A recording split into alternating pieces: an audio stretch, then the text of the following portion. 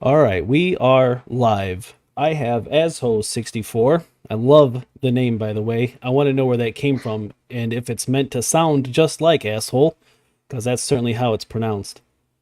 We're going to be going over Yeah, it's a Azho's deconversion story, and yeah, let's jump right into it. No, yeah, I mean you're much more well known than I am. I'm sure you need no introduction to whoever may be watching this. So we'll I'm not just that we'll just famous. jump right into it. That'd be Ember. Yeah, well, He's not like the other girls.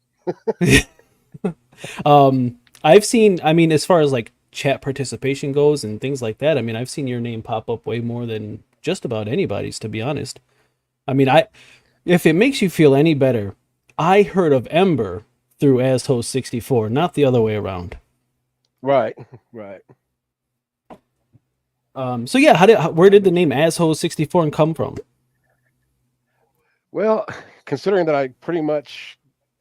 I'm a jokester, but I come across as a badass kind of back in the day. I mean, somebody would pull up and I didn't care who was in the car. I'd be talking to my buddy and, I'd stop him and say, hey, by the way, who the hell is this? But in a more graphic, verbiage.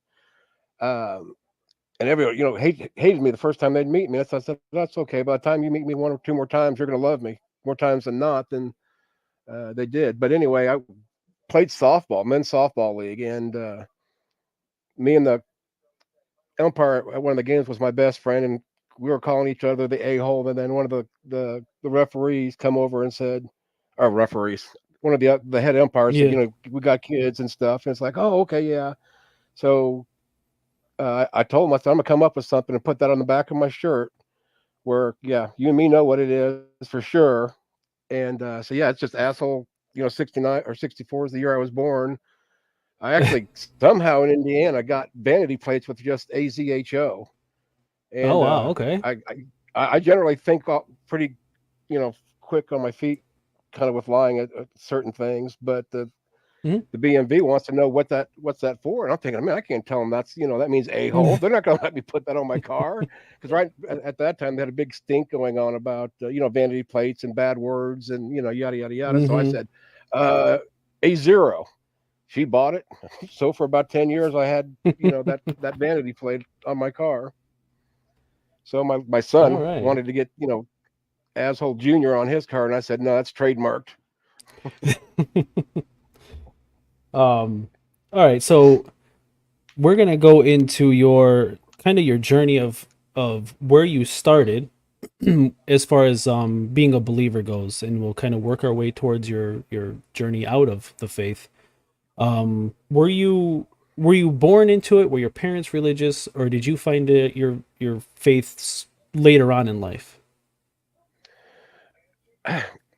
Really, it's kind of complicated. It's a little bit of both because I would almost Hmm. say I was a very skeptical kid to begin with, and I was the one that figured out Santa Claus wasn't real before anybody else told me that. I mean, granted, I was 16 years old, but hey, I'm a little slow. No, but it's just a lot of things didn't make sense to me. As a kid, I was raised Catholic for the first probably 12 years of my life. Actually, was a altar boy, and I'm not making fun of it. Saying this, and not that I know of, I've never been touched.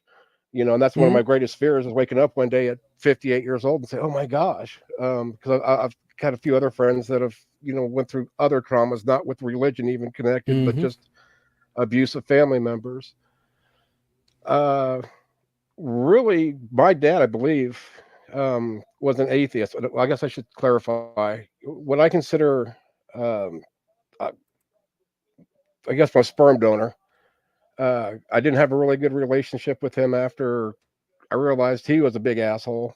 He's very abusive towards mom. That's why she divorced him. Hmm. Uh, when we were still living in Florida at the time. Mom met my dad. They got married in '76. So that man was my father. To the day he died. Well, actually, it's almost been a year ago yesterday. Actually, I believe. But um, we moved up here, become an atheist. Sorry, become went to a Methodist church because that's what his family was. Mm. But I've all the way through school, high school. Like I said, I was skeptical, and it just didn't quite click with me. I mean, I claimed to be, believe all this stuff like, the Trinity. I don't think I knew what the Mm-hmm. Trinity truly was, until I was probably, and this is after I started just reading the Bible to prove the Bible was right. I didn't go in there to say, hey, let's read the Bible and, prove it wrong so I can become an atheist and, get the good cookies. Nothing like that. It was, actually a journey to finally for myself, I guess, decide if this thing called religion was true or not. But I was, even my Okay. senior in high school, I was the president of our youth group. We had this thing called a youthorama. I gave uh, a sermon, literally a sermon, in front of all the congregations within the area of, like the youth groups. Me and my Mm-hmm. buddy, he was the other person that did it. And even did it. I did a great job. I know I did. I nailed it. But I just didn't feel it, if that makes any sense. I mean, I think at that point in my life, I was really trying to fake it to make it, or till I Mm-hmm. make it, sort of thing.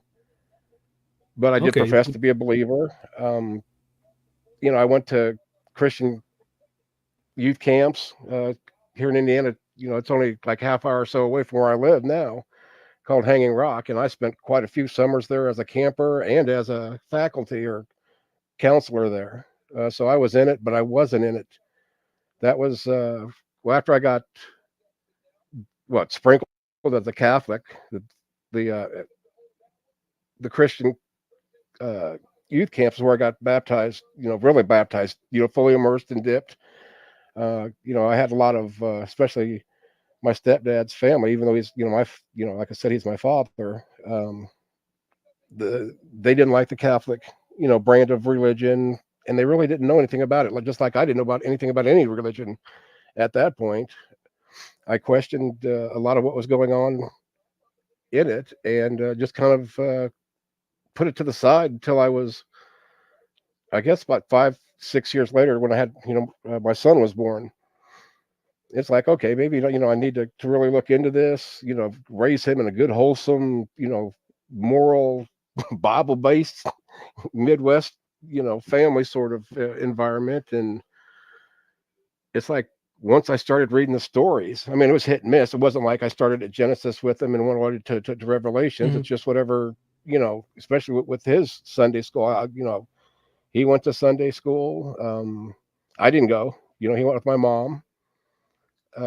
Mom, most of my family knew that I questioned it and that I leaned towards being atheist, but they thought it was like going through a fad. Like people Mm. say today, oh, trans people, that's a fad. No, it's not. It's real life. People really go through this and really feel this. It's not like we or they and them are doing it for attention Right. at Yeah. all. Uh, how But does so you said that your son, you were kind of teaching him to be more religious, or at least be related in religious morals. Where does he stand today? Is he a believer, he or is is he a kind full of like blown. He's a you? worth atheist. Yeah, he's a full blown atheist, worse than me. It didn't take him near as long necessarily to put the brand down, but it wasn't. My mom will vouch for that. That it wasn't because I forced it down his throat, or I Yeah. exposed him to everything. That's what I wanted, for me. Because it was like early '90s, probably is when I really, really got into theology. Started buying lots of books, trying to once again, see where I was in this so-called religious.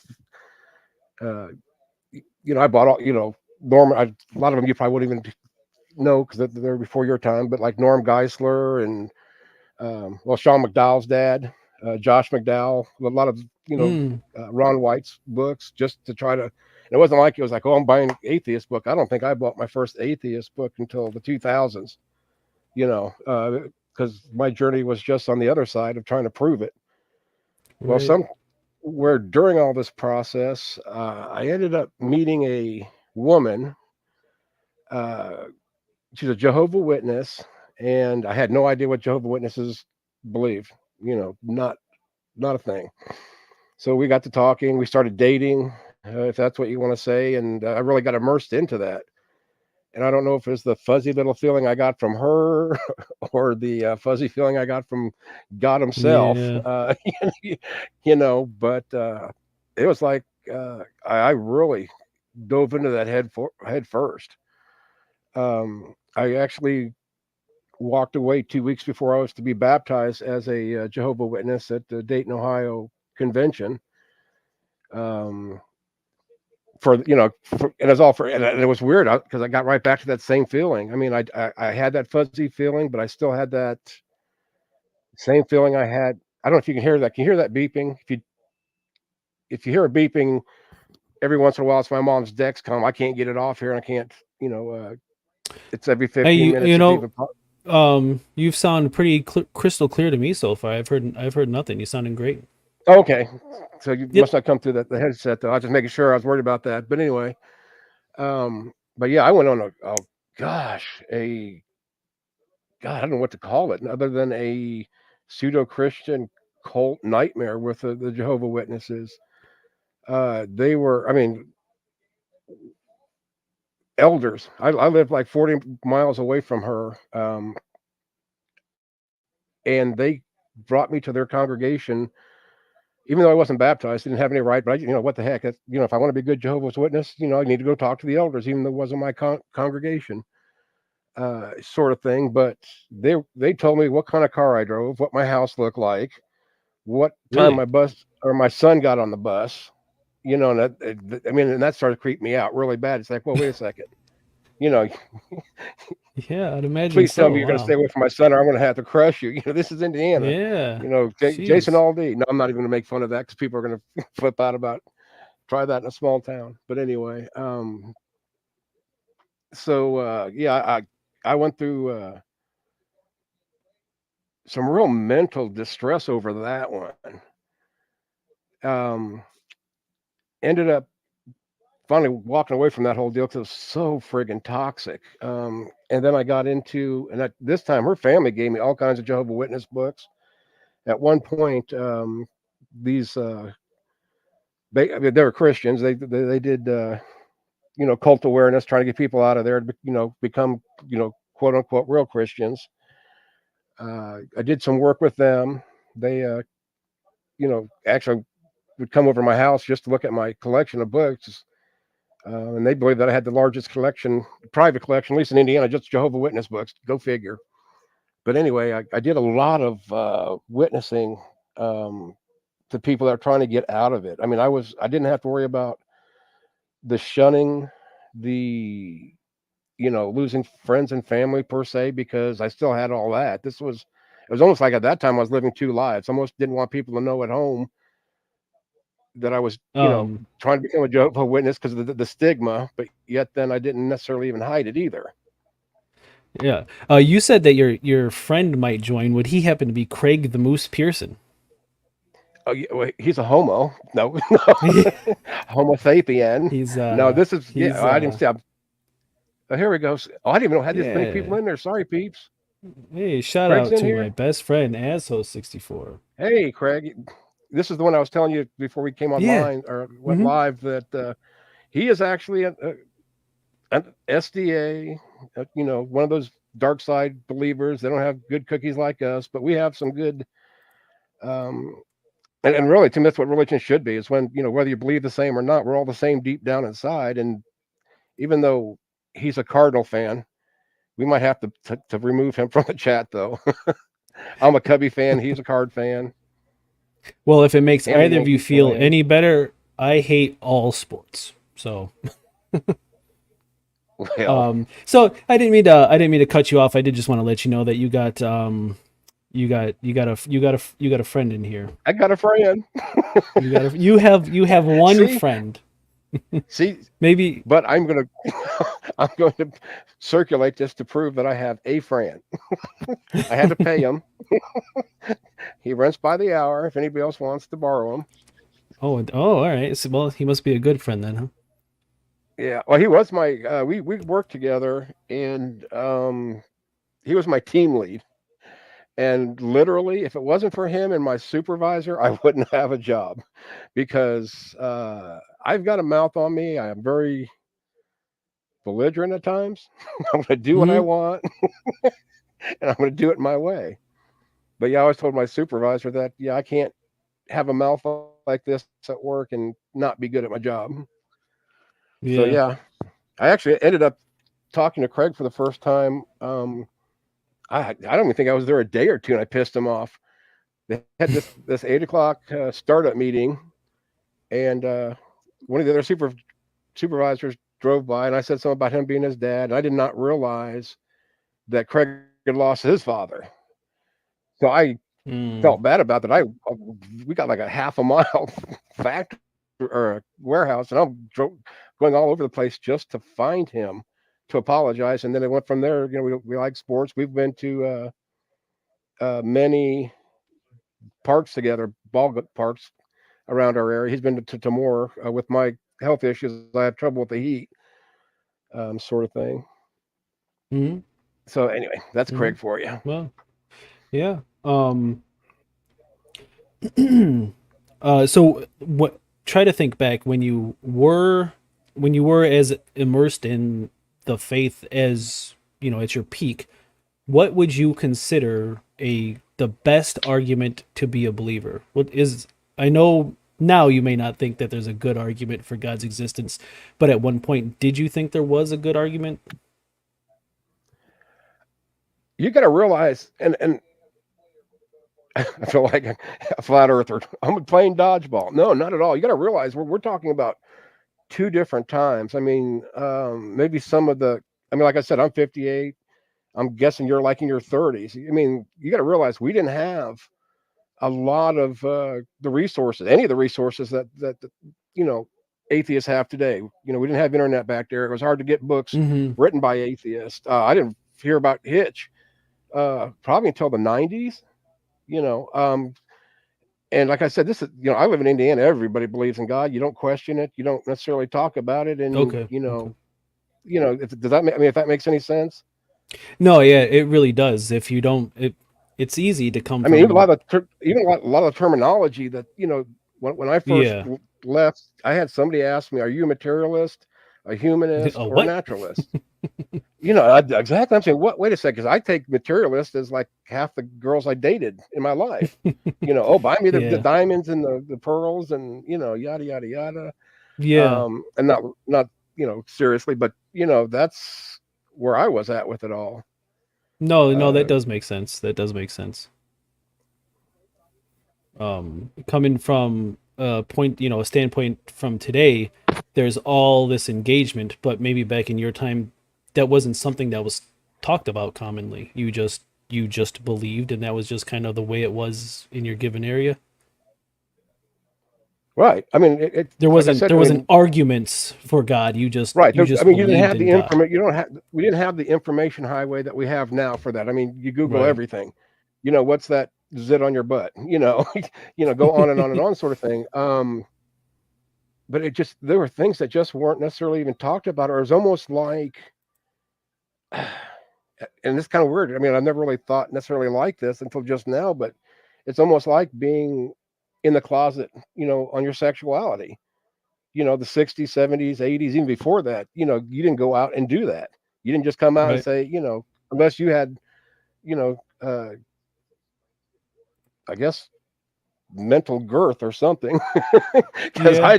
I wouldn't have had it. But I mean, that's kind of like with the whole atheist. Am I normal? Am I abnormal? Am I, to me, there for a while, I looked at it like I almost had a cancer, even though I ended up with cancer. Oh, well, um, it's just the stigma of being an atheist. Mm-hmm. And the numbers will Yeah. show it. I mean, if you go back 70s and 80s, the percentage of known atheists versus even now. I just seen the last study, a couple weeks ago, and it's just like, oh my gosh, from there to there, in 20, 30 years, and I can just imagine where we're going to be at. They're predicting Christianity being the minority. I think it was about 2050 or 2070. So it's happening slowly but surely, but No, yeah, it's definitely happening. Definitely happening. Um, except our school systems. well, it seems like that tends to fluctuate. It's like you don't hear anything about religion in schools for a while, then suddenly there's this like kind of a blow up, and then it kind of dies back down. Excuse me. So when, if you can remember, when would you say you is there a time that you first had a a, a clear doubt that maybe you are not a believer, a real believer, as some would call it? Right. For me, oh wow, I can tell you when I finally turned to the the other to the dark side. Finally. But see, Was like it what? So I yeah, mean, for was me, it it was like I was talking about. It was hills and valleys, a roller coaster that I okay, believed. I yeah, yeah. kind of didn't, and then well, matter of fact, just before I started working with Craig, it was probably 5 years. That's when I first found, my cancer. I actually, uh, with my supervisor then was actually a good friend of mine who played softball with me that went through the whole asshole shirt thing and Yeah. went to church with him. He was a preacher's son who didn't live the life, at all, sort of thing. And I finally went to one day and I said, Bill, I don't think I can do this anymore. I just can't believe I can't live this lie anymore. I keep trying and I trying. And he said, well, if you turn from God, then I'm gonna just hand you over to the devil. There's a verse in the Bible, I forgot where it's at, sort of thing. And that's the last time I've ever talked to him. I did Wow. find out through my son that, this righteous man was married, had an affair with a younger lady, got her knocked up, and I'm the evil Yeah. one. Yeah, And I that don't, and I seems to really be don't pretty wish any harm typical. or bad for Bill, but that's just kind of like irony or karma. Sure. Not that I believe in Yeah, karma. and I'm glad you brought that up. Well, I shouldn't say I'm glad you brought that up, but it does segue into another question I had. How many friends, family have you lost after you um openly declared that you no longer believed, if any? I think just I would say just Bill. I mean, towards the end, I mean, I did lose like everybody that I kind of made friends with the Jehovah Witnesses, but I wasn't. I was expecting that, sort of Mm, thing. Once, I mean, honestly, once I freed and I keep hearing this from other deconversion stories, but it just like resonates with me is the whole, especially in high school, the whole mentality, and to me, that's why, and this is where your whole tagline, the Bible is disgusting because it's disgusting, is what it is, the Bible is but disgusting. yeah. Um, Yeah. but as a youth, regardless of how old you are, to have to worry about or think about, oh goodness, is this real or not? And if it's not, I'm going to burn in hell because this is what I've been told by people that I admire for my whole life, literally. Yeah. Yeah. It's a sick, twisted, disgusting, and that's I guess why I didn't push it so much with my son. And to be honest, I'm glad he is atheist. But that was his choice, and nothing that I would ever mandate over him. Sure. Yeah. Do you still have any lingering fear of hell? No, like No. it just once it's kind of like if you what's that saying? Something about it, you name it, you own it, or something. Whatever. I can't remember what it is. But once I verbalized, or actually, I guess Mm-hmm. finally made a decision that and it wasn't that I was, I didn't harden my heart, because I did leave it in my head. Okay, I don't believe. Maybe there's something. This is part of God's plan. He works in mysterious ways. I did kind of cling on to that to a point that I didn't totally shut it out. Um, I guess at that point I was an agnostic, atheist. Mm-hmm. And even at that point, I still didn't know these terms. And I didn't know what anti-theist was. I didn't know what, the different kinds of atheists were, what the difference between, agnostics, on and on and on sort of thing. And now it's like I have my own identity. I mean, because I'm definitely an anti-theist, Gnostic, atheist. I don't think there's any possibility of God, but that's just my belief. And I won't even fight tooth and nail over that. There's a lot of things I don't, but I Yeah. find some atheists have to fight over, and it's like, why? Just like, whether Jesus existed or not. In my opinion, I can see that. Yeah, you're right. Okay, he could have been. It's nothing out of the realm that a apocalyptic preacher lived 2,000 years ago and started his own little cult. But they still have to get to the point where Jesus is God. You know, that he raised, Yeah, yeah. on and Yeah, on. That's just the once you tip. get to Jesus existing, you still have, I mean, you've just started your journey getting him, Right. getting that story to an all-powerful creator of the universe. Yeah, Okay, and so it's just like, you kind of go went, ahead. you said you had the hills and valleys. Um was there any like kind of, I know this is another way to ask what I asked before, but was there one thing where it was just like, this is it, I can no longer accept this, like a nail in the coffin? Did something happen, or was it really just kind of this long gradual journey out of the faith? Yeah, I don't believe it was just. Hold on, let me get something to drink. Sorry, I get No, dry no, take mouth your and time. dry eyes. Take your time. No, I just think it was over the course of, and for me, it wasn't even the sophisticated, because I didn't know what. I'm from Indiana. We're lucky to read, nevertheless know what philosophy is. But a lot of the arguments, I had no idea. A lot of, like I said earlier, I don't know the arguments. I didn't know the terms. All I knew is something wasn't quite right and didn't feel right. And I did even want to. I even studied. I've studied more than just Jehovah's Witnesses. I've studied the Book of Mormons, not because I just love theology. I think it's my hobby. If you'd see my library, you'd understand why. Uh, but I don't never felt the burning in the bosom of anything other than if I had a taco that was too hot or a burrito. Nothing that Jesus did or uh, I just find the Mormon religion kind of fascinating in itself because it's kind of like their own version of Superman. Jesus came from another planet. Yeah, yeah, it gets pretty weird. No doubt about that. No doubt about that. Okay, so let me ask you this. Currently, do you think that there's, if you had to, like, you have to pick one, what would you what would you say is the best argument that a God exists? Oh my Is there any God. that No, because I mean, once I got into this, I mean, like it's been at least probably 20 years now, but it's the same. I've heard the same thing for 20 years over and over again. Just, whether it's Low hasn't? Bar Willie or, I used to be a detective, Wallace or the journalist Lee Strobel. And no matter how they package it, now that I've freed myself, and I mean, to me, that's all I can, uh, say is that once you're free, it makes no sense, really. And then, when I come on here, see, you're doing videos that kick ass.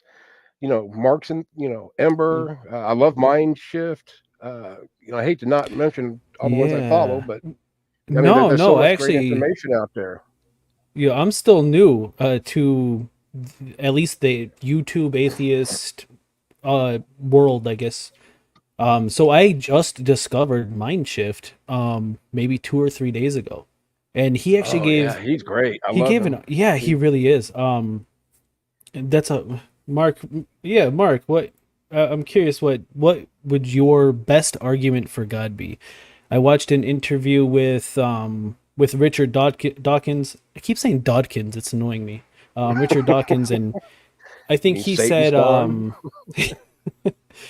he said, I think like the fine tuning, whatever, would be. Of course, it's Richard Dawkins, so he's not saying this is a good argument, but he's saying if he had to pick one, he would say the fact that everything, if it was any different, in the grand scheme of the universe, if the universe was different, life probably would not exist. It's just so perfectly fine tuning. Yeah, yeah, yeah. No, yeah, you're right, Mark. It's not a good argument, but you're just typing that. Yeah. So yeah, I don't think there is one, but mind shift. I don't know why I never thought of this. This never crossed my mind, and it's so simple, but it's such a good argument. Is everybody knows about God's divine hiddenness and that he works in mysterious ways, and he can't, show himself to be real, because then you would have to believe in all these other arguments about the divine hiddenness. But Mindshift brought up, what about Satan's hiddenness? What reason does Yeah, I Satan just have watched that have one. to stay? Yeah, what a simple question, but what a really Yeah, good question. What reason would Satan have to be hidden divinely? That makes no sense. That was really good. yeah, I love yeah. I that. wish we had YouTube 40 years ago. I mean, Mm, well, what's also nice about it is you get so many different styles. I mean, not everybody's the same. I mean, your style isn't the same as Ember. Ember isn't the same as Mark. Mark isn't the same as Mindshift. But we get something out of all of it, and being able to yeah, relate to it at least. and man, YouTube making videos is more difficult than I ever kind of thought it would be. Um, I would watch various YouTube channels over the course of, well, I started in January, but probably maybe 6 months or so before that, I would see this video, that video, and I was like, I could do that. I can do that. And then I started doing it, and man, when you're sitting in a room and it's empty and it's quiet and you're literally just talking to yourself and you don't have any feedback or Oh yeah, engagement, it really yeah, is difficult. You feel weird. You can kind of hear an echo. Anyway, that's a whole nother thing. yeah. A Um, few years ago, actually, been quite a few years ago, another friend of mine was trying to talk me into starting a channel just and be a comedian. Because I mean, most of the time I'm funny as hell. I don't care what anybody says. It's my opinion. That's all that matters. No, but I've been told that I should have done stand up in my real life a lot. And I thought about doing it, and that's the first thing. I was looking in the mirror, and it's like, how the hell am I going to say anything to myself, but to everybody else? There's no live audience. it's There's you can't feed off the yes, energy. Blah blah blah blah blah. Yeah. yeah, it's weird. It really is weird. Patricia, who says Satan even exists? Virtually every Christian.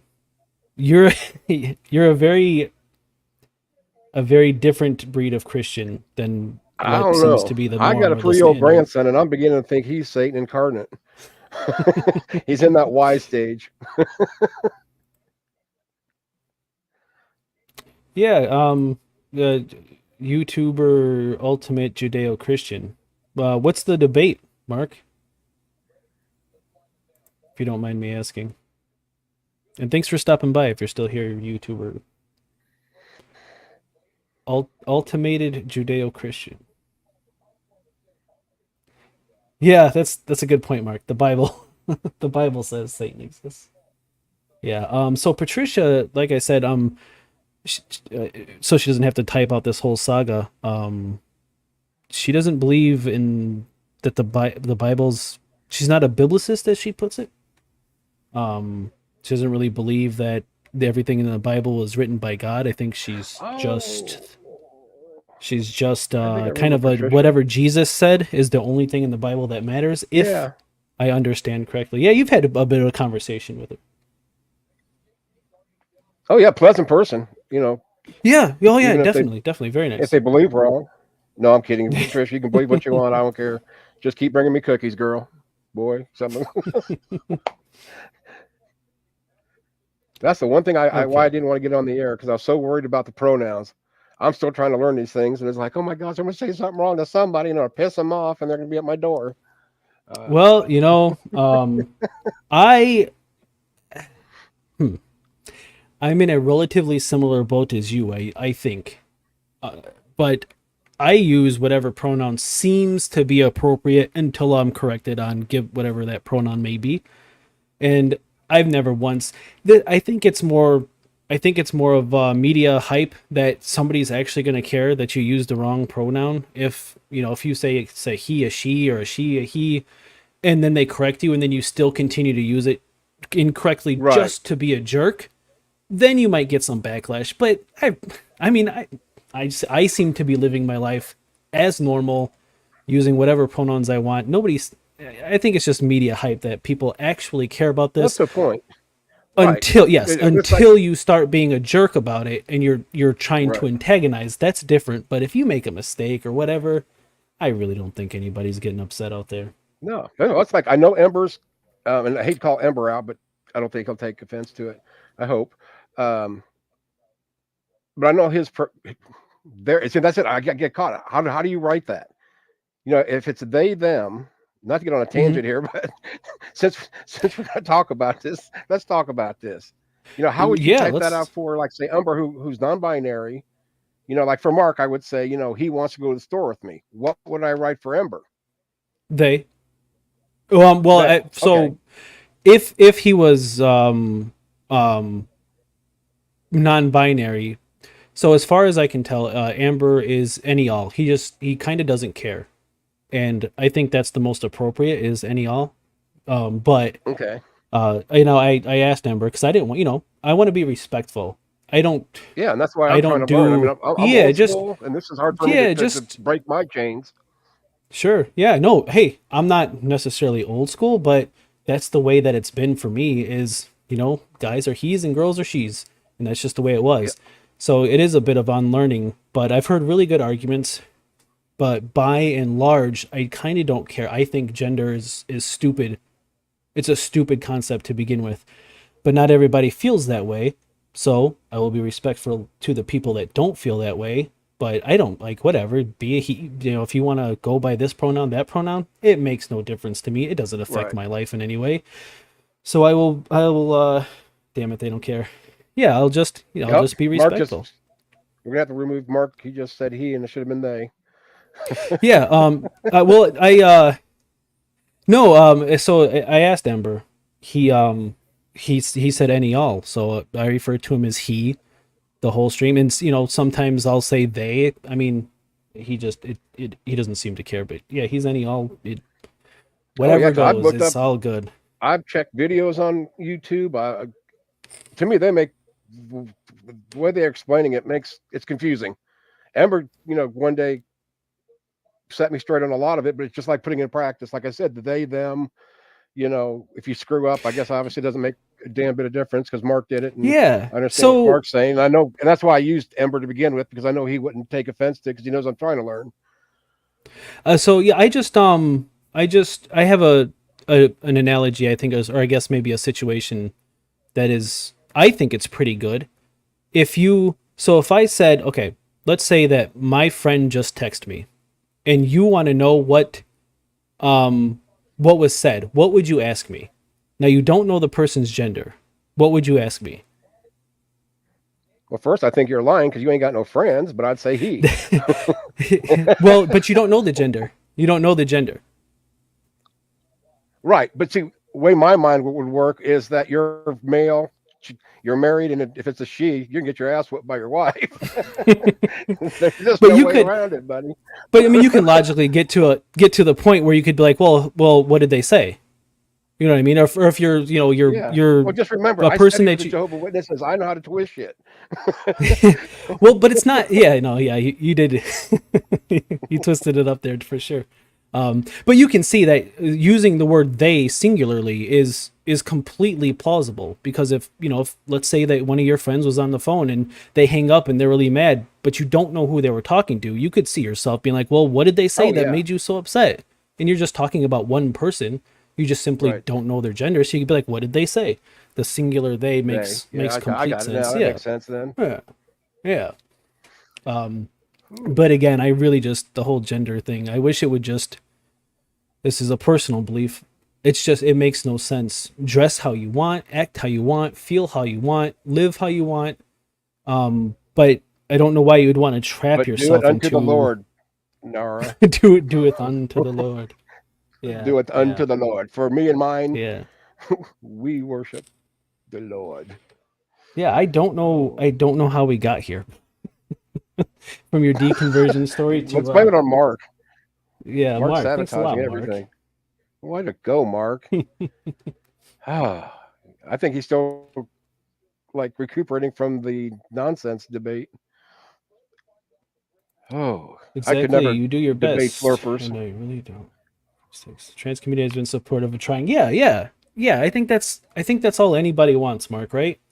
Just don't be a dick. That's really all it is. Don't be a jerk.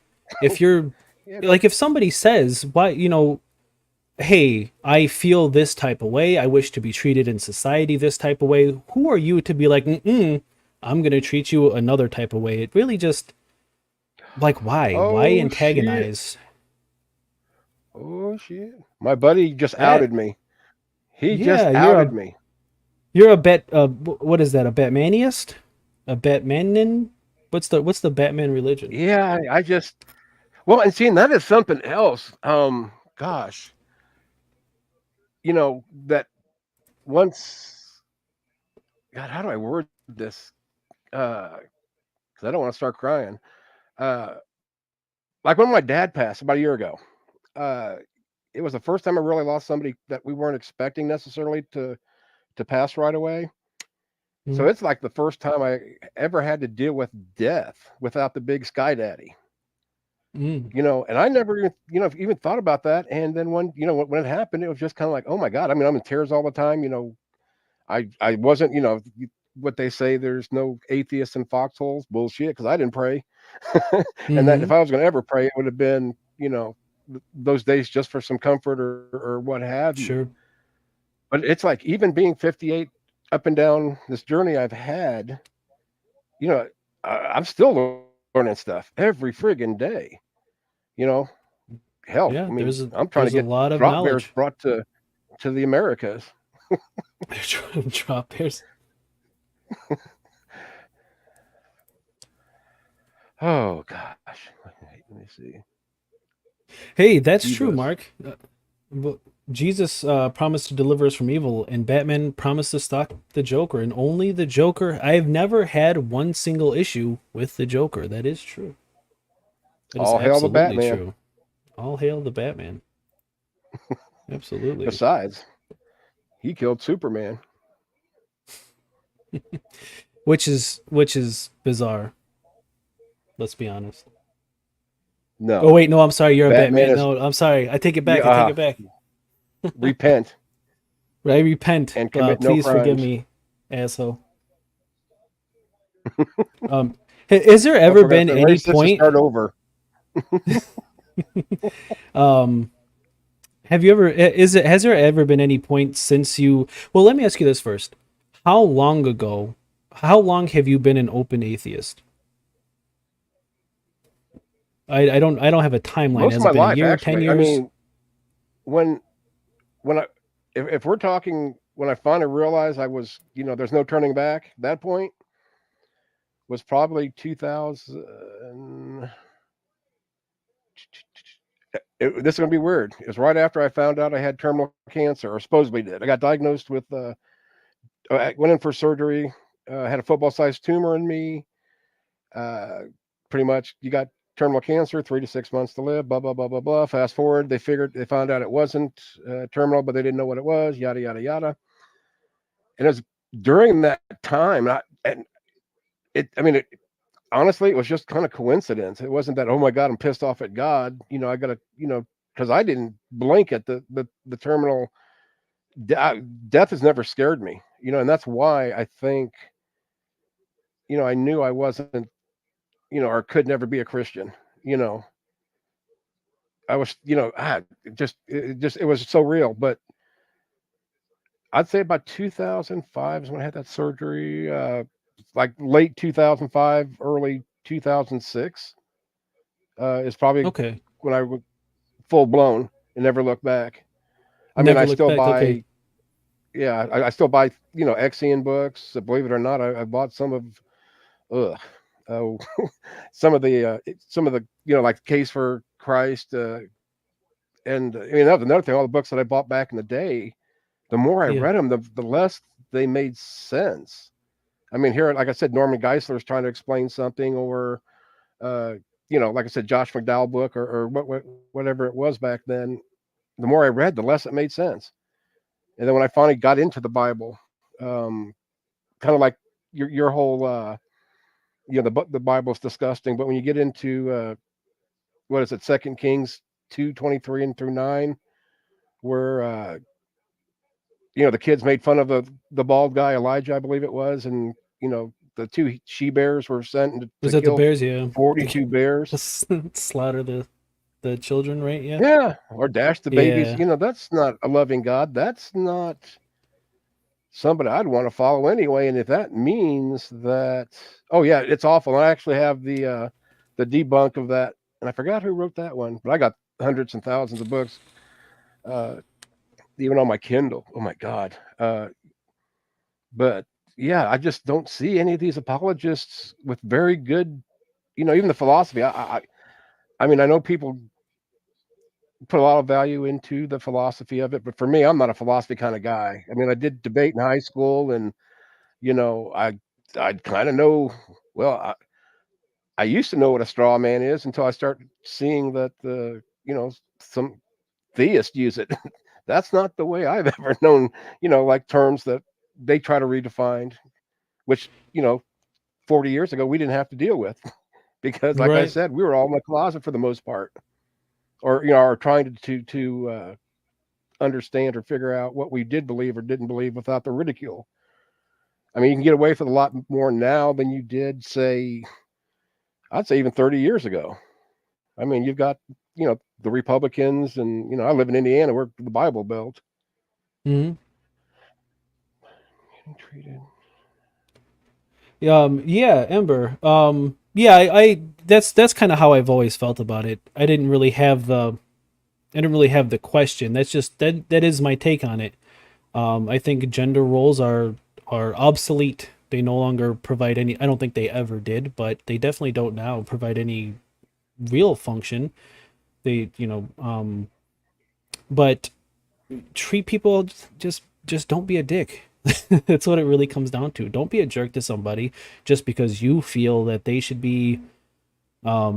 present themselves in a certain way, or that and I think the gender role argument, all of it, it all comes back to religion. It really does, because without this religion, without the man and the woman, and I don't think any of this. I don't think anybody would really care about any of this if religion hadn't put it in everybody's heads for so long that the woman is supposed to be submissive to a man, and there's only man and there's only women, and the whole marriage thing. So that's why I do talk about it, because everything ties back to religion in some way, shape, or form. But yeah, that's how I feel about it, Ember. Being treated a certain way can you make you sad or happy, and why would you ever purposely want to just make somebody feel invalid, or just don't be a jerk. That's really all it comes down to. I agree with you there, I Ember. mean, be a decent human being. Say Yeah, it just ain't do your so, Nara. best. You You're can't make heretic. me. You blasphemy. Oh boy. We can't Um, treat each other well without God. do you still get anybody that tries to bring you back into the faith? Oh Is yeah, anybody still trying? Yeah, Craig. the yeah, Craig. No, he's actually never. He knows better. I'd wipe him up in a theological discussion, and he'll tell you that. Um, Hey, Cap. Although he's learning slowly but surely, uh, he will be a Batman follower before long. Uh, they're for a few months, or actually probably 6 months after. Like I said, I walked away from the J Dubs uh, a few weeks before I was supposed to be dipped. But yeah, they were always, you know, it's oh my god, it's awful. They, like I said earlier, they spy on you. They want to know everything. I mean, they brought me in there and wanted me to literally give them details of what me and my girlfriend at the time would do. And That's that's sick and that's ridiculous. And insane. you Wow. yeah, and I mean, a lot of people or some will say, "Oh yeah, that's not true," especially the religious or J Dubs. But just talk to an ex; they'll tell you the same thing. Just like Hmm. I guess what gets me with the J Dubs especially is they don't take responsibility. I mean, granted, the Catholics had their pedophile; they still do, but at least they're trying to make some sort of which how sincere or not, at least take some steps to get rid of some of these monsters. JWs just go out of their way to hide it. It's awful. When you talk about disgusting, that's definitely disgusting. Yeah, I mean, to be fair, the Catholics, they tried to hide it for as absolutely long as possible until they simply no longer could. I mean, Well, it went hold on on for for one sec. My son's years, trying and to they get would. in. Yeah, no, take your Yeah, time. I think I got a mute button. I'm not sure. All right.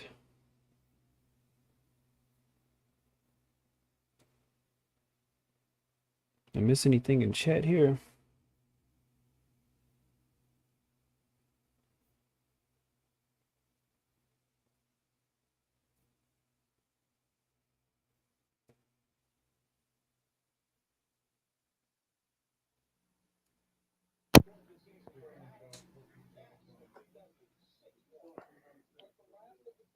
Okay.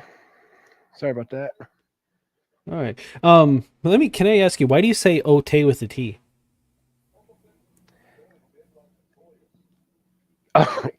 Okay, here we go. I Well, say a I lot of just stuff kind of I weird. only I only ask because I do too, and my wife does as well. So I just found it strange when you sent that email that said "ote" Well, because that's how we say it. well, because part of that goes back to Eddie Murphy and buckwheat. You know, Mm, okay. Even the Little Rascals, but also, I mean, when I talk, if I say a window, it's usually a winder.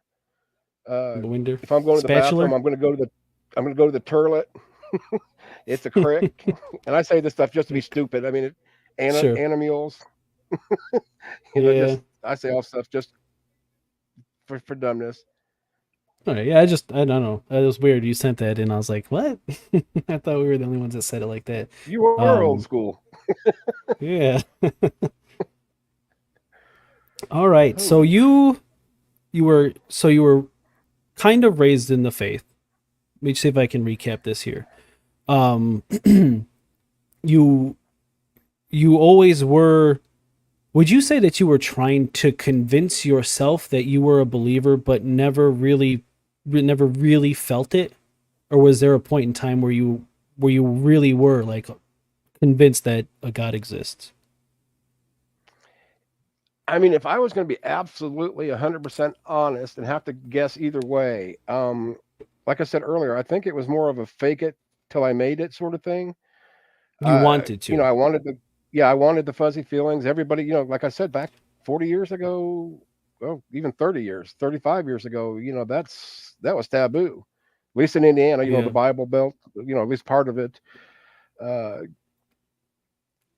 I, I mean, I did everything I could, and what really kind of really, I guess if there was one thing out of everything, I mean, because I can name all, a lot of atheists can't. Oh, is that this verse or the Bible talking about this? But for me, Hmm. it was unanswered prayers. I mean, it was absolutely like no one ever listened to me ever. You know, I didn't have a whole lot of hits, as far as prayers, but did I had a lot of misses, and I think, compared to a lot of other believers, sticking their heads in the sand, I think I was more aware of that than most. But I still, I mean, I generally wanted to believe. I wanted to be just like everybody else. I wanted to be like Mike, except I can't jump, shoot, or dribble a ball. But Yeah, and I kind of made a video, I think actually probably the very first video that I ever did. I think it was 6 months ago, roughly. And I didn't have a camera and I just had my like gaming headset and I was like, all right, we're doing this. And I think it was about this topic. People the title of the video I believe was why I find Christianity immoral, something to that effect. And what you just described is perfectly um, representative of why I do find Christianity immoral because people like you, people like me, who honestly tried their absolute best to, you know, open your heart to Jesus or to try to believe, and we just got nothing. People like us are condemned to hell because we don't believe anything to do with Jesus or anything like that, but not for lack of trying, simply because it just kind of didn't happen for you. Is that correct? right, and I mean, it expands so much more than that. That sorry, Craig, I'm going to say what I'm going to say about God. He's used to it by now. To me, it's like, okay, if God really does know everything, He knows, that I tried as hard as I could without forcing myself to just lie about it. If that makes Right. sense. Right. No, it does. Yeah. So if this same God is going to torment and whether I was the whole tr- no true Scotsman fallacy, whether I was born again or not or a true believer, I don't care. It's where I'm at now. But for what I've been through, the way I tried to study, the way I tried to defend the faith, and then for him to toss people into what how and to me, I don't. I would hope the hell of the Christian Bible isn't, you know, fire and brimstone. I'm hoping it's more of a separation from God. That's your hell. I could live with that. But even if that what is it? Committing a finite crime, you get an infinite punishment. That's Hmm. once again sick and disgusting, in my Yeah. opinion. But I think it gets even worse that because you don't get punished for committing the finite crime.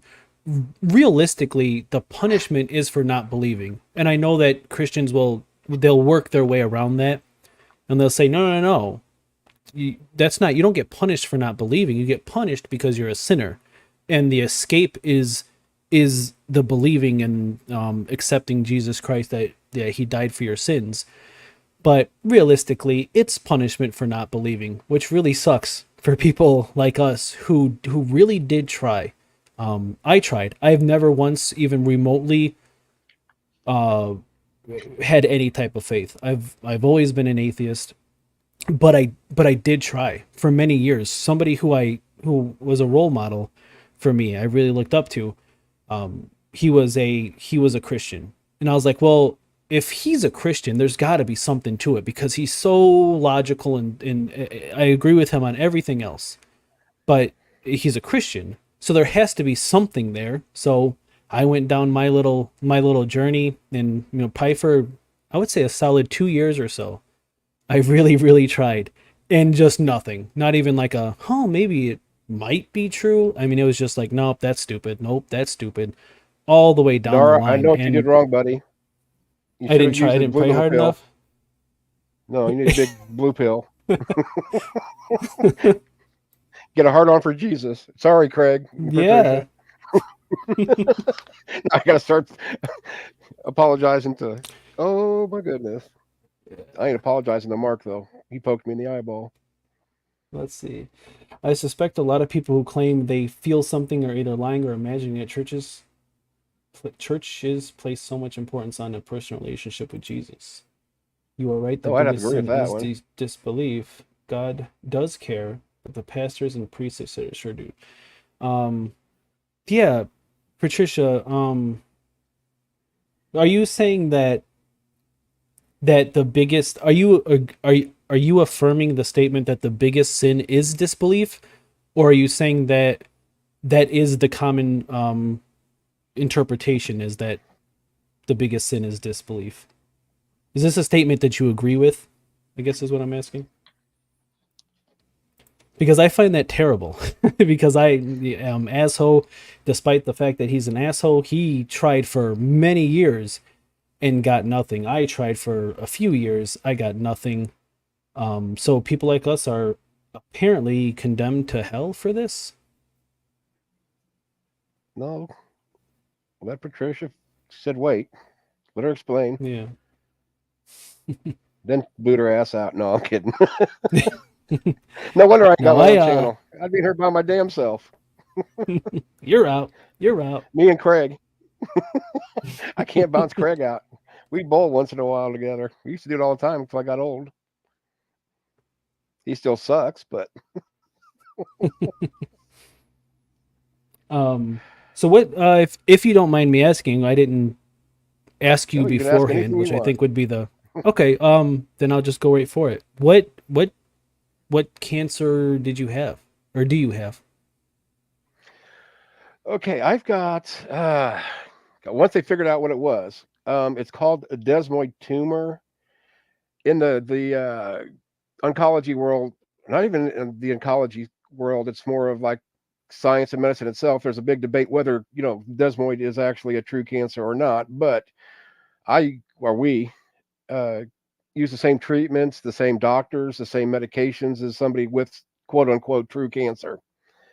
Uh, the problem with what I've got, it's rare. It's unbelievably rare. Lucky me though. But Hmm. what's so bad about it? It's the bar none. You can Google it. You can look on. I can actually give you a Desmoid Tumor Research Foundation website, and you can read all about it. But it's very destructive. It has a tendency to the well, if you, I mean, there's people that gets them in their like arms and legs or their appendages and have to get them amputated. Mhm. Yeah, it's awful. It can be. But I got lucky. I mean, I say I got lucky, but compared to others, I got it easy. I mean, mine was in my abdomen. It was the size of a football. The reason they couldn't see it, I guess, was the fact that it kind of has a tendency to mask itself on other organs. Mm. So there you go. But yeah, I've had Wow. uh, chemo. I've had radiation treatment. I can never have radiation again because they pretty Yeah. much nuked me forever. Yeah, that's a wonderful little thing. Yeah, Craig being my team lead went through a lot of days of me not being at work because I was so sick. I've got blockages, and then end up getting there for a while. I think they finally kind of got that under control, but I got what they ended up saying is what is it? Acute pancreatitis, reoccurring pancreatitis, and I'd be Mm-hmm. down for a day or up to a few weeks puking, literally. It's Wow. But like I said, And I'm not going to complain compared to other people that I've seen in there, especially ones that have other kinds of cancers. Although I may end up, I sure. mean, newsflash, I might have prostate cancer, but it's all right. Um. Oh well. Yeah. Oh yeah, Yeah. yeah. I go. Was it the ninth for a MRI just to see? Because right now I've had my prostate. They say is rather large, um, Mm. sort of thing. But I'm not. But they say literally, my oncologist, because I'm over here freaking out. I call her and she calls me right back, and she said, "Ron, if you're going to get a cancer, that's the one you want to get." It's like, really? So it's treatable. It's as long as they catch it early enough, and I think they have. But like I said, I don't go. I go into uh, get the MRI done, and then go from there. Oh, Craig, you wait till I get my wrench. I'm booting your ass out into SDA land. Oh, your wrench, your wrench, your wrench, your wrench. Hey, we're getting you Oh, a wrench right now. Um, let me yeah. see if I can do it. Get Let's nervous, see. Craig. Edit mic settings. Okay. Type something in the chat. I think I got to get you through the chat. You're getting your wrench, asshole. Oh, even though Amber got it before me. Oh my He God. did, but I you know knew what? You know what? you're his sugar He daddy, though. showed You up. got to. He, he showed up. You didn't. All right. Wow, that hurt. That cut me deep. I am now going to church to repent. Thank you. I now believe in G-Bus. That's what I'm here for. I'm converting. Yeah. So Patricia, you say for the church, the biggest sin, the real sin is disbelief. For God, no, he understands that belief is difficult. I I want to engage with this. I really do. But Go for it. I this wanted is to engage such the other a day with it. the only problem is that I haven't heard. It's possible that I've heard this before, but Patricia is definitely not a run of the mill believer. So it's difficult to engage with because there's the arguments. I don't know what I would say to that aside from you say he understands that belief is difficult. I would have to know so much more about what you think and what you believe. But I would ask, how do you know that God understands that belief is difficult? I guess would be my question to that, without knowing a lot more about your theology.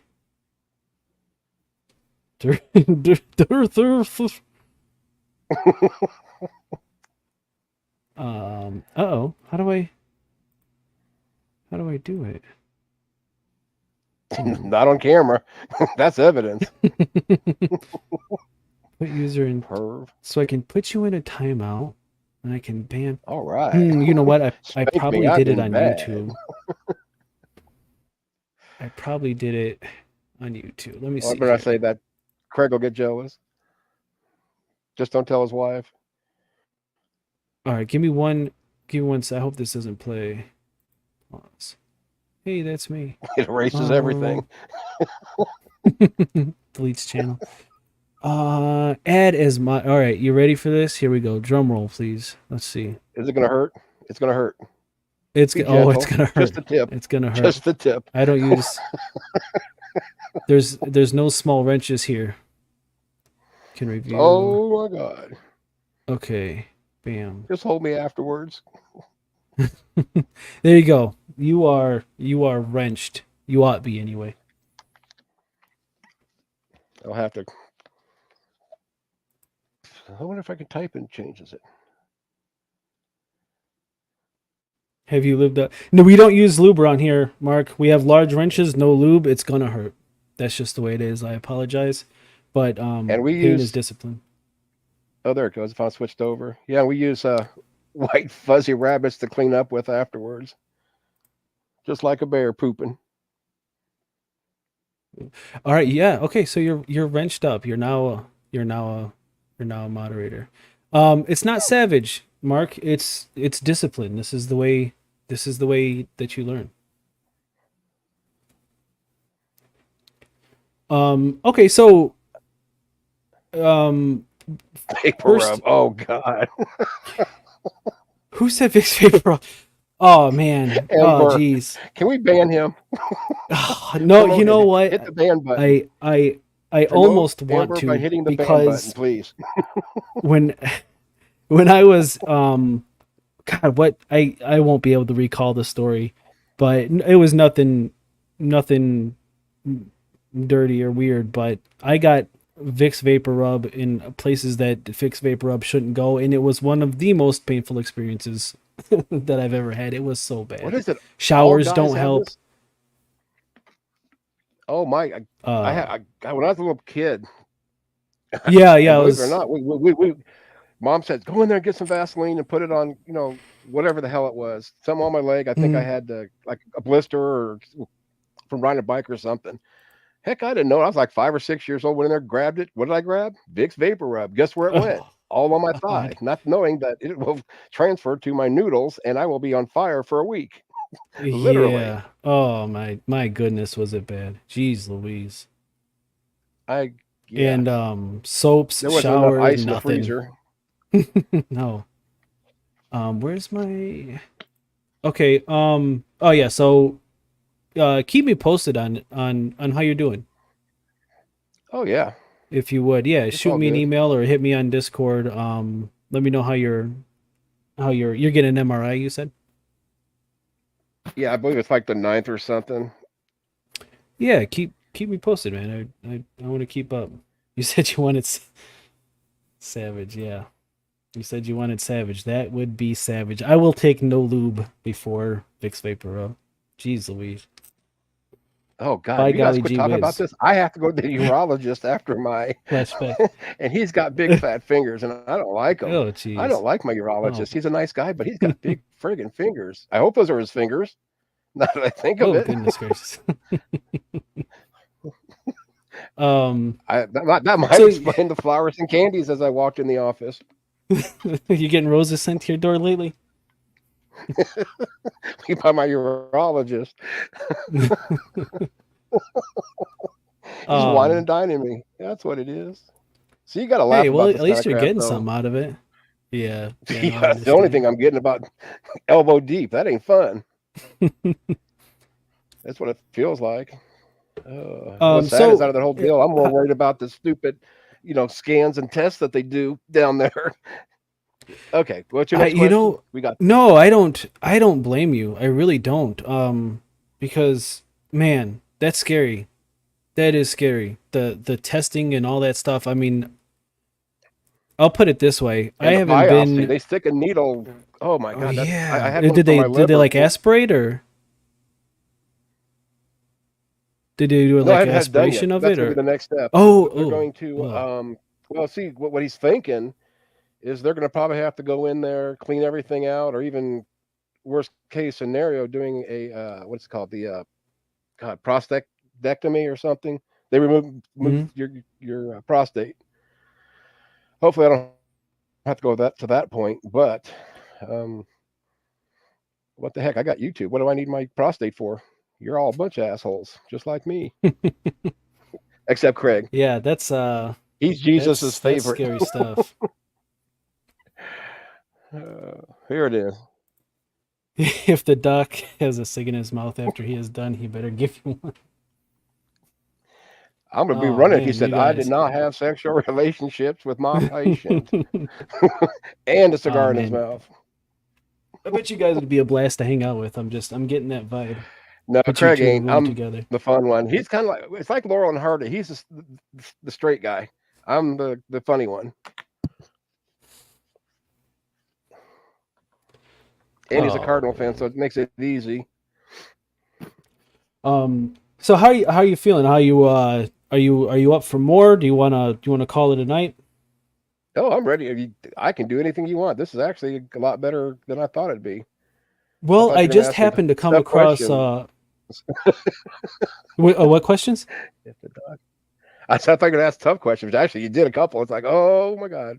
But that's why I I said don't I didn't want to know. practice. I didn't want to read up. I didn't want to get my stock answers. I Yeah, wanted just off the cuff, and just go for it's it. kind of Yeah. worked out, and it's kind of hasn't. So, Yeah, no, hold I on. think it's been great. Hold on for Mhm. a second. My mom's calling me. Her sugar's way high. No, take your time. Oh,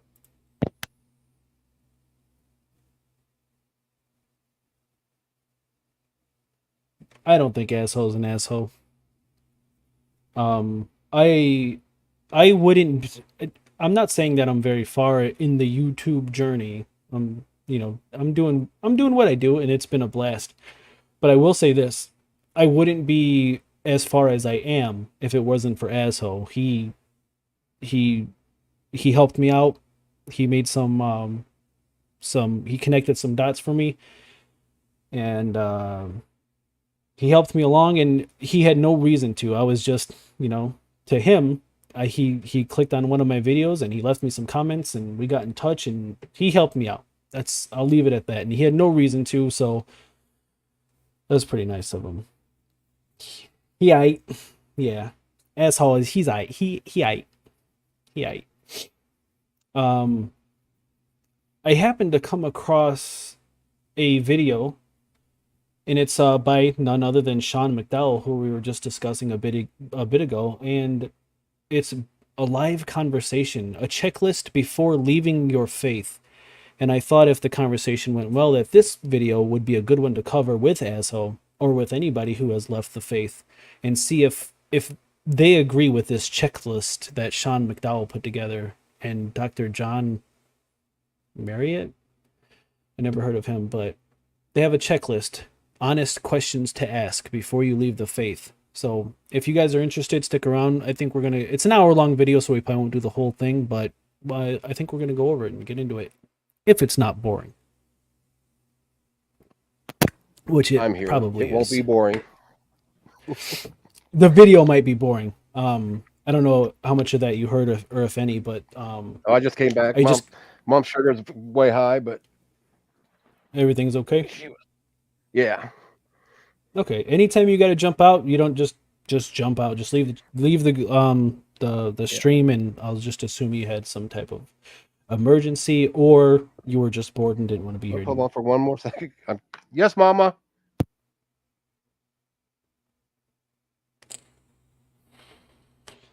Oh, he's no asshole. Worried about the poor dog. Yeah, this is why I live with my mama. Take care of her. Dad had a double lung transplant 5 years ago before he passed. Hmm. So when he passed, or before he passed, that'd be kind of weird if he said after he passed, he'd be Jesus. Want to make sure I was going to be here to take care of mom if he's not around. So yeah, No, yeah. Well, hey, good on you. That's that's a lot of work. Even if somebody's in good health, that's a lot of work. Yeah.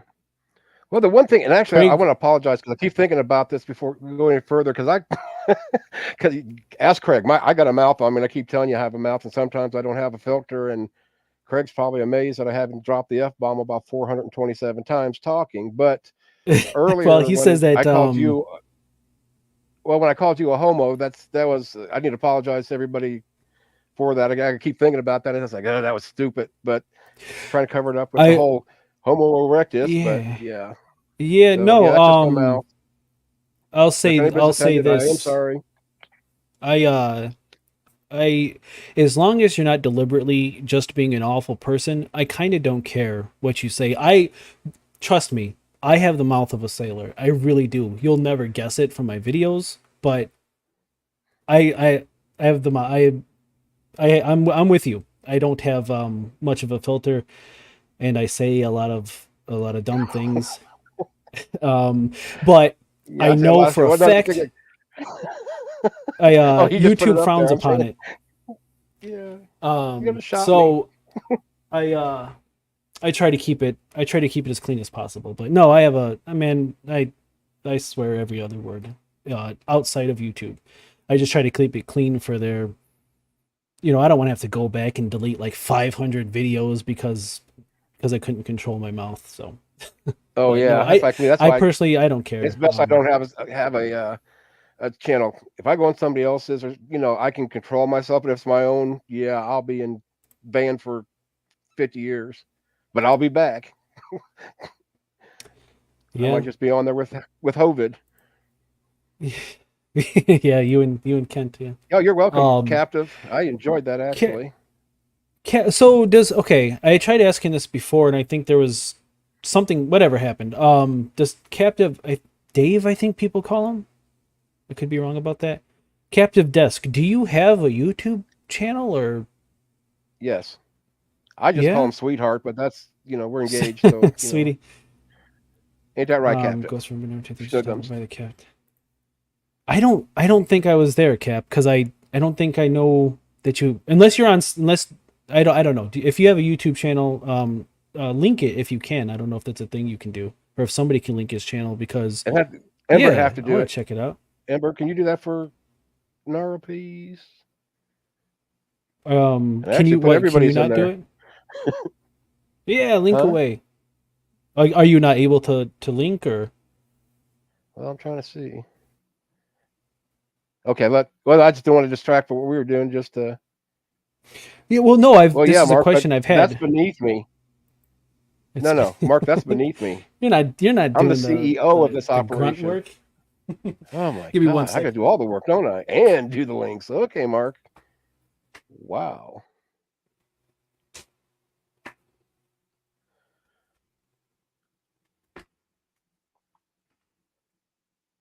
Man, I moved my little studio up into the upstairs.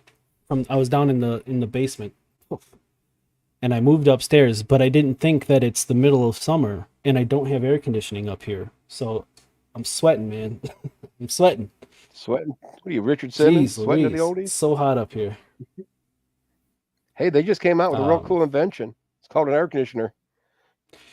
well, we don't use the upstairs. I mean, it's a large house and it's just me and my wife here.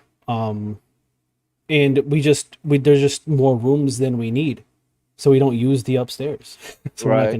we're not gonna pay to keep it cool. That's Um, the way it was for me when I got after my last divorce. yeah, yeah. But if I don't know if I like it. I don't know. That's a whole side tangent. I'm just saying. I had to move my fan because it's got to be 90 degrees in this room at least. Whew. And this isn't the time of year for that, is it? Whew. No, goodness gracious, it's so hot. At least downstairs, it just kind of stays naturally cool. Thank you, Ember, What state are for you in, Nara, if you don't mind me asking? Illinois. I thought Yeah, that right you next to close to you. Chicago. I think, Yep. yeah, I thought that. Okay, Yeah, right next to you. Well, depending on where you are, I guess. I'm well, actually I'm pretty gonna much just be in. straight west of Indianapolis, off of 74. Oh, okay. So you're pretty far out then, huh? west of I'm like Indianapolis. 30 Yeah. minutes away, well, maybe 45 minutes from Danville, Illinois, the prison Okay. there. My buddy Yeah. works there. Oh. Okay. So you're not that well. I don't know. It doesn't matter. Yeah, it was just in Danville. There's a cabin that we like to rent out there. It's beautiful. Oh yeah. Ohio. They don't even have electric there, do they? Do they even have I football there? I know. know you're not into sports, but when's Ohio going to get some football going in college, especially? Let's see if it gets. Let's see if he's a Big Ten fan or not. He just blocked See, me. Dave. No. BS. He just blocked you. BS Lewis. And see, that's Yeah, something what's up, else. man? Back in the day, we didn't have arguments over evolution and stuff like that.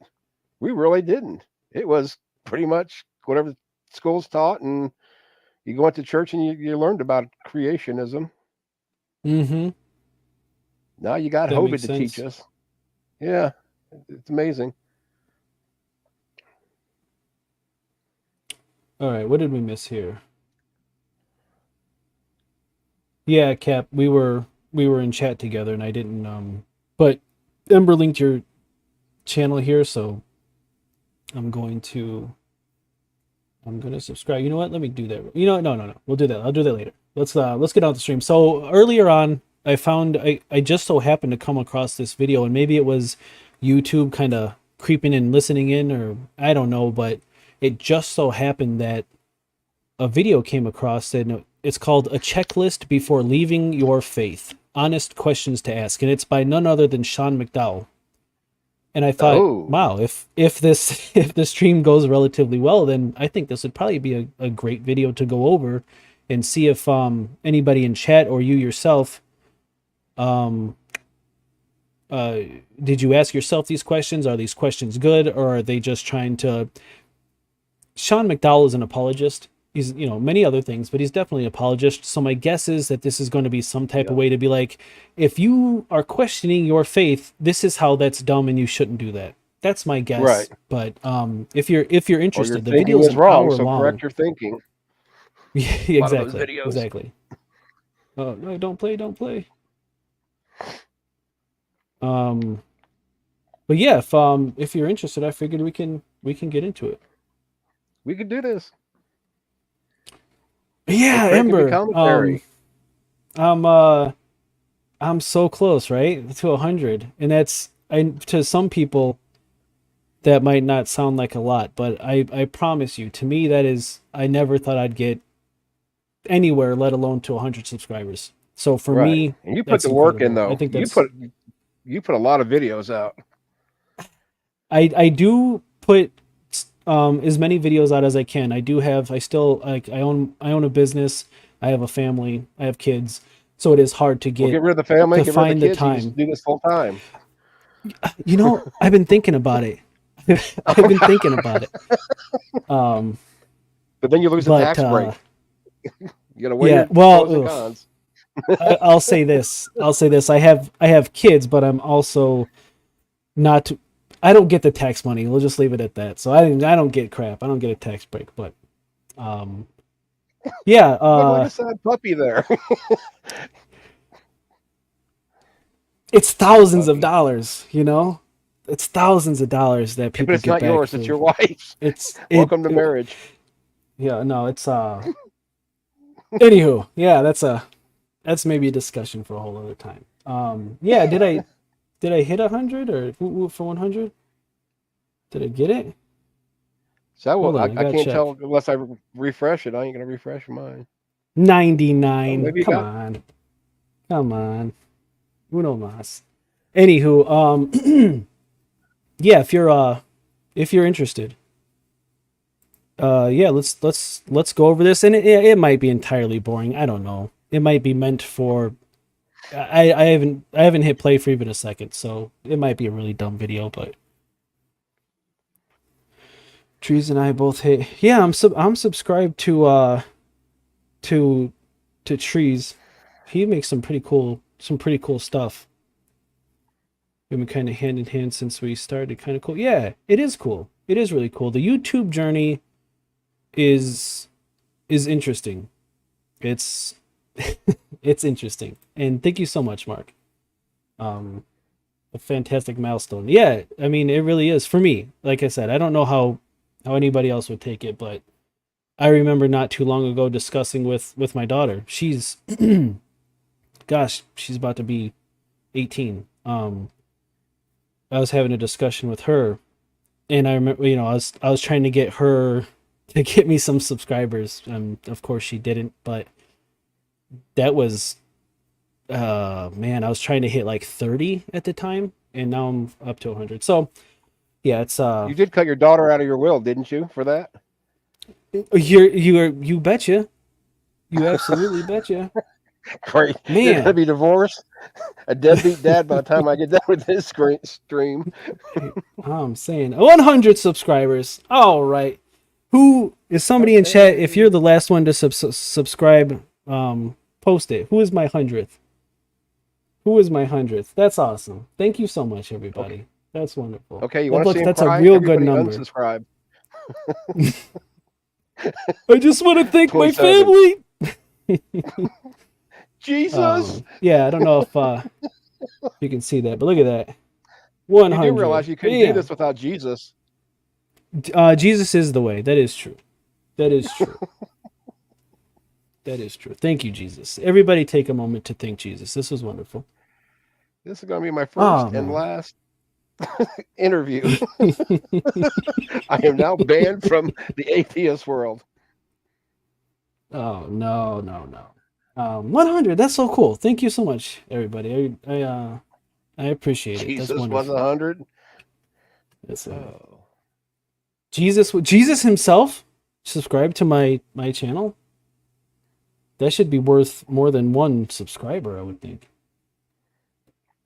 At least some wine or Uh, beer would have been nice for the party. yeah, I something. heard he's got connections.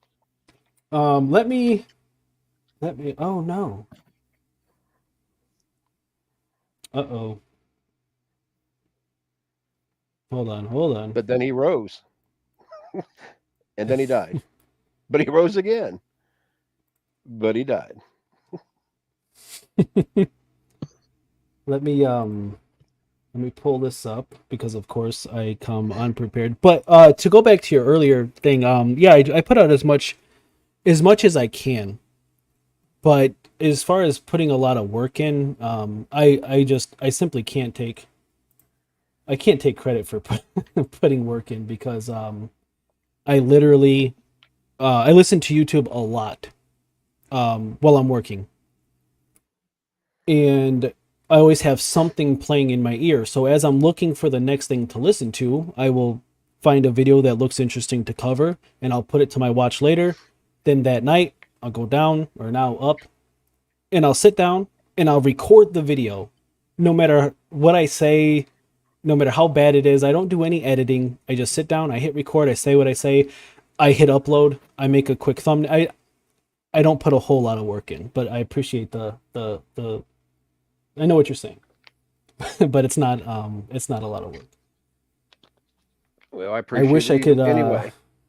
yeah, I wish I had the, what do you call it? The mental capacity, just trying to edit a video. Like I did try, and I was like, I can't do this. I can't clip and edit and shorten and add stuff in. It's for the birds. Maybe one day. Um, I'll send you Craig. He'll be your editor. hey, I need His wife don't like him I need anyway. somebody. Aw. No, get this. Um, I mean, like I told you, he was my team lead. He ends up getting married to a doctor. She lets him stay. He's a kept man, which I understand. Kind of like a special needs.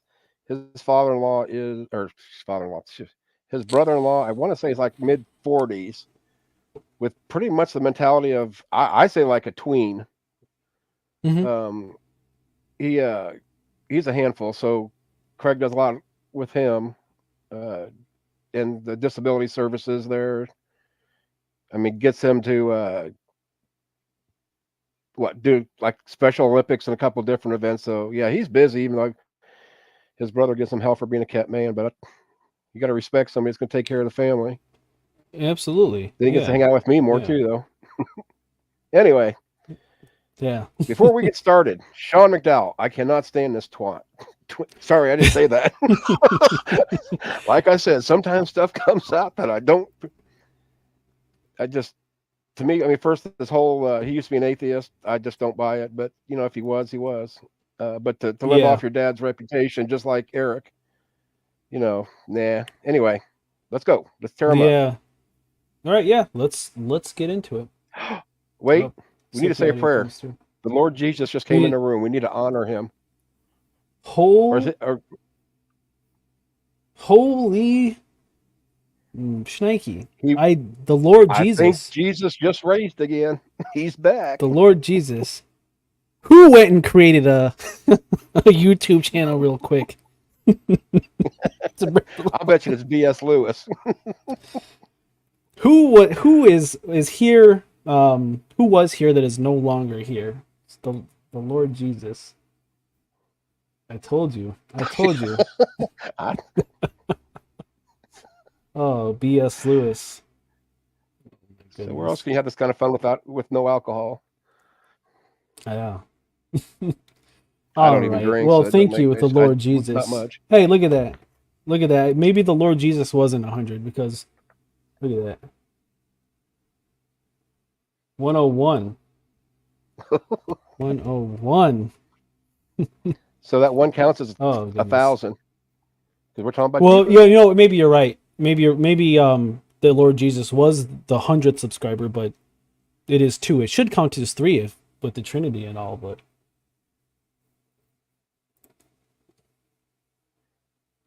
Sean Amber, are Snunt you about talking being a about one fake where he was acting atheist like a was atheist at odd. the religious college? Yeah. Um so And I they're actually asking I him watched that questions. Yeah, video. I did Yeah, too. I I don't think he did a very good what job. no. And I genuinely had no idea. Like I said, I haven't been at the YouTube, the atheist videos, all that stuff for very long, but I did watch this video very early on. And I had no idea. I never heard the name Sean McDowell or anything before. So I just Yeah. assumed that he was an atheist and he was doing his atheist bit as some atheists do. And as he was giving his arguments, I was like, I wouldn't, I definitely would not say it that way. And it Yeah, I turns wouldn't out either. there was a good reason why I wouldn't say it that way because that's not a good way to represent. Um, he was poorly representing the arguments, and that it all made Well, sense at the straw end. And men he's and all like, sorts of yeah, fallacies. yeah, I don't know. He he strawmanned some of them. There's no doubt, but I think by and large, you know what? No, we can't. We can't. We can't get it. Go down another rabbit hole. Let's get into this video. I'm Don't hitting poison the play. well. He does that on his own. We've got a special guest today, my friend John Marriott, who teaches part-time at Biola. Amongst other things, he's adjunct, but also has written 3 books on the topic of deconversion and has done about as much research as anybody I know on this topic. Has a book coming out next year. It's called Before. Man, always shilling for the books. They all love their books. They write books and they all advertise each other's books. This is a thing I noticed amongst apologists. No doubt. Hey, I mean, make your money. You So got to who feed your is this? family. I'm not. So who's the I don't John know. Marriott, PhD? I Okay, I apparently was getting ready he's to an Google it, but author. with He's 3 great Sean books on McDowell's. deconversion. Yeah, So he's got to be he's an author and truthful. yeah. Before You Go. It's coming out 2022. And you were gracious enough to give me one of the first interviews. I think your book is excellent, John. And I'm really looking forward to jumping into it today. So thanks for coming on. Hey, thanks for having me. It's great to be here. I really enjoyed being with you last time and really excited to talk about the new book and some of the things that my co-author, Sean Wicks, and I discovered, or at least we think that we discovered, and have to say about the deconversion process. So great to be with you. Well, let's jump right in. If you've written 3 books on this, I can imagine you have reason to be personally invested in this. So what's your story that motivated you to spend so much time thinking and researching on deconversion? In 1996, I was at a Division I athletics university. I was competing in the triple jump, and I was having a terrible season. I wasn't living up to my end of the bargain for a scholarship. And I felt as though I was about ready to quit. And we went down to Florida State University for the Florida State relays. And while we were there for about 24 hours. And a friend of mine on the team came and said, "You'll never believe who's in the weight room." And it turns out that the person who was in the weight room was the one person who, if I could have met and shared my problems with, I would have picked this person. And it was Jonathan Edwards, the world record holder in the triple jump. And Jonathan Edwards had missed out on some Olympics because, or at least one Olympics, because of his commitment to trying to keep Sunday as a day of rest. That was his conviction. He was known in in the athletic world as a very committed Christian who enjoyed leading songs in the athletes' village more than he did giving interviews with the British press. And the British press was actually more interested and amazed at his character and the quality of life, and that they couldn't find any skeletons in his closet than they were with his athletic accomplishments, which were just astounding. He had already broken the world record 3 times. He had jumped over 60 feet, a quarter of an inch. And I just thought, boy, if I could ever meet Jonathan Edwards, maybe he could help me with my problems, and he would be able to sympathize because, he's a Christian and I'm a Christian, and we both have had our struggles athletically. And it turns out here he is in the weight room. And so I go into the weight room, and to make a long story short, I meet him, tell him my... You've already failed miserably at making a long story short. My goodness, man, get to it. Sad story. And he invites me out for lunch. We go out for lunch, pick up his wife from a Bible study. We talk about how he wants to go to Dallas. Yeah, you had me Theological confused for Seminary a second. I thought he was talking about Jesus being on the athletic team. So, that's not fair. That dude can walk on water. What do you think he's going to do with the high jump? It seems like there might be a slight disadvantage. Bring in the ringer, Jesus Christ. Yeah, think about the aerodynamics of the holes in his wrists and his feet. That's it. Goodness. Yeah. They want to complain about trans athletes? Let's go after Jesus. Sorry. And just have a really encouraging time with him and find out that, boy, this guy is the real deal. He loves the Lord. He is committed to following him. And he did so all the way through winning the Olympics. He retired several years after that. He became the host of the most well-known Christian program in the UK called Songs of Praise, which is a Sunday morning program hosted by Jonathan Edwards. And it was for shut-ins who couldn't get out to church. And I had followed his career in athletics for a while, and then I had lost track of him. And one night I looked him up online. You think he might get pierced in the side, Mark? And found out. Oh my gosh! I think John needs something. A few more shots of espresso in his coffee. Yeah. Well, I do have him sped up. That heart's in the way, and I can't see part of it until they move. I hate that. Splat instead of splash. Oh gosh, we're gonna have to get rid of BS. Just can't handle it. We've got too many clowns in here. And jokers to the right. Here I am stuck in the middle with you. But that he had lost his faith and he no longer identified as a Christian. I was completely shocked at how I couldn't afford flowers. That's what you got. So clearly identified as a Christian. I got a boombox above my head singing a song and just not for just you. Sort of fade away. He just straight out. So John. Fascista. So John Here's class 1 school was the Cook School of Intellectual Studies. Man, you're reading the YouTube chat. I was wondering, how are you reading these comments before me? But that makes sense. Hey, Mark, does Jesus wear white after Labor Day? And if not, why not?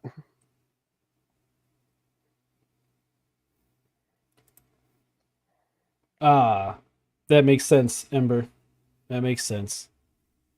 That's one thing I like about Ember, and something that as I'm going to kind of move into live streaming, man, when I did the video with Ember, I was like, I can't remember exactly what was brought up, but Ember was right there on the spot. Like, I'm Googling that, and we're we're going to look into this immediately. I need to get better at that.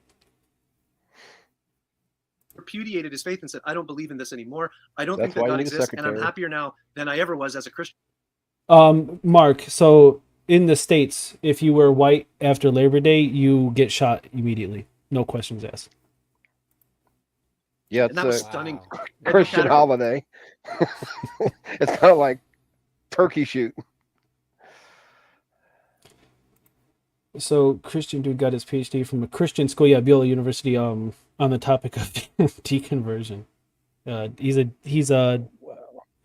He's a doctor of deconversion. Yeah, Mark, it's no joke. You will be shot. And Yeah, that we got me take that interested shit in serious. researching how does this happen, why does this happen, and that led into the PhD program, and that's what I did my dissertation on. That makes perfect sense. It would motivate you so much. I remember the first story of somebody who deeply influenced me that I still love and am in a relationship with, who deconverted, and it shook me for the reasons that you mentioned. Now, I want to get to the heart of your book. So the subtitle is Uncovering Hidden Factors in Faith Loss. And tell me if I got this right. The heart of your argument is that before an individual... Okay, this is tediously boring. Uncovering hidden factors in face loss. I'm going to see if there's a segment that sounds the common story of deconversion. Non-rational factors. Let's do non-rational factors of deconversion. Let's skip ahead a little bit. So your premise is that rather than focusing on rational factors, it's more Yeah, strategic kinda to take a curious look about at these non-rational questions. factors, many of which we're unaware of. Kind of give us a 30,000-foot view, because we're going to jump into some of these individually. But what are some of these non-rational factors, and why do you think this approach is wiser? Sure. And I want to say again, non-rational is not irrational. Non-rational just means non-cognitive. We're not really aware that they're going on. We're not deliberating about them. We're not evaluating reasons. These are things that are driving or outside of our conscious awareness that influence the way that we go about reasoning. And I think that that is helpful, because when we are going to make a major decision like this, or we find ourselves moving in that direction, and we may not... So I don't know if I'd frame belief and non-belief as a major decision. Do you ever really decide that you no longer want to believe? And if it was so simple, why can I not decide that I want to believe? I don't like the way that that's being framed right off the bat. I don't think belief is a decision that you make. I'll rephrase that. No. Belief is not a decision that you make. Right. Either you do or you don't, or I'd be, I want to believe, so I'm going to believe. Yeah, no. Right. Yeah. You either do or yeah, don't. It's maybe, kind of like breathing. If you can't breathe, you're dead. It's not a choice. yeah. If you get hit in the Yeah, head maybe or get hit by a car. Maybe he'll explain that a little bit farther, but it's being framed in a way as this is some decision that you have to make. You have to believe. You have to decide to believe or decide not to believe, and that's a very poor way to frame it. don't have 1,000 cuts yet, but maybe we're at 850 or 900 and the cuts keep accumulating. We might need to sort of slow down and pause and say, all right, it does seem to me that the things that I used to believe aren't true. But why does it seem that way? Is it because it's just clear, objective, unbiased reason that is pushing me in this direction? Or is it reason in conjunction with other factors? And I think that in almost every decision we make, it's always reason in conjunction with other factors. And it's helpful to know what those factors are, because they may not always be truth indicative. They may not always be pointing us in the direction of truth. And so I think that when I talk about, when my co-author and I, Sean Wicks, talk about these factors, we're talking about things like our emotions and values that we hold, the culture that we live in, and the spiritual condition of our heart, because as Christians, we believe that that is a component as well. Therefore, if someone is wrestling, or a parent is noticing the spiritual condition of your heart, as if you don't mind, if you do me a favor, when you do go back to the doctor for your MRI, can you have them check the spiritual condition of your heart? No, because my doctor is atheist too. What does that mean? The spiritual condition of your heart. It's gobbledygook, or what's that word that Mark uses? The goobly gobbly. It's just nonsense. Yeah. Gishgash or gishgallop. Is that it, Mark? I can't remember. Gishgallop. I can't speak Aussie that well. I think gish galloping is more when you bring up point after point after point after point after point after point after point. You just keep bringing up points. But yeah, Mark, that's what.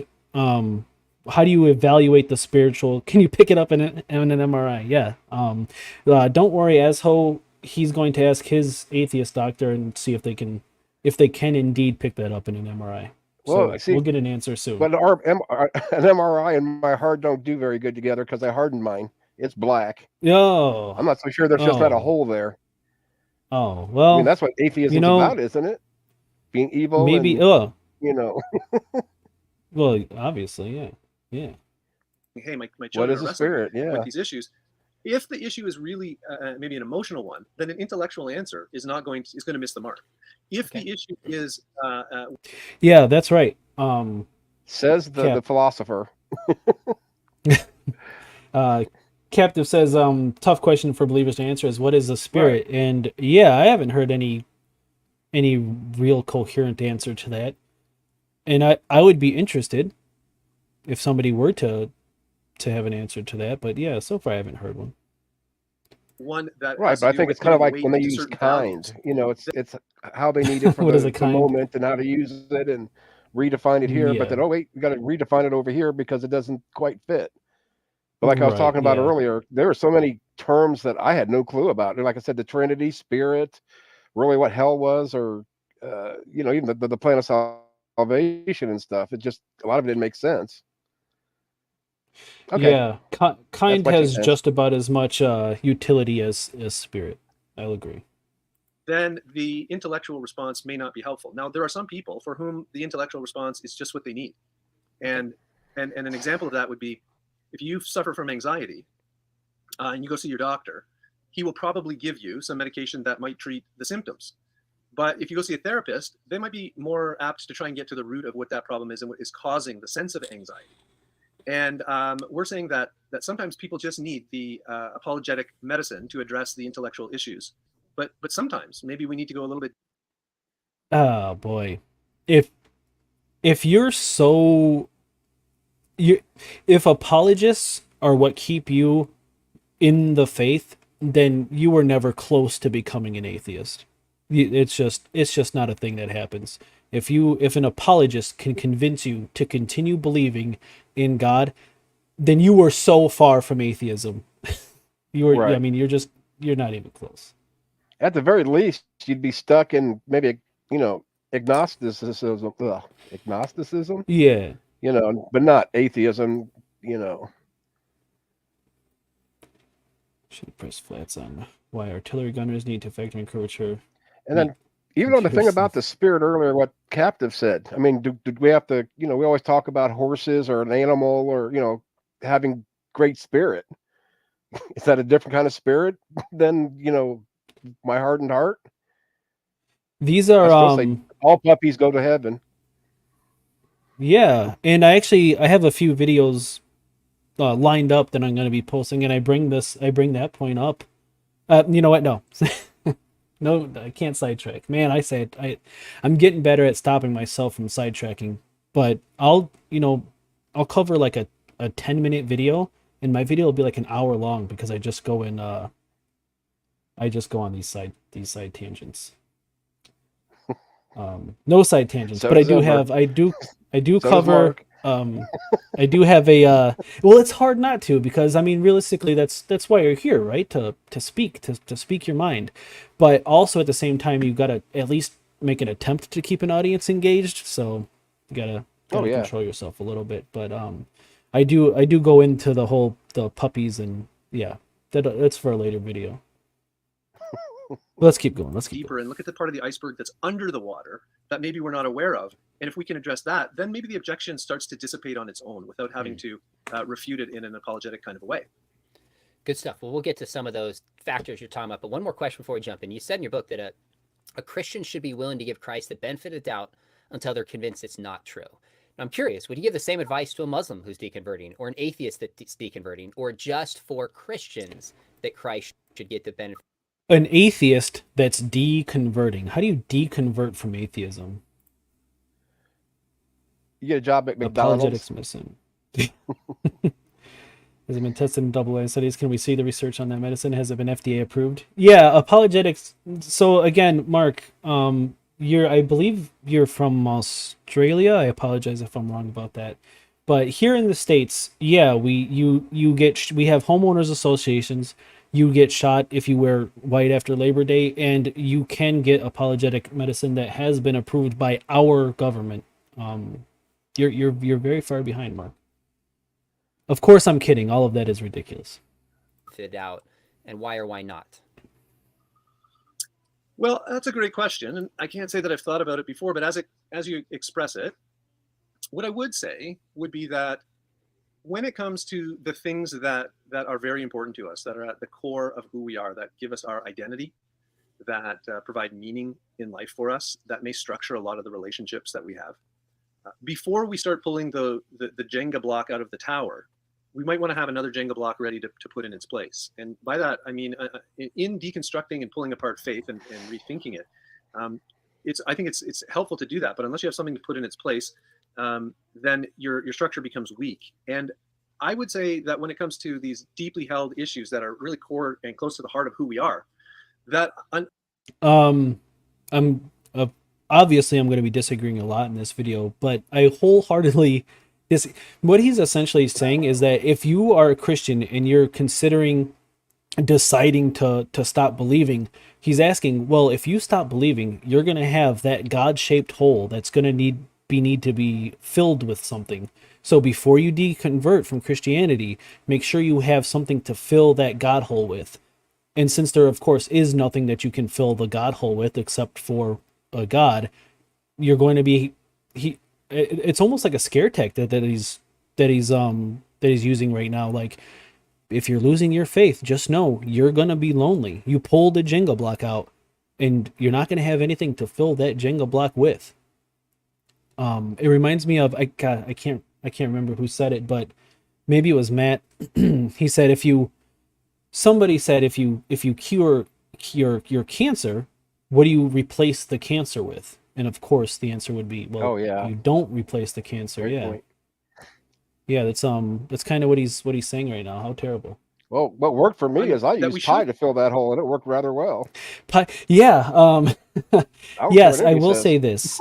If there is a God, if there is a God, he's welcome to fill my hole. I will say that, because I mean, I could only imagine. I mean, he's God. It's got to be good, right? Nora, do you think about some of the stuff that comes out of your mouth? Because that didn't sound right at all. You want him to fill your hole. Could you, like I said, it's got to be good, right? God has to be the best lay that you could possibly have. If, like, what could possibly be better? I don't pie. know. Pie, yeah, maybe pie. Could give the benefit of the doubt to the systems of thought, to the relationships that have reared us, if those are good and healthy kinds of relationships. Yeah, so John Marriott has grew up figured in a family it out. that was loving and caring and kind, and I grew up in a community and in a mosque that was loving and caring and kind, and that provided me with insight and beliefs, and also beliefs that were that determined my eternity. Then I would think that you should give that system the benefit of the doubt until you say, yeah, I don't think that this is true any longer.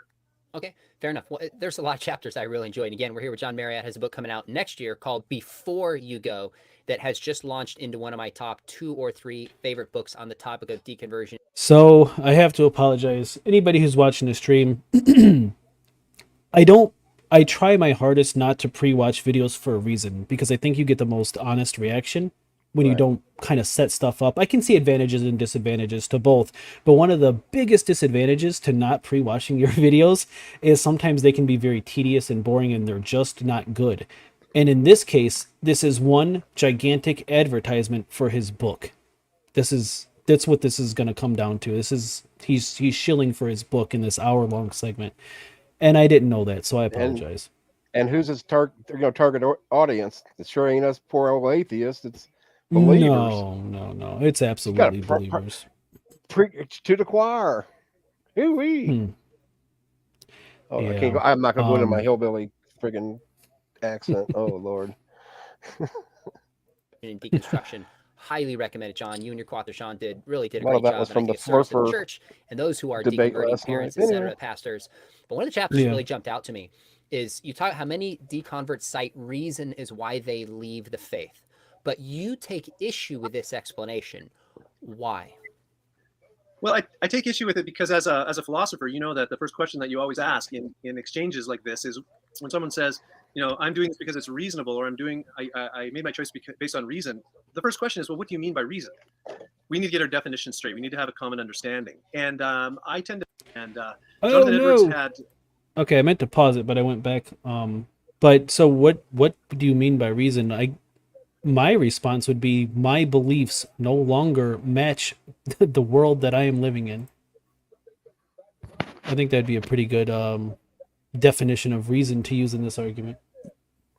Well, part of the issue I've got with what this guy is saying is the fact that he presumes or assumes or asserts or however you want to word it that atheists, haven't sat back and thought about.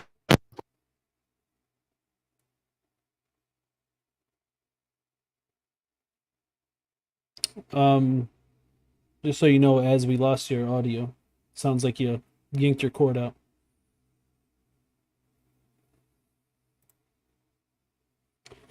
So we'll wait for Az to come back for a little bit here. What's going on with UJC? You can ask UJC later tonight. I'll probably tune in to support Amy and James, but I can't stay up till 6 a.m. What's going on with that? What's the debate about? And who's UJC?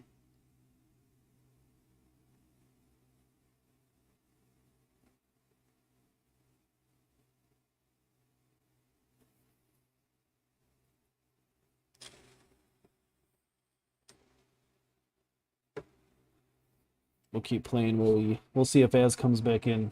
Jumped out to me is you talk how many deconverts cite reason is why they leave the faith, but you take issue with this explanation. Why? Well, I take issue with it because as a philosopher, you know that the first question that you always ask in exchanges like this is when someone says, I'm doing this because it's reasonable, or I made my choice based on reason. The first question is, well, what do you mean by reason? We need to get our definition straight. We need to have a common understanding. And I tend to think that there's a general misunderstanding of what reason is. When you listen to people who have... Welcome back. Geez. Yeah, just trying to reach for my drink, and it was one more inch. Boom, there goes the computer. Yeah, no, I heard the clunk. Okay. Ultimated Judah. Oh, he was in the chat earlier. A particularly obnoxious, insane pre-supper. Yeah. I mean, to be fair, Mark, is there a non-obnoxious and insane presuppositionalist? They all seem to be pretty much on that. Okay, let's keep going with this. I accidentally rewound just a little bit too far, but we'll go a little bit further into this. I want to see what he has to say about this. Have left the faith, Yeah, or even sometimes people who have become dying for the Christians, they will checklist. say, And not "Hey, this crap I came to this conclusion because it was reasonable," or "I value reason and I value logic."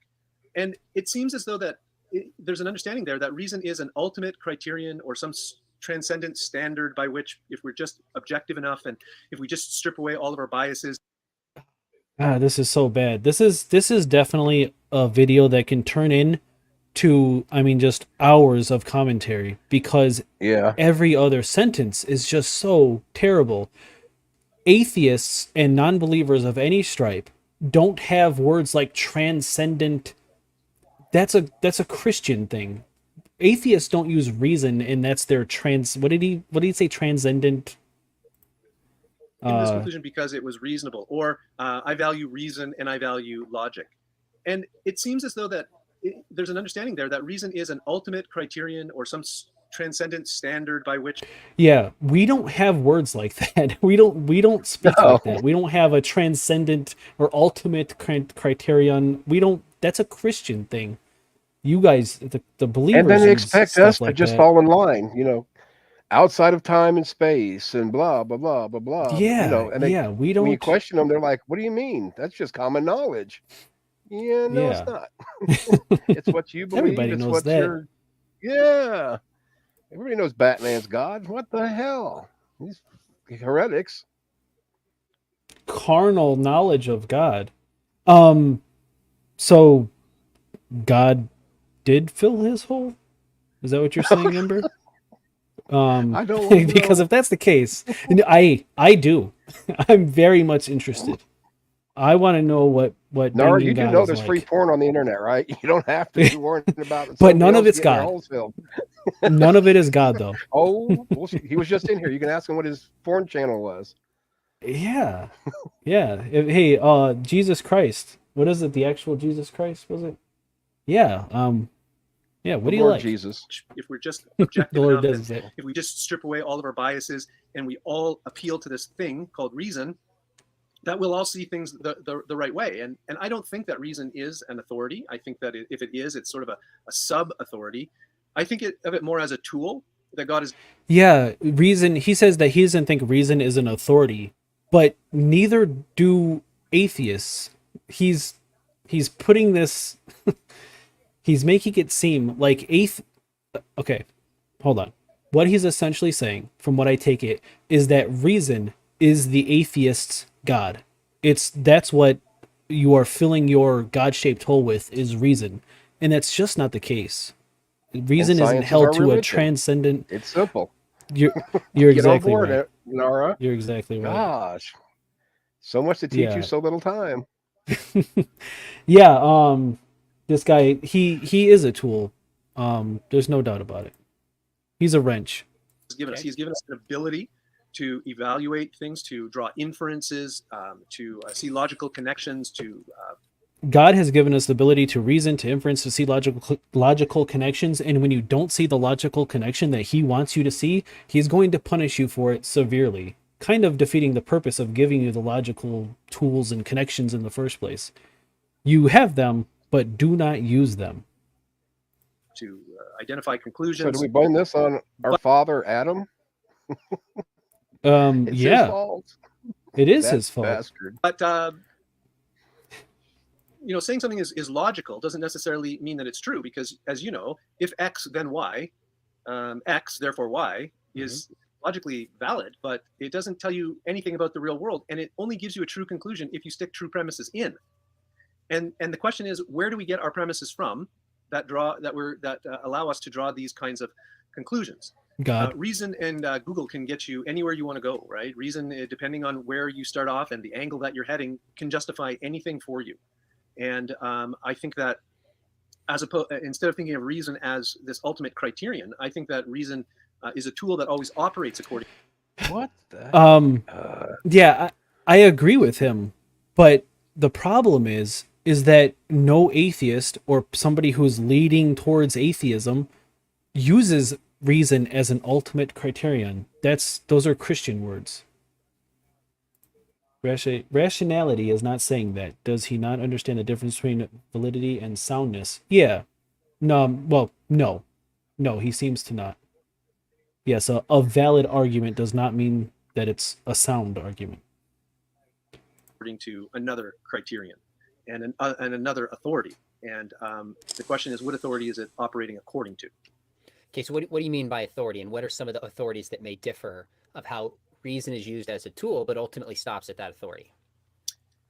Well, we all have to presuppose something to get started. We all have to presuppose something as a final authority. And so let me, No. No, Christians have to presuppose something as a final authority. Oh my goodness. This is so bad. This is so bad. I won't say an atheist, because I think it's kind of a separate argument here, but as a skeptic, even skeptics wouldn't say reason would be a final authority. Reason is the best tool in your toolbox that you currently have. Something better could come along, and if something better does come along, then that would now be your ultimate authority. Point is, atheists and skeptics alike do not have a final authority. That's a Christian thing. He's taking Christian arguments and trying to put them onto the atheist.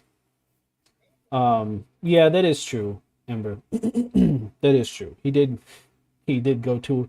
Did you say he went to a subset of Viola University? Not even the actual university? I think Ember is deconverting or reconverting. Oh, no. He is going to be a believer again. RDT converting, yes. He's going to be. We don't have to presuppose Sean something as a McDowell final fan authority. I agree. We have to Yeah, we do have to presuppose things. Yes. Because yes, we do have to presuppose things. Unless somehow you could prove.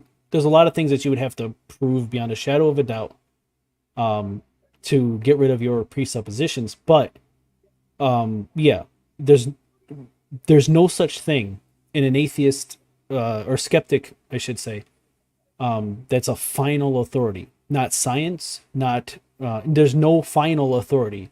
You just use the best tools that you have in your toolbox, and when you gain better tools, you simply use the better tools. And yeah, this is Give an example of so I find that I have some growth on my skin, and I think to myself, oh, I don't know what this is. And so I go ask my mother, and my mother says, who's a hairstylist, by the way, and she says, oh, I think that this is cancer. And then I go and maybe I ask my wife, who works for and runs a Christian nonprofit, and she says, oh, I think that's a birthmark. And then I go and I ask the doctor, and the dermatologist says, oh, that's a sebaceous cyst. His Well, wife there are just three killed different him. authorities that I can choose to follow them. And depending on which one I choose, it will. So yeah, it seems like what he's saying is that God is the final authority. You don't ask your friends or your neighbors about your faith. You would go to the ultimate authority. But he's even wrong in this analogy, because even the doctor would not be the final authority. The doctor would just be the best tool you would have in your toolbox. Because, and maybe you've experienced this, as have you ever gone to a during your cancer journey? Did they ever get it wrong? You said that they said it was something else first, and you had like 3 to 6 months to live, right? Right. Well, and the thing about it is, I mean, I went to a Band-Aid station. Crawfordsville is one of the worst, hospitals in the area, sort of thing. And this was before that, I ever knew that. But I can't necessarily blame them, because the Hmm. desmoid tumor, like has the same behavior as cancer, as what they say true cancer is. So I can't fault them, for that. Sure. But using that for the same example, tell me this guy isn't just going to go to one doctor, and leave it at that. My final authority wasn't the doctor. I got a second and a third opinion That's until, exactly the somebody could point. find out Yes. what I had. You don't Yes, stop, that's and use one tool. It's kind of what you were, tying into what you right. said earlier. Hmm. You have several tools you Yeah. use and not just one. Yeah. Right. Yeah, you don't just, the doctor, and in this analogy that he's giving, the doctor is to the cancer mark as God is to your faith. But that's a Christian thing. God is the ultimate authority. In this doctor analogy, as you just said, literally, the doctor isn't the final authority. The doctor he's an an authority on cancer, sure, but he wouldn't be the final authority. He would just be the best that you have available at the moment. Well, and also, I mean, talking about tools, I mean, not only did that, even with my surgeries, it wasn't just, you know, one individual. It wasn't just the doctor. There's, the surgical teams. There were the lab techs, the nurses that took care Mm-hmm. of me after, on and on and on, sort of thing. Yeah, And I just it's think they're failing to see that, yes, oh, look, at cancer is awful, but God, I don't see how they can connect that with a straight face and not feel dirty or disgusting, personally. mm-hmm.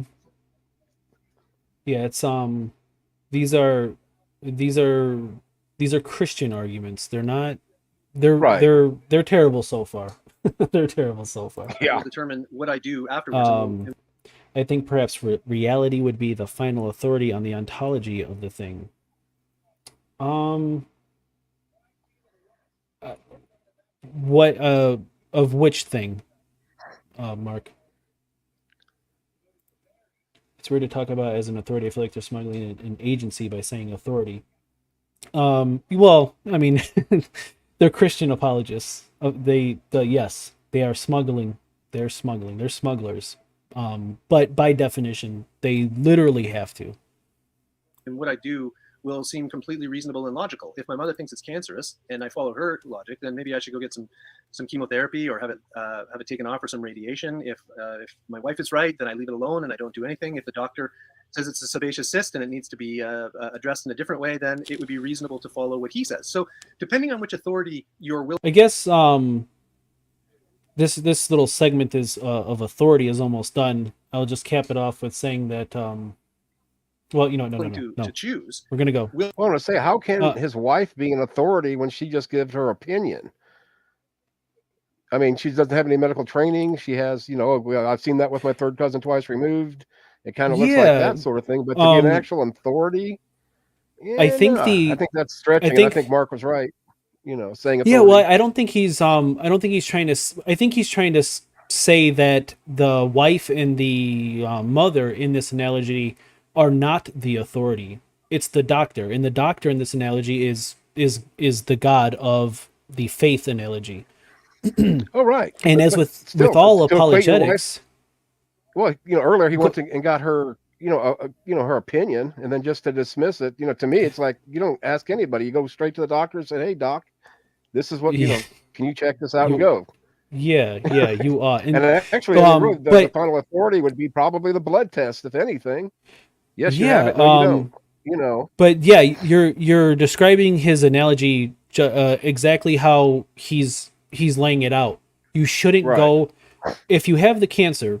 You shouldn't go to your wife or your mother or anybody else. You should go to the doctor. And if you're losing your faith, you shouldn't be going to your friends or the internet or anything else. You should be going to I don't know if he's leading towards go to the final authority of God or go to your pastors if you're leaving your faith. That's essentially what he's saying here. Stop talking to Right. the other people. If you're having problems with your faith, go to the authority on the matter, your pastor, your priest, your reverend, whatever it may be. I think that's what he's getting at. But as we just kind of as with all apologetics, once you start picking it apart for even a moment, you can see how ridiculous it all is and how it all starts to fall apart. This is the cancer, whatever it actually is, says what it actually, reality says what it actually is. Yeah. Okay. Yeah, I can agree with that, Mark. Reality would say what it is. That's an interesting question. I don't think reality can get something wrong, right? Will determine how you're going to reason, and you will draw certain conclusions from that. Okay, so the point is not that people have a system of faith and then they adopt a system of reason. You can have reason as a tool within the Christian faith and without, but the question that people who are deconverting should be asking is, what authority am I looking to and why? Is that fair? Yes, that's exactly right. And so then let me be Okay. really specific. So, of course, the way that we all live, whether you're a believer in God or not, we all will ultimately have to make some sort of decision. Like, reason is this tool that we have. Christians think that it's a gift given by God to help us come to proper conclusions, but it only works accurately if it's based on true premises and if it has true assumptions and expectations. If those aren't there, then So essentially what he's saying is if God gives you the tools of reason to come to the proper conclusions, which is that God exists, and if you don't come to that conclusion, you're using the tools wrong. This is what I'm gathering.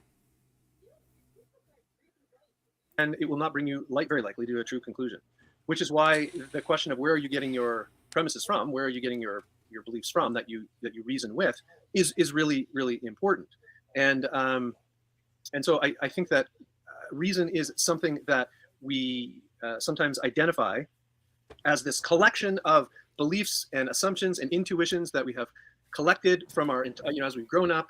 And when someone says, hey, I think that sex before marriage is okay, we say, does that line up with my gut level intuitive feelings?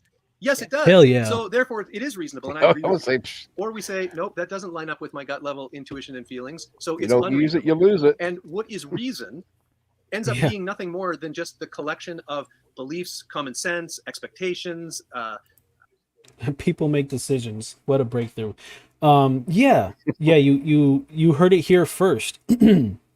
You heard it here first, and I've had a lot of firsts on this channel, and this is probably like my third or fourth. You heard it here first, and I think it's important. On my channel, after hitting 101 subscribers, you heard that people make decisions. Yep. Jesus, Goal met. yeah. Let's shut the channel down now. See you, folks. Thanks for We're coming, done. and Yeah, goodness. leave your donation Yeah. at the door. Ideas that we have chosen, that we have decided will be the standard. And as a Christian, the standard for us would be, no, what does the Bible have to say about that? In fact, I might think that sex before marriage is a very reasonable thing, given my particular upbringing or collection of ideas that I have. But I need to defer to a different... Oh, goodness. So that's what makes doing videos like this, especially long videos, is that it's just everything he says. So it seems as though now he's saying that the Bible should be your ultimate authority, because what other reason could you give aside from the Bible to not have sex before marriage? I can give a lot of reasons of why you would definitely want to have sex before marriage. Could you imagine getting married to somebody and it sucks? Well, your wife knows that feeling, I'm sure. Wow. Sorry. Wow, you know I what? couldn't You resist. are an asshole. You Good night, you are folks. an Thank you, asshole. and come again. Goodness. We're here 3 goodness. times a week. Different authority as a Christian. And I think that when people talk about reason being the thing that has caused them to leave the faith, or it is the driving factor, I want to say, what do you mean by reason? Because at the end of the day, it just comes down to, well, reason is this collection of things I take for granted. And Christianity doesn't seem to line up or match with that. So it's unreasonable. And I think that needs to be questioned. Good. That was super helpful and clarifying. Now let's take this a step further. Except that it You say that wasn't. we often think that our beliefs Not at all. result from clear thinking. But in reality, beliefs often come first, and then reason is used to justify I don't know them. who I And want this to is not punch just for first, people Sean at or Deacon Bird, John. this is for everybody. What role do you think tuition plays in our beliefs? I now know why I don't want a channel, because there's no way I can sit day after day and watch all these idiots. Yeah, it's. I don't have It's that much more time left to live, I'm sure. So yeah, You want to spend it watching Sean pups. McDowell? Yeah. Goodness. I'd rather you pull my toenails out with pliers. Yeah, it's an interesting mixture, excuse me, of sometimes boredom, but it's also fun to engage with these kind of videos. Because while this one particularly is bad, I probably should have before playing it, I probably should have, went through it and made sure it was at least interesting. But so far it's just been really terrible. But one day, someday, some person who is actually on the fence might come across this video and Run back to Jesus, thanks. and run back to Jesus. Yeah, they'll immediately be like, okay, no, this is not for me. I'm not so sure But- Ember didn't. I think he's out. Yeah, well, 114. I think he's still here. Thanks for stopping by, Mark. I appreciate it. Thank you for sticking around Thanks, as Mark. long as you did. Appreciate it. Yeah. Hope I didn't Great bore you too conversation. much. Yeah. Yeah. Thanks for stopping by, Mark. Have a good day. I think over there. Good evening. Good night. Have a good one. We'll leave it at that. It's all good day. Good day, Mike. Good day. Oh, that's probably the Me, worst. I Ember? can't believe I just did this. I made fun of Ember the other day for trying to do impressions. Ruh-roh. No, not at all. But, yeah, thanks for stopping in, Mark. I appreciate it. Explain it through Haidt's example that you use of the elephant and the rider. Okay. So there's a certain class of beliefs that we have. We're not talking about logical beliefs here, 2 + 2 = 4, or things like the law of non-contradiction. But there is a large subset of our Deuces, beliefs that are Mark. moral in nature, that are political in nature, that are value-orientated. Bad Aussie accents. Yeah, you're right. Yeah, they were pretty bad. Now that she was on the other foot. Yeah, they were pretty bad Aussie accents. I apologize for that. I apologize. G'day. That's not bad. Is that bad? Is that how you would? I know you don't have like a super thick Australian accent, but somebody who would have a super thick Australian accent, like from the down under, they would. That's not too far off. G'day. Good. All right, we'll stop. You keep convincing And yourself John you're going to be a Haidt is Christian a in no social- time. So as a moral psychologist at the University of New York, or NYU, Cognitive dissonance. and he's done some really fantastic work in demonstrating that when it comes to these beliefs, that we rarely ever start off with reason and come to a conclusion about a moral view. In fact, it's the other way around. We start off with a gut level. No. If first off, what moral belief? But you would always work through your moral belief through reason. Well, as a skeptic, as a Christian, you would just turn to your Bible or pray about it. But I don't think there would ever be a moral. All the final conclusion that you come to on a moral dilemma has to be through reason. What else could it possibly be through? He's saying that you would have a gut feeling about it, and that might be true, but you would reason your way through the belief. I'm curious where he's going with this. Level intuition, and then we use I don't think they're reason going afterwards anywhere. to justify. You're correct. They're not going anywhere with this. Yeah, I mean, I'm trying yeah. to do the best I can, but Yeah. I still want And to in punch you his in the model, face. he says, Yeah, and these videos, they're so Where's misleading. the excitement, the passion, the zest for what they're trying to sell? Well, you know what I'm know, looking it's- for is that checklist. Like you said earlier, Well, yeah, I've been what's the waiting for that, checklist? but I mean, until we get there, It's so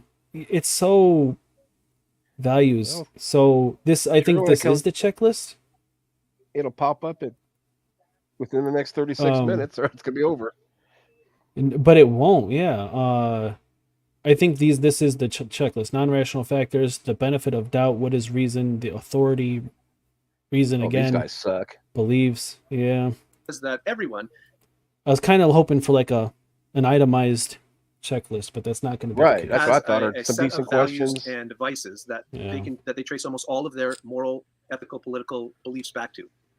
And some of and those would be things like you should care for others, you should not harm others, people should be free, people should not be oppressed, that we should be loyal and that we should not be disloyal. He has these 6 sets.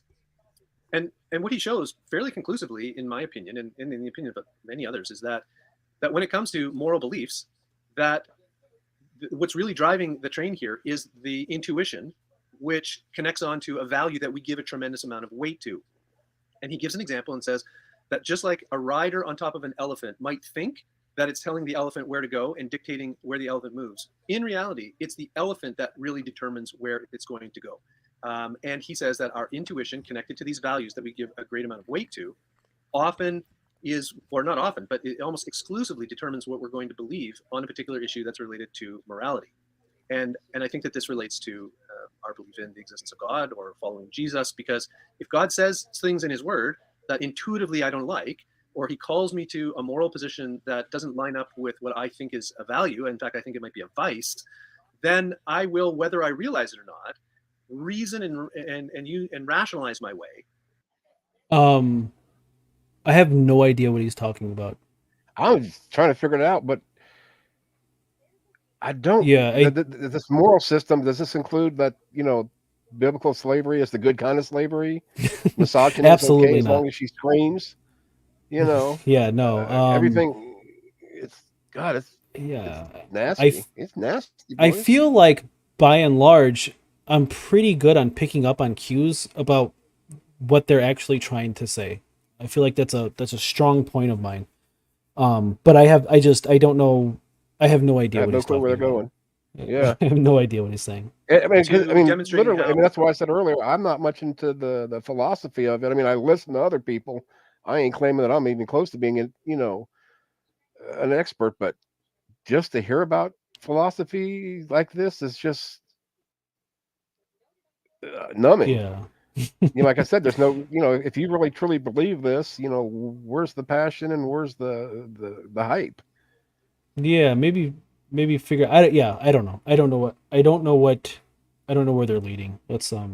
Oh, I mean, why the can't they have Bible's as much wrong on this. passion as you do about having your hole filled? I don't necessarily want my hole filled. I Want Jesus I would to do it. allow yes, I would allow Jesus to do absolutely I would. issue, and that maybe You're God going to hell. doesn't exist, or Christianity Yeah. is false, or something like that. But it's Repaint not and because I sin started no out using more. my reason. My reason is used to justify my moral position at the very beginning. Okay, so you had a fascinating study that you cited that was new to me, where you said that people who deconvert from Christianity tend to hold different values. What are some of the differences in values, and how does that different value set potentially contribute to deconversion? Right. So Harry Hui is a researcher at the University of Hong Kong, and Harry does a lot of research in deconversion and loss of faith issues. And he interviewed about 600, I think it was 622 Chinese students, college students, in a long-term study. I think it went about 9 years. I don't have all the details right in front of me. Sure. And every 3 years, he followed up with these students. And after 3 years, a significant number had become Christians. And then after 3 years, he interviewed them again. And then after 3 years, he interviewed them again. And by interview, I mean he ran them through a battery of tests. And what he found was that the people who became Christians and stayed Christians, well, actually, just the people who stayed Christians, had a particular value profile. They were people who valued benevolence. They were people who valued tradition. They were people who placed a high value on conformity. They were people who placed a high value on loyalty. But then there was a large number of people who identified as Christians, but then years later, no longer identified as Christians. And what he found was that the people who once were Christians, or at least became Christians, and then left the faith, had a different profile. They placed a high degree of value on things like power. No. No, No, come on. Okay. I was with him for the first half that people who became Christians and remained Christians probably had valued conformity, loyalty. Oh, yeah. You know, they're all about the family. But then but the people who became Christianity be atheists conformity to valued. begin with? Everybody believes the Well- same thing in the building, pretty much. Well, right, yeah, and that's why. That makes sense. Conformity, yes, they would value conformity. They would value kind of following in line, or falling in line, and then, but then he gets to the people who became atheists valued power. Like, come on, No. come on, religion is such a power grab. Hey, As a, Anus, how you doing, buddy? Yeah, as opposed to the rest of us who are just evil. Yeah, we are evil. Damn. Yeah, I want to atheist. know what his next I want to next see if I thing's gonna be. can get my Christianity card reinstated. I'm going to church. Well, that's why I'm here. That's why I'm here. I am converting Help people. push us That's my back to secret mission. Jesus. To So fill your Jesus holes. can fill all our holes. Autonomy, or being no longer identified as Christians. And what he found was that the people who once were Christians, or Did he say at least dominance? became Christians, and then left the faith, had a different profile. They placed a high degree of value on things like power, dominance, autonomy, or being self-directed, or having. Oh, that's How can you place a value on dominance and power and autonomy? Those dominance and power and autonomy kind of don't fall in line. I don't know if Ember is still in chat, but I'm gonna have to look up what this study is, because that's ridiculous. You value inherent assumption that autonomy. conformity. Oh, exactly, Uranus. Sorry, I was reading your Anus's comment. Yeah, that it's a Inherent positive assumption that trait. conformity is a positive thing. Yeah, Right. No, and which it's we touched on earlier, but yeah, it's. I would ridiculous. say that it's exclusively it could be a positive trait, but it's definitely not an inherent assumption that one should make. Yeah, that's Oh, but I mean, that's when ridiculous. conformity turns into blind faith or blind, just being a sheep, that's not positive in my opinion. Not saying you think it is, Yeah. but it's like no. Yeah. There's healthy conformity. Like let's not kill each other, let's not fight. That sort of Yeah. stuff. But of course, every time I read the Bible, I want to punch John in the face, and now Sean. Yeah, he that's such a strange, after a study, to come to the conclusion that somebody values power and dominance and the ability to make decisions freely for yourselves is it doesn't line. It Self-determination, doesn't add not up. being told what to do. They had a low value on authority. They placed a high value on pleasure and self-gratification, in the sense of looking Hell yeah. out for themselves, and of novelty, which he used. Yeah, but I think it's also he defines gratification as, for your fellow human being too, though, not just us as individuals. Yeah, this it's it's a almost not propaganda worth machine, addressing. Yeah. This is so absurd. I almost missed the slavery ones you're doing. Those pissed me off. Yeah, You I like the motherfucker. I- Yeah. Yeah, I like the slavery one. I like doing the slavery ones because almost it's entertaining to see people how they just have to completely twist and bend the slavery argument in order to make it they don't even make it sound like a good thing or that it even makes sense. They just have to make it sound like it's not the worst thing that you could possibly imagine. That's the Right. best conclusion that they can get to. So yeah, I like doing the slavery ones. And It's then fun. they try to keep you away from the you know the verses that explicitly like you can't take fellow Hebrews, but you can get slaves from neighboring countries, and that's okay. But they Yeah, avoid that, and they want to focus on see right there, the yeah, Hebrews can't become slaves. Well, let's not just stop there. There's more to it than just this, dude. yeah. I mean, at least be honest There's about it. definitely verses that they don't address, and there's a particular verse that I have not seen one single apologist mention in their video. Some of them will get a little bit brave and mention the you can buy your slaves from the heathens around you, and then they'll try to justify that with something really stupid like these are prisoners or these are criminals or Right. whatever it is. For their But own good. the verse that I heard that I've never heard one apologist bring up is the one as I mentioned it maybe in my last video or whatever it was. They know they do not bring up where it says that if you march upon a nation, if you're going to war with a nation and you offer them peace and they accept, they surrender, they're peaceful, they do not want war, you can take those citizens, not the military, not the prisoners of war, not the criminals, but the citizens, and use them as for forced labor. No apologist has touched that one yet. Sheesh. Imagine that. Yeah. Only address the good and that's forget sad. the bad. Mm-hmm. New and interesting experiences.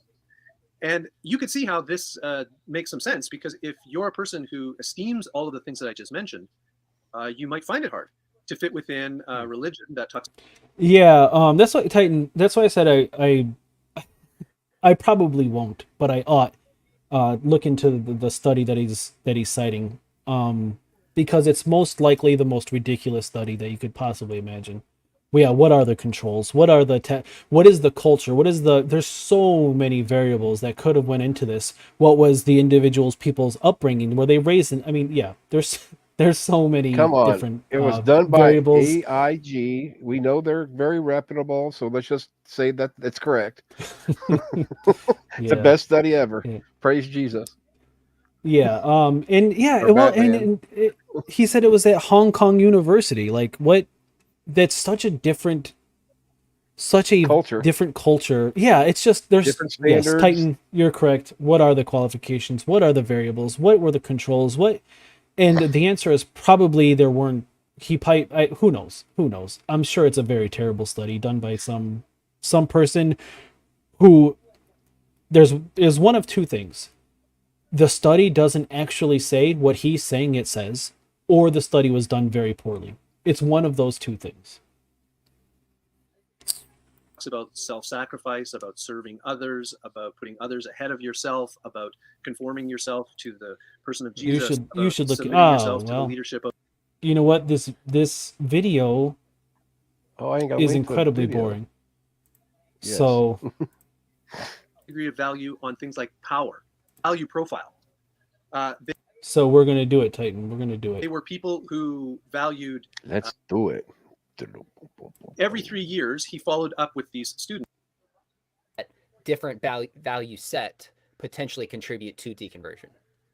Right. So Harry Hui is a researcher at the University of Hong Kong. Okay, I'm gonna do my best to type that in. I'll bring it up on stream in just a moment. Herrick, I'm sure it'll if I get close to it. Didn't they link it in their description below? Oh, that would be great if they did.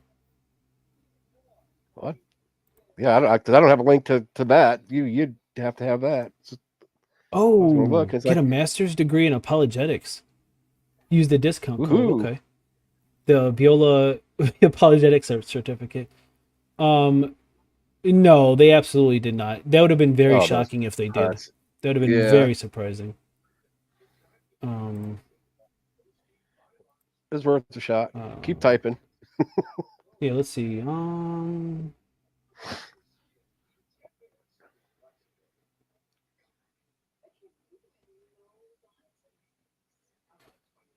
Oh boy.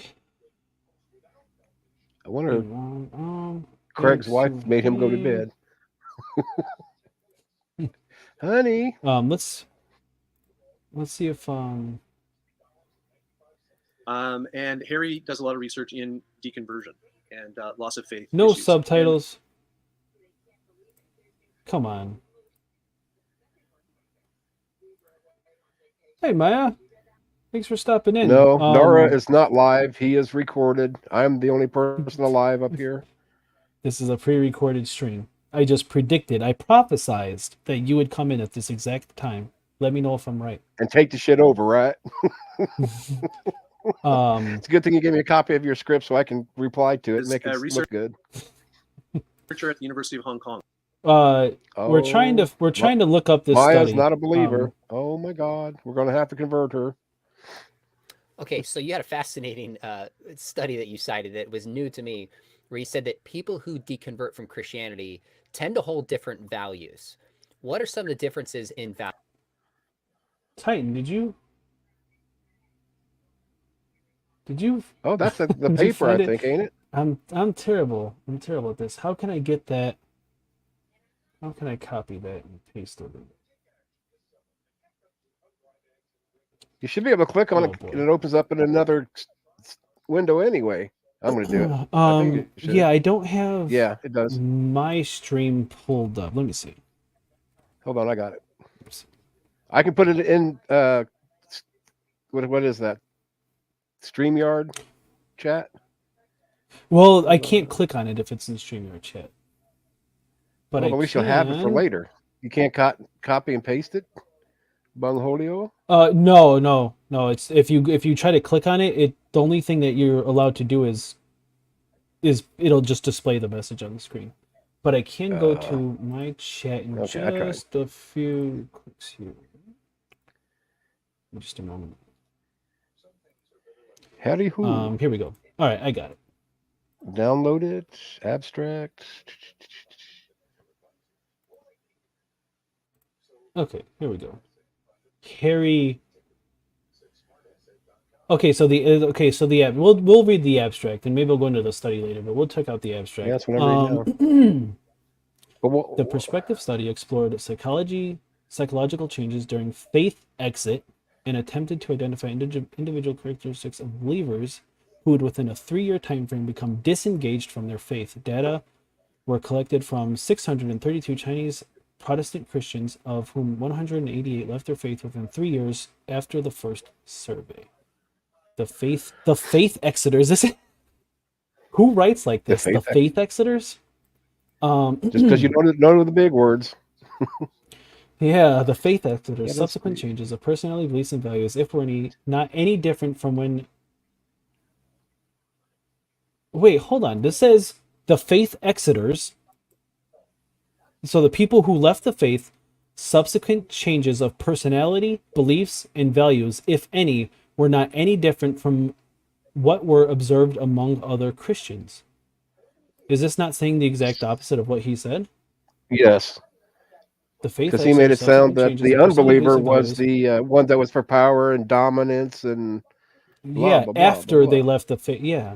Right. The only exceptions were that fate, control, belief, and stimulation value increased more, and religiosity and social axiom declined more among the exiters than among those who stayed in the faith. So yeah, okay, so just from what I've read so far, the one of the two options was that the study doesn't say what he said it says. No. It says not at the all. only exceptions were that fate, control, belief, and stimulation value increased more, and religiosity and social axioms declined, which makes sense that would decline because you're no longer a religious person. Sure. Latin growth mixture modeling indicated that about half of the faith exiters, that's such a weird way to phrase that, would initially experience an improvement in psychological symptoms. What psychological symptoms? And the other half, a deterioration. Poor quality of life at a baseline was a risk factor. Okay, so poor quality of life. The study does not say what he said it says. Yes, Titan. It so clearly does not say that. Yeah. Poor quality of life at the baseline was a risk factor for increased psychological symptoms post-exit. So if you had a poor quality, okay, Jesus. Besides being more So you likely need to put be that a link into university the student- description below when you get a chance. Yeah. Besides, I'm pretty smart, besides ain't I? being more likely to be a university student that would be Exeter's had a beliefs and values profile that was more similar to that of a non-believer than the believers in other studies. However, with the exception of low emotional stability, the Big Five did not predict exit. The findings strongly suggest that changes in beliefs and values might have begun long before the actual faith exit, whereas personality changes, if any, might take a long time after the transition. Imagine that, Changes in Enos. psychological studies. Faith can be multi-trajectory. So yeah, no, none of what he said was true. From the abstract. Not even close. From the abstract, no. Even if it said what he said it said, it still applies to both sides, not just the faith exiters, faith and the exiters, Christians. yeah. Yeah. Gosh, social activities, yeah. Also correlation, causation, maybe sometimes inherent personality characteristics where why they've left the faith. Yeah, and he didn't mention the poor quality of life. People who had this took into account a lot of things. As you mentioned in your original comment, the controls, the studies, the variables. So what he did not touch on was that this also took into account people who had poor quality of life. Depending on where your social background, where you came from, how much money you had, your health conditions. It took all that into account, and it also took into account your mental health. And he didn't mention any of this. It's really bad. Faith I wouldn't exit say defined. he was biased, but he's biased. Okay, well, they do have faith exit. Faith exit. They have a definition for faith exit, so at least there's that. So it seems like the study was just fine. It just simply doesn't say what he says that it said. He just interpreted it wrong, or to benefit himself. I wonder if any. I don't know if you know, Az, or anybody in chat. Do you know how to search for a word on the page? Control F. What is that going to do? I don't trust you, Az. No, seriously. If you could, well, I'll do it on mine. It's either control or it's control. It's control or shift, one of the two. Maybe it's shift. Okay. Oh no, you're right. All right, thanks. Okay, so we're gonna type in. Oh. Yeah, I do that all the time.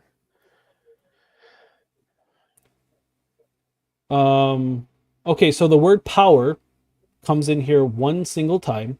Now remember, he said that power, dominance. Dominance. Yeah, control F. What does it say about power? As well as value, priorities, and self-direction, simulation, which is...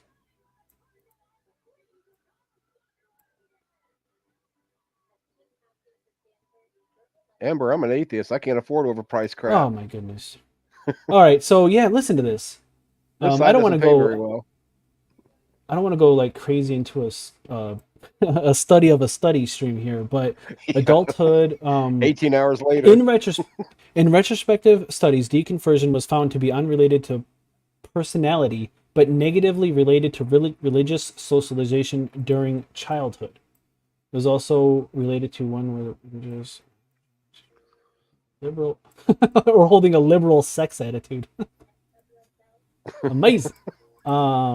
Thus, the social family factors were important. Yeah. This. Okay, we're gonna go back to the video. I will link it if anybody's interested in reading the study. It just simply, it just doesn't say what he says it says. That's ridiculous. No. But I kind of like to read. What I read was very informative in itself. Yeah. No. Again, this not backing a damn thing up he said. Yeah. No. Studies are important. They're all that matter. And that's why a certain class or group of people hate them. They will say that, oh, what do you go to your studies or your liberal, whatever. And that's Hmm. because studies help us come to a conclusion of opinions. If I say X and you say Y, well, how do we find out who's correct about this? Well, studies. So studies Right. are very important, Right. but Eh, maybe not the most entertaining to look at. Let me. Well, you got to think though, especially in medicine, studies are the most important thing that as far as medications. Without them, Yeah, none of yeah. us would I ever get mean, them. well, I mean, take your picks. I mean, Um, me personally, I've probably been 15, 20 studies easy since '05. With everything I've got going on, if not more. It's just part of yeah. it. But I volunteer for it. Okay, so in the private chat, excuse me, I am able to click on links. I'm learning as I go here, people. Okay, all I right. know it's your first So I day. got the. It is. Yeah. Hey, to be fair, it's my second live stream. This is number 2 for me. This is kind of like Um, my first full one. I've never been on here for what's it been, 2 hours and 43 minutes. I thought this was going to be a yeah, ten this minute is. thing and done. I'm going to be boring everybody to death, and it No, went I pretty I well. I mean, think. I love I'm it. having a blast. Yeah, absolutely. Yeah, we don't care what We Anus got to see says. some studies. He's furniture. So He can't leave. are you able to drop that link down in the YouTube chat? As because I don't have my YouTube Yeah. chat pulled up, just the StreamYard thing, and I can't do a whole lot. Oh wait, did it Or you know work? what? No, yes I can. Yes I can. Wait, I'm what just happened to stupid. it? That's all. Wait, it disappeared. Oh, there it is. Well, It's hey, like we those both big got old. it. If anybody's interested, My there's the link. You can see the study just doesn't say what he says it says, but I do want to see what else he says. The study says that it but doesn't my say. link's better than Nara's. Mine That has is true. coffee and donuts. Objectively, No the such link thing is as actually a objectively. study. Don't tell me Um, objectively. I will poke you in the eyeball, Nara. yeah, I'm saying your study is Objective better. truth. The the link Because that we posted is actually the study showing that his link was better than mine. Values, and how does that different and we're going to do value another study in a set week just to potentially see. contribute to deconversion? Right. So Harry Hui is a researcher at the University of Hong Kong, I don't want to listen to all this again. and Harry does a lot of research in deconversion and loss of Well, faith tell him to issues. shave. And he interviewed about 600, I think it was 622 Chinese students, college students, in a long-term study. I think it went. Oh, yeah, hold on. We got some comments here. I'm gonna. Oh, Let's look at nice. it. You need to write I some of went these on a guys whole. down and use them for resources there, Nara. I mean, obviously, Anus and Richard. Yeah, He found one the other talking about day that I overpriced crap. I was, wonder what was system trying to find. component. All paid fees, but yeah, I don't know what I don't know what Kent Hovind is running, but I will say I am running on bare bones minimum as possible. I told this I don't know if I told that it's a little side tangent. I'll go through it quickly, but I was using my daughter's laptop when I first started streaming, and finally she had enough. Because I'll go out and buy my children, literally, whatever they want, but I have a hard time spending money on myself, so I just stole Yeah. hers. Well, finally, she got to the point where she's like, "Hey, I need my laptop back." I said, "Fine, I'll get it." And I went out and I spent literally total with the mic, the camera, the computer, everything together was like it's like $300. I have very minimal money invested into this, and it seems to be running fine. I think I don't know. But yeah, I have a I hard need to time get my spending other. money on myself. I got a brand new computer I've had for 6 months and I haven't even done the updates on it yet. Oh man, well hey, I keep hoping send it this my way. the Chromebook will crash, so it forces me to do the other. Yeah, I have. I mean, the computer I got, it's a mini. I mean, it's literally this big. I mean, I had to do it as cheap as possible. I'm not a wealthy man. um, how many times have I said I'm that not a religious smart belief as an man. adult has nothing to do with intelligence or mental health? The primary indicators in early indoctrination. Yeah, I can agree with that. I can agree with that 100%. I don't think, nor have I ever thought that religious belief is a is any type of mental health condition. It's just it's just a value that you're brought up with. I think that's true. Yeah. Are we caught up? Richard, I have access to university library system. I have everything. I'm currently studying for a master's in clinical research. Hey, good for you. I hate school so much, man. I got out of high school and I was donezo. But good for you, man. A master's or that's impressive. But thanks for the offer. If you, yeah, I'll probably hit you up at some point because obviously I don't find studies very well, and Titan was able to pull it up in about 10 seconds. Yeah, I About mean, 9 years. I don't have all the details. you got to realize Ken Hovind has a lot of And every slideshows 3 to years, use, and he so he follows- needs that big computer. Yeah, that's true. That's true. That's a lot of storage. Yeah. Followed up with these students. And after 3 years, a significant number had become Christians. And then after 3 years, he interviewed them again. And then after 3 years, he interviewed them again. By interview, I mean he ran them through a battery of tests. And what he found was that the people who became Christians and stayed Christians, well, actually, just the people. I'm just gonna point something out real quick. For the sake of this conversation, I'm gonna grant him the arguments. Fine, Christians do this. People who faith exiters did this. Okay, fine, that's true. What's the point? People who stayed Christians had a particular value profile. They were people who valued benevolence. They were people who valued tradition. They were people who placed a high value on conformity. They were people who placed a high value on loyalty. But then there was a large number of people who identified as Christians, but then years later, no longer identified as Christians. And what he found was that the people who once were Christians, or at least became Christians, and then left the faith, had a different profile. They placed a high degree of value on things like power, Dominance, and autonomy. dominance, That's autonomy, an interesting or being dynamic. self-directed, or having self-determination, not being told what to do. They had a low value on authority. They placed a high value on pleasure and self-gratification in the sense of So they have a high value on power and dominance and a low value on authority. I have the face that Sean McDowell has on right now. That he's looking exactly how I'm feeling listening to John Marriott explain. What, your butt's puckering?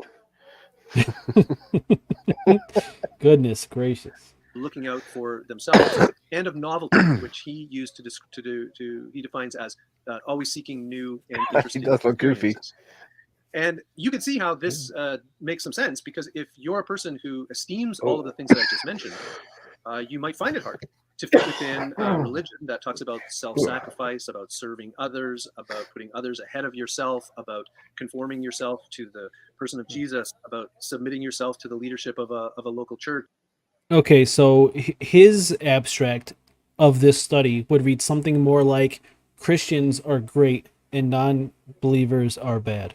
That's that's his interpretation of this study. It's essentially what he's saying in a lot of words. Because the faith exiters are denying God's authority. Yeah, the faith exiters. Oh, God. Nora, how many times do I got to go over this with you? Et cetera, et cetera.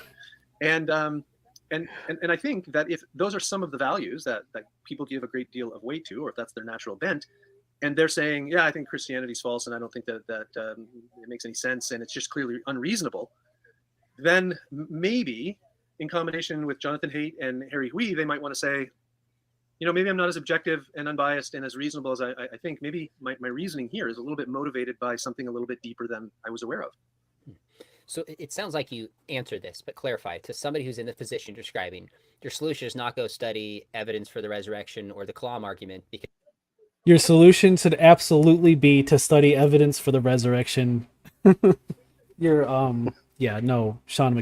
No, if you are on the fence of believing and non-believing, the only solution you should ever go to is to study the evidence. He's the exact opposite of what you said, Sean. Yeah. Definitely study the evidence for the resurrection. I had a debate with somebody from my YouTube comment section, and I never got a chance to post the video because my daughter stole her laptop back, and it's on that laptop. I'll post it eventually.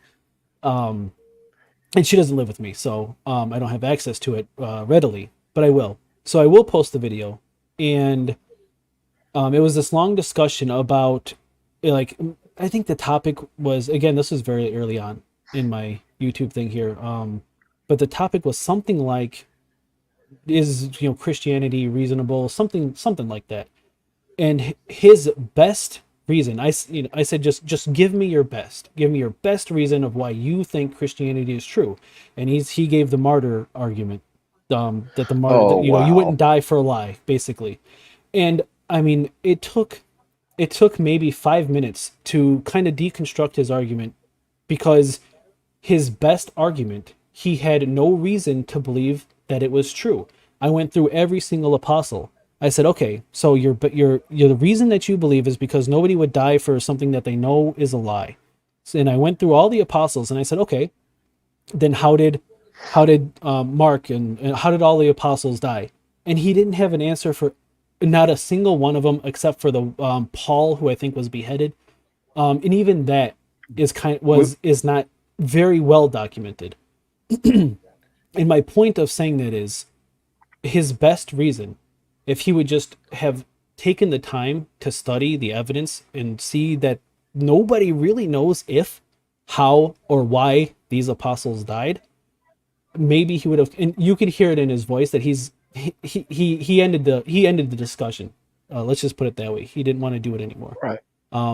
Just, and we don't even yes. know. I mean, they want to claim that, oh yeah, that they wouldn't recant, what they believe. How do you know that? There's no writings on it. There's speculation, but that's all you've got. Yeah, and I do believe that the only one that even has any sort of actual documentation comes from, of course, the Bible. Paul. And there might be something extra biblical about Paul, right? In that, but other than that, it's all just tradition. It's stories. It's really bad. But yeah, my point is, do the opposite of what Sean McDowell is. If you're on the fence, start doing some research. Right, so he teaches people how to be missionaries at Christian U. Yeah, that's not shocking at all. But that's a legit PhD then, just like mine in swamp water is legit. How can we study evidence that doesn't exist? That's a good question, Ember. It's a very good question. Oh, he's a heretic. He's one of those. Nar, I'm warning you. Ember is one of them faith exiters. You can't listen to him. Ember, are you a faith exiter? Goodness. All right, let's get because that's not the heart of the issue. What would your suggestion be for somebody who goes, yeah, I'm deconverting, and maybe there is a value to the values of Christianity? I can give you a specific example. So a young man who was a valedictorian of the Christian high school I taught at about 10 years ago, who I baptized, who was on fire for Jesus, you could say, and really, really smart, really intelligent, went off to Berkeley. And I watched every year that he would come back. Is that a thing? On fire for Jesus? Is any? I ask because I just saw this statement from somebody else. On fire for Jesus. Is that a thing? It's a charismatic thing. I remember that from years ago. Unless mainstream Christianities went into it, but I'm on fire for Jesus. On fire for Jesus. Visited a few churches that way because we weren't charismatic or Pentecostal. And that's other things that I had to learn over the years, different denominations. I had no clue, didn't care. Now I know the truth, but yeah, on fire for Jesus. And we would get together and we would talk. He was because you had that burning in the bosom, but not the Mormon kind. From his faith, until finally, after he graduated and he came back and we met, and he said, "I don't identify as a Christian anymore." And I said, "Oh, okay. Why is that?" And he went on to tell me that it's not that he doesn't believe in God. He thinks that there's intellectually good reasons to believe in God, and he thinks that Jesus existed and that he died and that he even maybe rose again from the dead.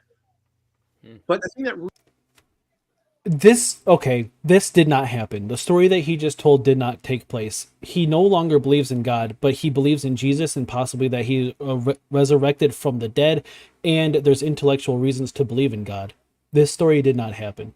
If you can come to those conclusions that there's intellectually good reasons to believe in God, that Jesus existed and that he died and resurrected, just believe in God at that point. I'm curious what his reason's going to be for not believing in God.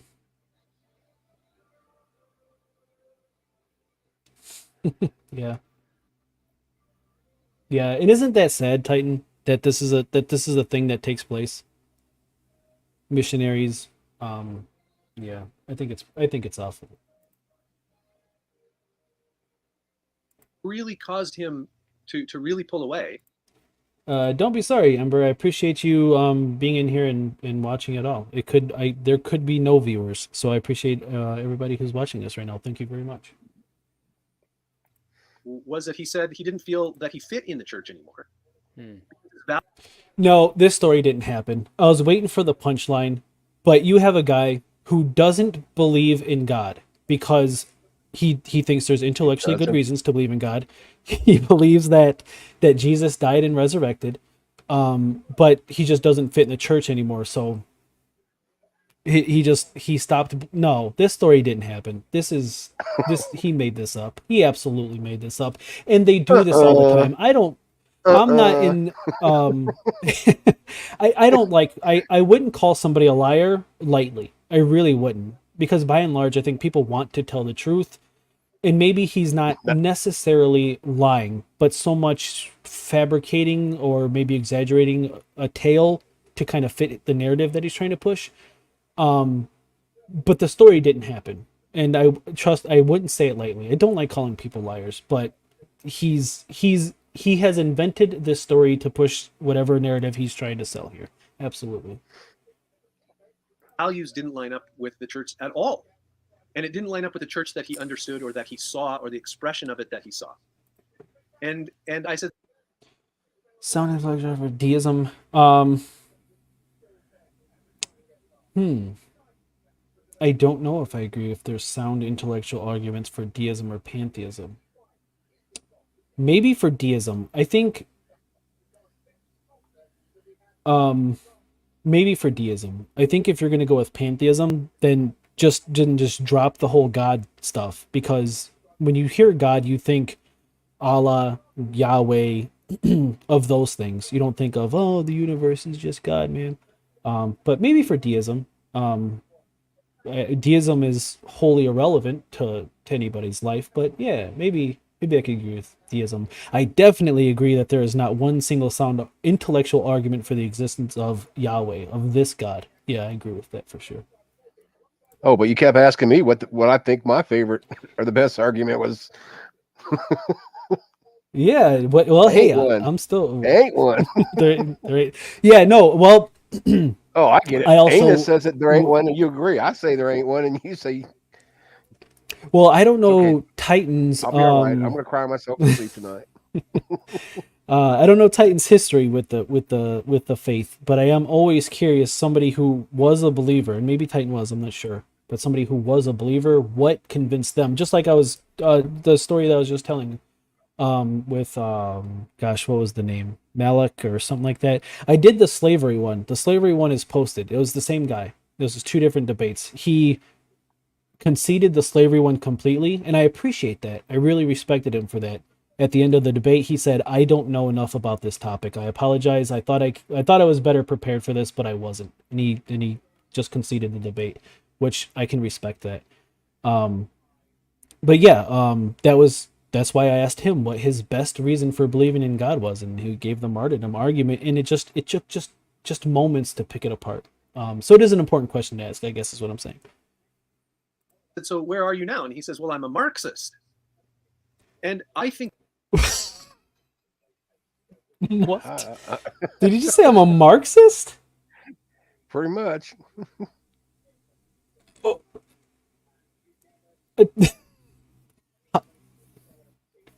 How did we get here? How did we get here, Az? I have to rewind that. Did he just say I'm a... he said he didn't. How did we arrive here? Goodness We didn't gracious. take the right pill. Oh my god. All right, before I play that, let me let me read Titan's comments here. He's synthesizing, grabbing elements from different stories. Watch him look up to the right. If you go back a few. Oh, yeah, let's look at his body language. Yeah, let's look at it at Titan.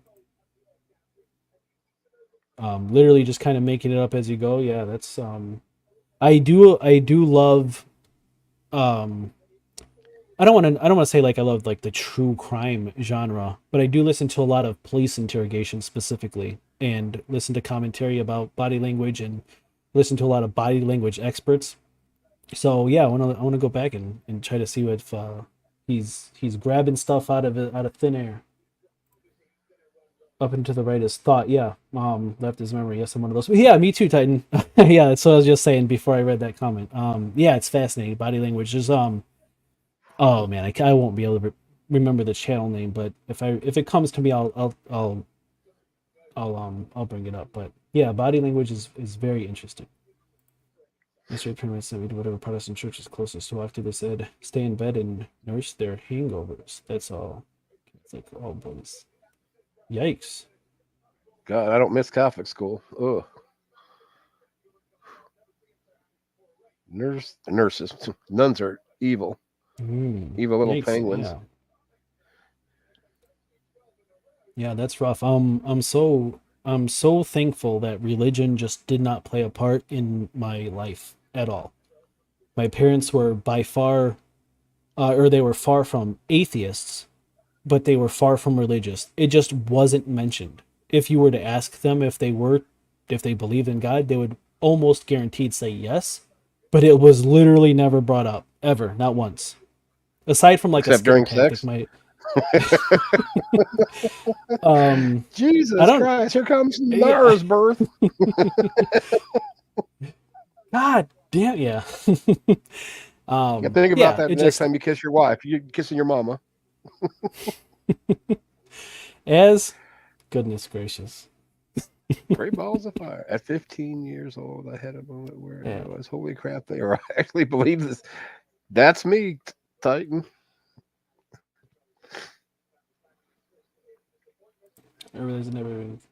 Yeah, that's what. Yeah, it's kind of what I was saying. Is I'm thankful that I didn't have to.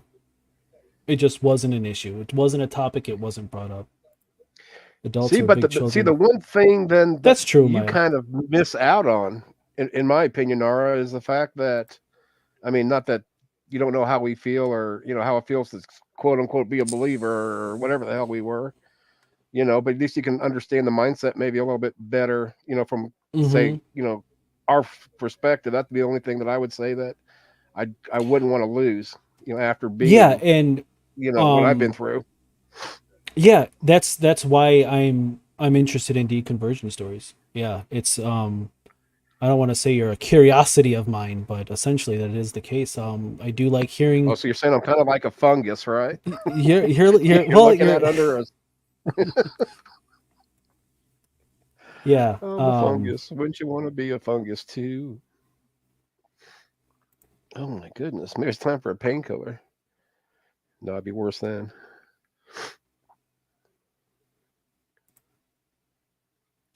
Yeah. All right. Yeah. Let's keep going with this. We're quite literally not even halfway through. We might not get through all of it, but I do want to. Yeah, we're gonna check out that body language, and then I really want to know how he said, "Well, now I'm a Marxist."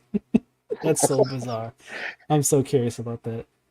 Maybe there is all a right, value. Let's check out this body language. I can give you a specific example. So, a young man who was a valedictorian at the Christian high school I taught at about 10 years ago, who I baptized, who was on fire for Jesus, you could say, and really smart, really intelligent, went off to Berkeley. And I watched every year that he would come back and we would get together and we would talk. He was continuing to pull further and further away from his faith, until finally, after he graduated and he came back and we met, and he said, "I don't identify as a Christian anymore." And I said, "Oh, okay. Why is that?" And he went on to tell me that it's not that he doesn't believe in God. He thinks that there's intellectually good reasons. Hey, Randy, thanks for stopping by.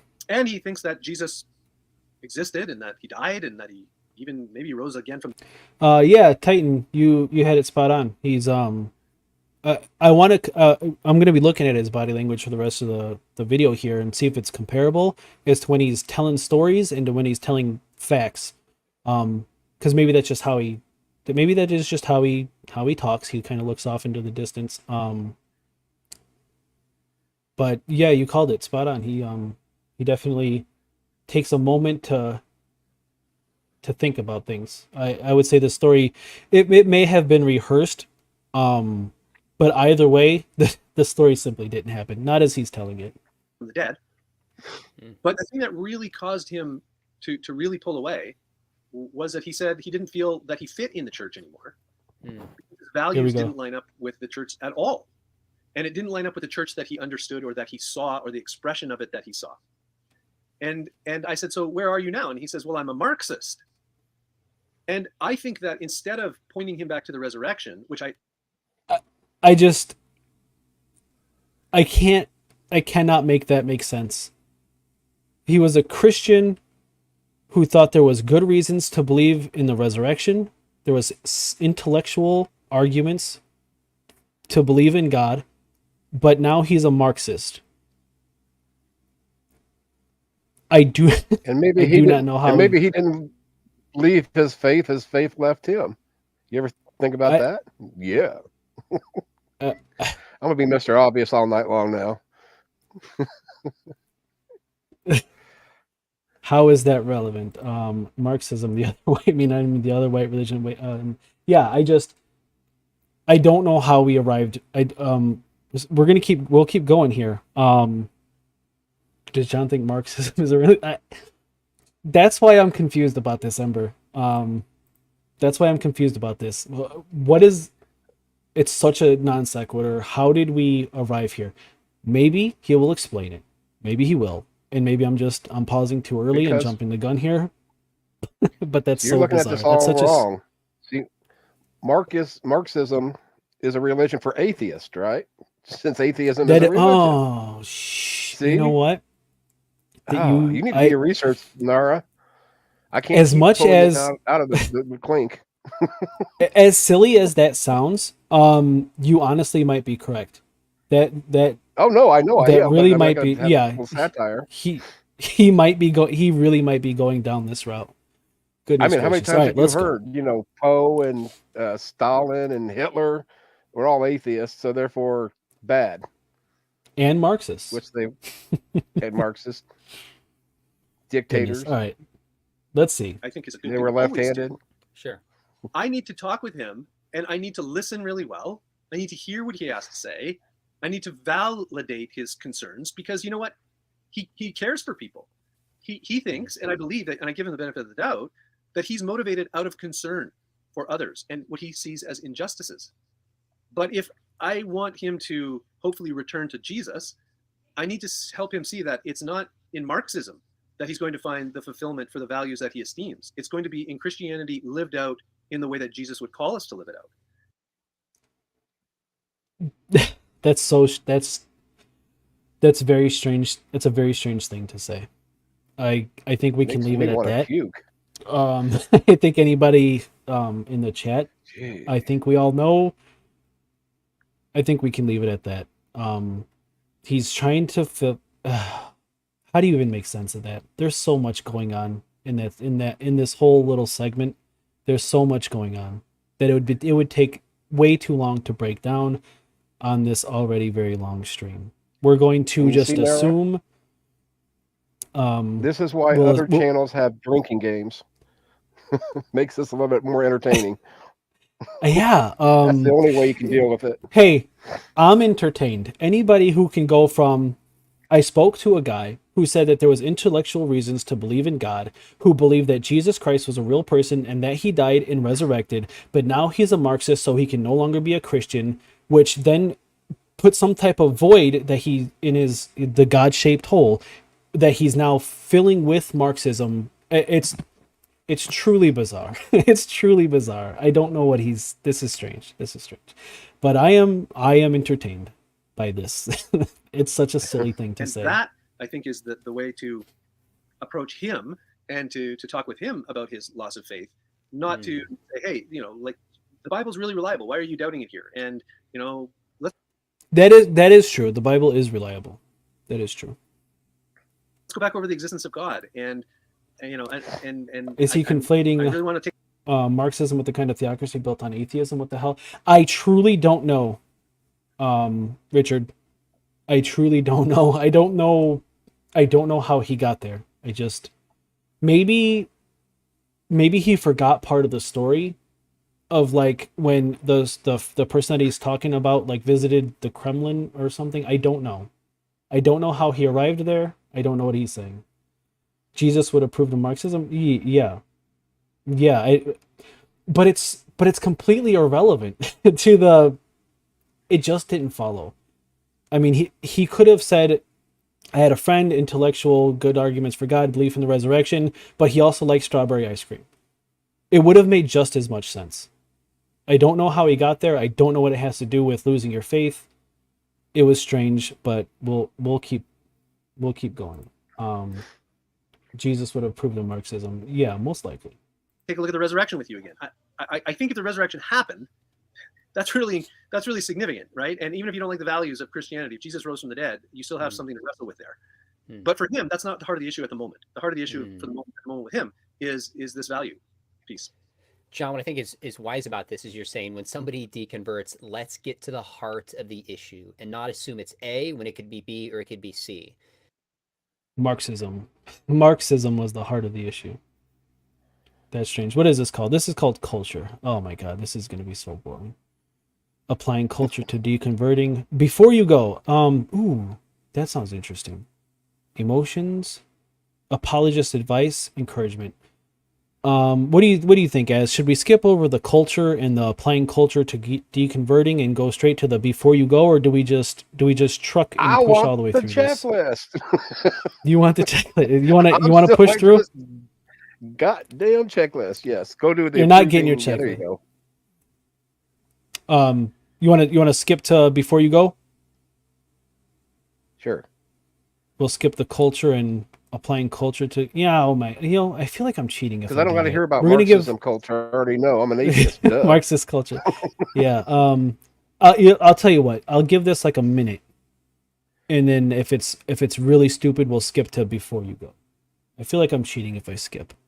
Now, I feel like I'm not giving them. And you're just making me want to jump off my couch and end it all now. one we talked about is. All right, we'll push through. We'll try to pause a little bit less, and then for Jesus, maybe not Marxism, but definitely hard socialism. Yeah, I don't think Marxism and socialism are opposed to each other. I think they can very well go hand in hand. I think they can. I can see arguments of if you take both in their most like literal form, like Karl Marx Marxism, but Karl Marx Marxism doesn't really. That's not how Marxism is viewed today. If you take today's versions of Marxism, today's versions of socialism, I think they very well can go hand in hand. But that's a whole nother thing. Yeah, Marxism has been demonized. It's not was yeah, exactly, Titan. It's just there's nothing. I won't go into it. I won't go into it. Yes, it's been demonized, and it is not what most people think. You're absolutely correct.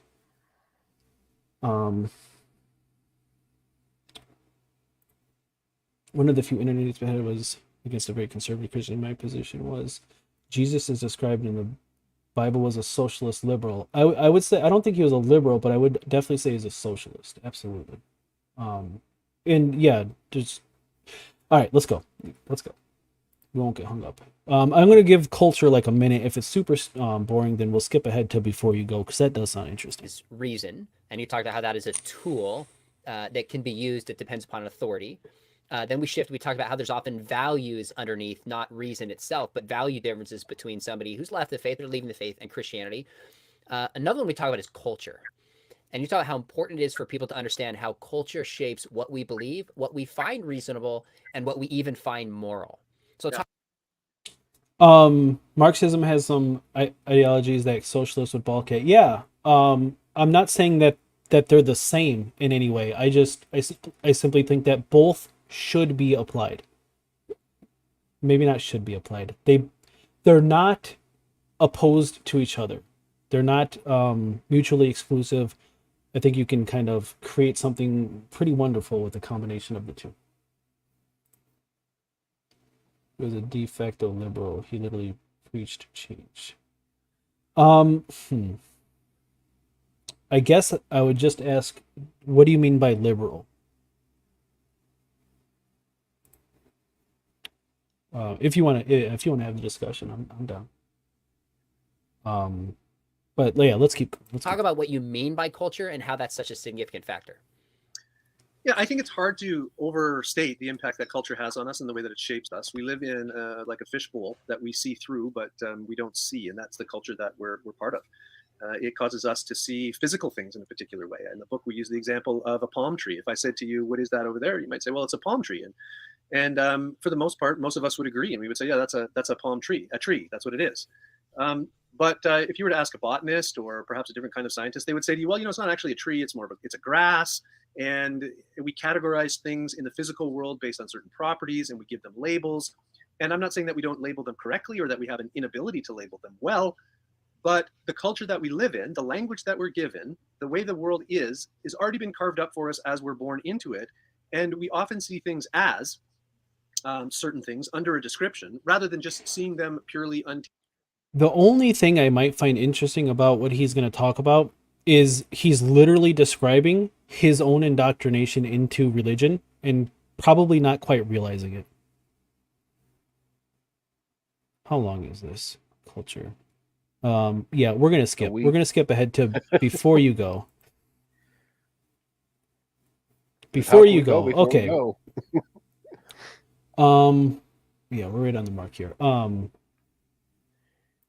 you go. I'll rephrase to the extent Marx probably approved of some of Jesus' actions. Yeah, I agree to that, Titan. Seizure by violence and interim dictatorship are definitely not socialist agreeable ideas.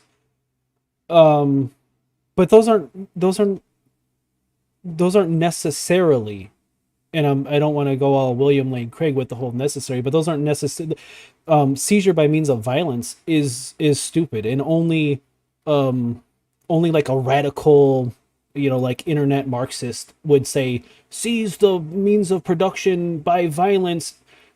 We won't go into it. I will agree with you that seizure by the means of violence and interim dictator. See, what do you mean? All right, a discussion for another day. But I would argue that if you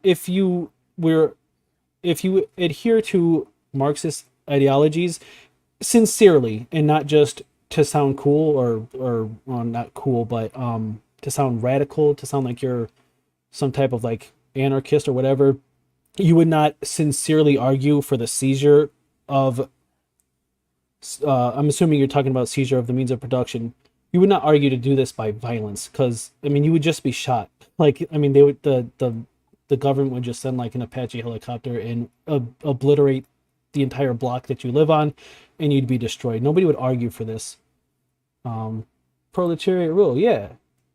What's wrong with the proletariat rule? Not a proletariat rule. Okay. I'm getting. See, this is the side tangents here. Lenin used his best understanding of Marx. But Lenin was also a monster. Keep that in mind. Lenin was a dictator. He was using his best understanding of Marx, but that doesn't mean that he had a correct understanding of Marx. Marxism and dictatorship do not go hand in hand. It's the means of production are controlled by the people, not the state. I think that's something that a lot of people. Okay, hold on. We're back to the video. My bad. I haven't had a political discussion in so long, so it's interesting. But that's not why we're here today. Let's go. That's really helpful. Let me catch everybody up. Some people just joined us as we're talking with John Marriott. Has a great new book coming out months ahead of the time we're recording this, giving us an early shilling the book. Of it's called Before You Go. And the subtitle is Uncovering Hidden Factors in Faith Loss. And you're arguing that there's non-rational factors play a bigger role in deconversion than we often give it credit to. We've talked about a misunderstanding of reason, the role of intuition, the power of culture, but you also have an excellent No, Titan. I don't disagree with anything you said there. Yes, he was a monster. He used whatever tools he could to rationalize his desires. I agree, but that's not Marxism. If that's what you're saying, I don't know if that's what you're saying, but dictatorships and sorry, we're gonna go. We'll get through this. Did we miss anything good? I'm reading the comments. It's an interesting discussion, Titan. Very interesting. A chapter on emotion. Talk a little about what role emotions can and often do play in terms of deconversion. The way you Hey, you didn't he have? No, this is emotions. We're in the before you go section. I don't want to. Okay, let's play. word it Let's is that play. reason is I think often before in you go service is to his our book. desires and passions. Is he? Because Oh, is when he that was the talking name about of it, I it? thought he, Oh, yeah, I think that's what he God. was saying. His book. 'Cause remember, he's talking about his book, and he said something about before you go. I think that's where that Oh, was he's going. this is The the advertisement shill part of for the this, book. Oh my goodness. Well, right? the whole thing has been an advertisement, but yeah, that sucks. That Come yeah. on. All right, then maybe we'll give this a second. No, we're not. We're not gonna let him shill for his book. We'll skip to the emotions. If that's awful, then we'll go to the apologist advice because I'm sure that'll be grand. We don't need Distinguishing no between friggin' Marxism and Leninism. Yeah, fifis. I agree with you, Titan. We I got agree with you. anus around. We don't need feelers. Oh boy. All right. Let's see. You mentioned in the book that there's people who convert to a certain faith, and that can be out of emotion as well. So you're not saying this is just for deconverts, but this is a book for people that deconvert, and you encourage them to take stock of how emotion can be a significant factor that's often underrated. So it doesn't mean it doesn't apply to other areas, just for people that are tracking. Now, you have a chapter where you wrote in there, I think, I want to make sure I get it word for word. He said something to the effect of, deconverts will likely find I want to make sure I get it word for word. You said something to the in this That's not word chapter for word. offensive, and you're talking about volition, and you write it like not trying to offend. I think there's a lot of grace in your book. You're just saying, here's the data, and from a Christian perspective, we've got to talk about this. So what's so offensive about that chapter, and what are you trying to get people to understand? Sure. And if you don't mind, if I really appreciate what you said a minute ago, and if I could just expand on it a slight bit. I am as concerned with people who make emotional decisions for Jesus as I am for people who make emotional decisions away from Jesus. Jesus says, if you're going to follow me and be my disciple, then you need to count the cost. You need to. Here comes the preaching. Yeah. Wouldn't I would say that all this, there's a reason that church music sounds the way it does. There's a reason that churches are built the way that they're built, the stained glass, the echoing, there's a reason for all this, and so when you go there, it really pulls on your heartstrings. It affects your emotions in many ways. To say that he has a problem with people finding Jesus emotionally is just dishonest, because so much of the religion is set up to play on your emotions.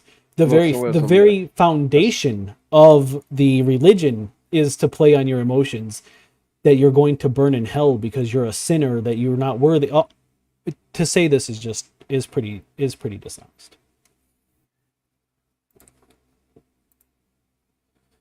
You're going to hell. Now you're fearful. Under socialism. Yeah, it all plays on emotions. It's all an emotional argument. Yeah. Under socialism, the means of production are owned by the state for the benefit of all. Under Marxism, the means of production are owned by the stateless society ruled by the proletariat. By and large, I agree with what you said, Richard Taylor. Yes, Marx did not make an argument for that in one of his books. That is a nuanced, complete view of Marxism. Yeah. Yeah. I have a digital copy of all of Karl Marx's books because I was very interested in the topic. And I got through about half of one of them because they're so boring. Not to say that I think I understand the arguments fairly well. I'm no expert by any means, but God, his books, they're just so strangely written. They're written appropriately for his time period, but I couldn't do it. Capital, whatever. All right, let's keep going. To think about this, And I don't think that Jesus is looking for people to make emotional decisions and rash decisions. I think he wants people to think about whether or not they're convinced that it's true, and if they're willing to make him the Lord and to follow him. And when I'm at a summer camp or an altar call or something like that, and people go forward and make a decision, I'm as concerned with those people making a decision for what might not be the best of reasons. Now, here's the difference. Because I think that Christianity is true, then even if it hasn't been for the best of decisions, then the outcome is still going to be okay. But if I think that if they're leaving the faith and it's for the wrong reasons, and if it's for an emotional reason and not one that's indicative of truth or that Christianity is false, then then that concerns me greatly, because My what's Richard Taylor's definition of communism? Oh, I missed a comment. I was gonna say I don't think we've talked about communism at all. There are a few differences, but I consider Marxism a halfway between socialism and Lenin communism. Communism. I meant to say communism. Yeah, that's an interesting discussion to have. President Sunday. I don't know who President Sunday is. They'll probably say people that can do this much better than I. Lenin called what he did communism, but it wasn't by any stretch of the imagination. Yeah. Lenin did a dictatorship. I mean, there's man, I really want to have this discussion, but I really want to get through this video. Very interesting discussion. My understanding is that under socialism, the means of production is owned by the workers.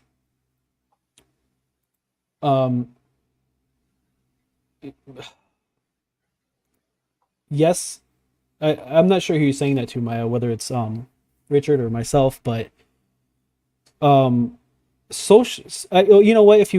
He kind of nailed it on the head a little bit ago. Under socialism, means of production are owned by the state for the benefit of all.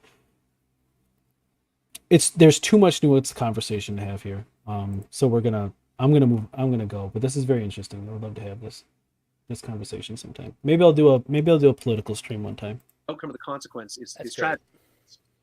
So, the reason why I think that there is an issue for the chapter that you're talking about is because it's the chapter on the heart. It's the chapter that says, from a Christian perspective, as you said, we kind of can't ignore this. We can't just say that people leave the faith or people wrestle with what they believe purely because they are in search of the truth. Now, that is theoretically, I think, maybe possible, yet at the same time, the Bible gives us lots of data to suspect that maybe there is something else going on, and that just might be a drive for or a desire for autonomy, to be self-ruled, that there can be kind of a hardness of heart, that our heart is deceitful and desperately wicked. Even Paul, or whoever wrote Hebrews, says to the Hebrews in Hebrews chapter 3, listen, be really careful and be concerned that you aren't deceived by the deceitfulness of sin, so that it causes a hard heart and draws you away from the Lord. And so that is always at play in deconversion. Okay, I'm getting so sidetracked by the chat here. I'm losing interest in the video that we're watching and watching chat. I'll just kind of say one thing to kind of from my political views. I would say progressive, liberal, socialist, Marxist, communist. I think there is a middle ground between all of these things that would probably be something that would sound pretty good if I had to summarize it up. Whoa. Wesley Curry 2, welcome. Oh, are you getting your 32,000 omni-branded barcode on your right hand or wrist, or like allow the dead frog head on your untoward forehead? Yes, I am. When Jesus said to you, Anus, do you know Wesley? I did it because I wait, let me see. I don't know what he meant, so I'm just gonna agree to it and say yes, I will be getting my 32,523 Omni branded barcode on my right hand wrist, and or like the dead frog head on your untoward forehead. Yes, to all of that. When Jesus said to you, tell the vision, and you shall not need the mark, what did he mean? And when Jesus appeared to you saying, no time to talk Allah, what did he mean?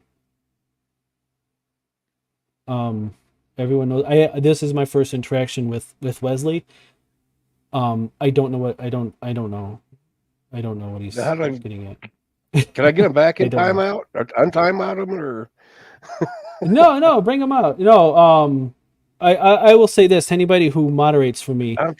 If I have given you a moderating privilege, I don't want to call it a privilege. It's just moderating in my channel, but you do you, because I think you'll use your best judgment. But if you want my opinion, let anybody, unless of course they're being specifically, disgusting or rude or nasty. I don't want any of that, but I don't let people say whatever they want as long as they're not attacking anybody's like immutable characteristics or anything like that. Yeah, because all I yeah, seen was Jesus, and I'm thinking, okay, this guy's going to start preaching. That's the last thing I want to know, because I well, want to know about hey, Marxism. no, yeah, let them. Jesus was a Marxist. Yeah, let them preach, and then maybe we can have a discussion about it. But yeah, by and large, I prioritize freedom of speech and all that good stuff to an obvious limit, of course. I don't want anybody. Okay, thanks, Anus. Wasn't sure about that. Sorry, Wesley. Even though you're batshit crazy. Wesley, yes, if stick around, hopefully you can get back into the chat and we can try to pick apart what you meant by what you said. But yes, I will be getting the barcode. Absolutely, I will. I want to get two. Oh, Jesus. Oh, wow. You're a Marxist. Oh, yeah. Why not? He has talked openly about a substance-induced psychosis and diagnosis when he was agent. Okay.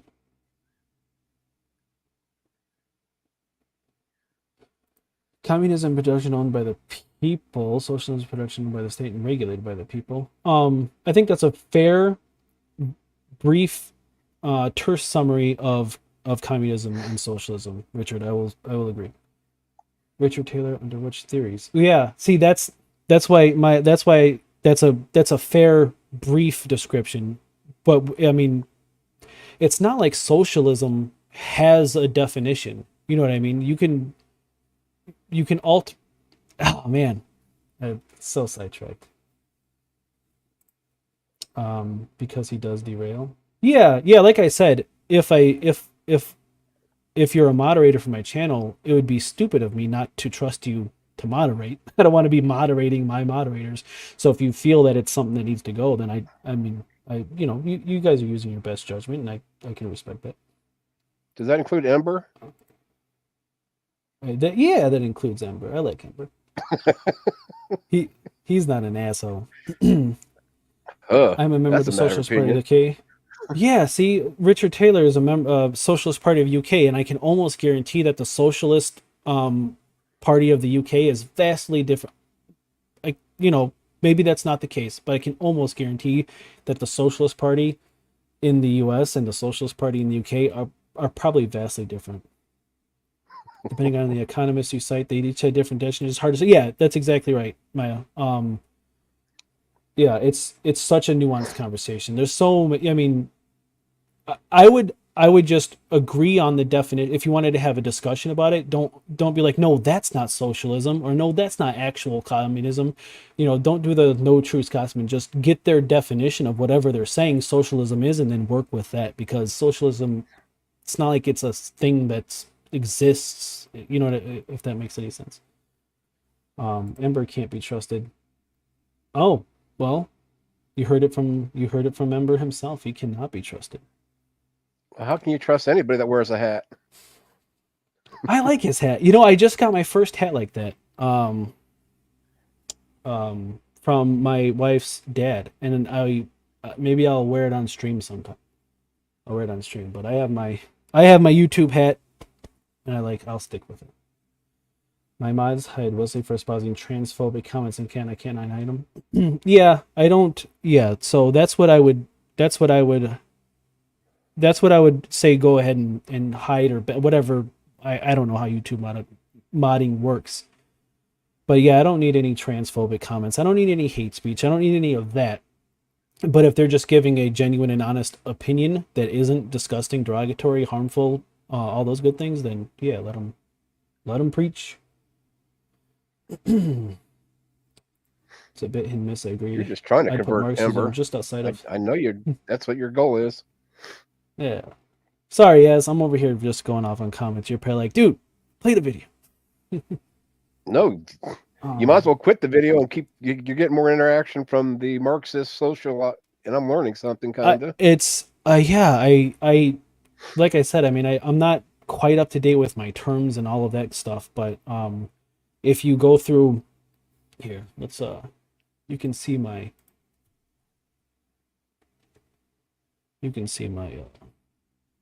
kind of where I'm at in the hopefully there's no doxing information on here, but this is my Audible library. You can kind of see the roads that I go down. So Paul Copan, I haven't done this one yet. This is a Christian book. I want to go over this one. Is God a moral monster? It's saying that no, he is not a moral monster, and I do want to, because Frank Turek shills for this book so often, it's insane. Jesus Interrupted, Bart Ehrman. This one was really good. How not to read the Bible. I did a video on this book. It's really stupid. Proofs of the Existence of God. This one is a really good book. I would recommend it. It gives like philosophical arguments and beliefs, but from a Christian standpoint. So you can, if you want to know the Christian side of the argument, so you can understand where they're coming from better, even though they're dumb and wrong, of course. But you can at least understand better. I would recommend this book. She does a very good job. It's more of a lecture that they turned into an Audible book. The Hidden History of Guns, the Nuremberg Trials. I'm fascinated with World War II and Nazis and all that awful stuff. Rise and Fall of the Third Reich. All of these books are great. If you're interested in a biography of Hitler and Nazism, and this one right here, Ian Kershaw. This book, it's a long read. It's actually about 45 hours long, but it is fascinating. Anywho, these are my understandings of Marxism. Why Marx Was Right. This one is okay. 1619 Project was pretty good. I don't know why I'm going over this. Hey, Az, if you're interested, this book is a good introduction to the pronouns and transgender. It's literally a 101 guide. Capitalism versus Socialism. Of course, Seth Andrew, or this one, Andrew Seidel, his book, that was really good.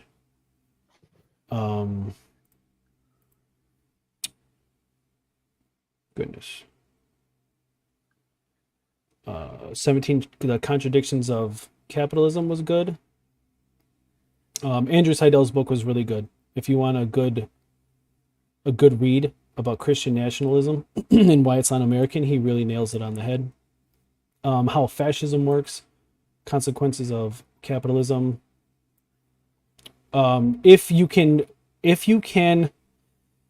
sit through Noam Chomsky and his obnoxiously long and boring writings, it's not meant as an introduction. It really gets into it, and it's really boring. But if you want a good read, that one's good. Understanding. See, I've got that. Socialism. I've got the one you just highlighted before that. The myth, founding father myth. Oh yeah. This is I've really already got book. that. I've read that. I like that book. Yeah, got a few of them that way about that. Yeah, real good, solid arguments that are backed up by actual doctrines. 17 Contradictions at the End of Capitalism. How Fascism Works, Consequences of Capitalism. This is the Noam Chomsky one. Incredibly boring. The Atheist Handbook to the Old Testament. Josh McGowan. I've got both of his. This one was really good. Narrated by Seth, The Skeptic's Guide to the Universe. Of course, Lord of the Rings. The Bhagavad Gita. That was incredibly boring and stupid, but I did listen to it. Seth Andrews. Aaron Ra's book. This one was fantastic. If you haven't gone through the foundational falsehoods of creationism, get this book right now. Aaron Ra is obviously he's Aaron Ra. Free Oh will yeah, I've got determinism, that. historical debate. I want him to Um, autograph it. Where's my? I have more. I don't know. Okay, geez, see, I'm derailed. I'm so derailed. Um, So I've got Seth Andrews, Confession of a Former Fox News. Got that one. yeah. I got a lot of these. You can read somewhere. Chomsky. Listening to him is another matter. Yeah, Chomsky for me, was a very difficult Rod. read. He just writes so long-winded, but Oh, the I got that one. information is pretty good. Listening to him, especially now at his age, it gets it's difficult. I agree, Maya.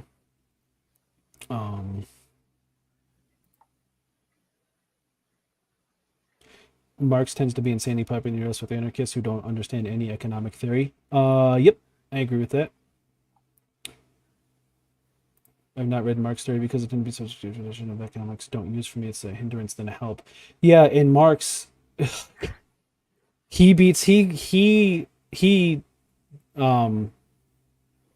far as listening goes or reading, he's worse than Noam Chomsky or like Richard Dawkins for that matter. They just write so much and so long. It's so boring. It's hard to get through. But the information's good. Okay, let's try to get this train back on the tracks here. Woohoo! Socialism by John Stewart is a great read. Yeah, I like. If it's the same John Stewart, I didn't know he was an author, but if it's like Daily Show John Stewart, I like John Stewart a lot. So he's pretty good. Dr. Josh is great. Dr. Josh is great, and I cannot get over his Kent Hovind impression. Oh my goodness. Yeah. His Kent Hovind impression had me literally in tears. It was so good. It was so good. Oh, John Stuart Mill. Okay. John Stuart Mill. Not that John Stewart. Oh yeah, I've not read it. Have I? No.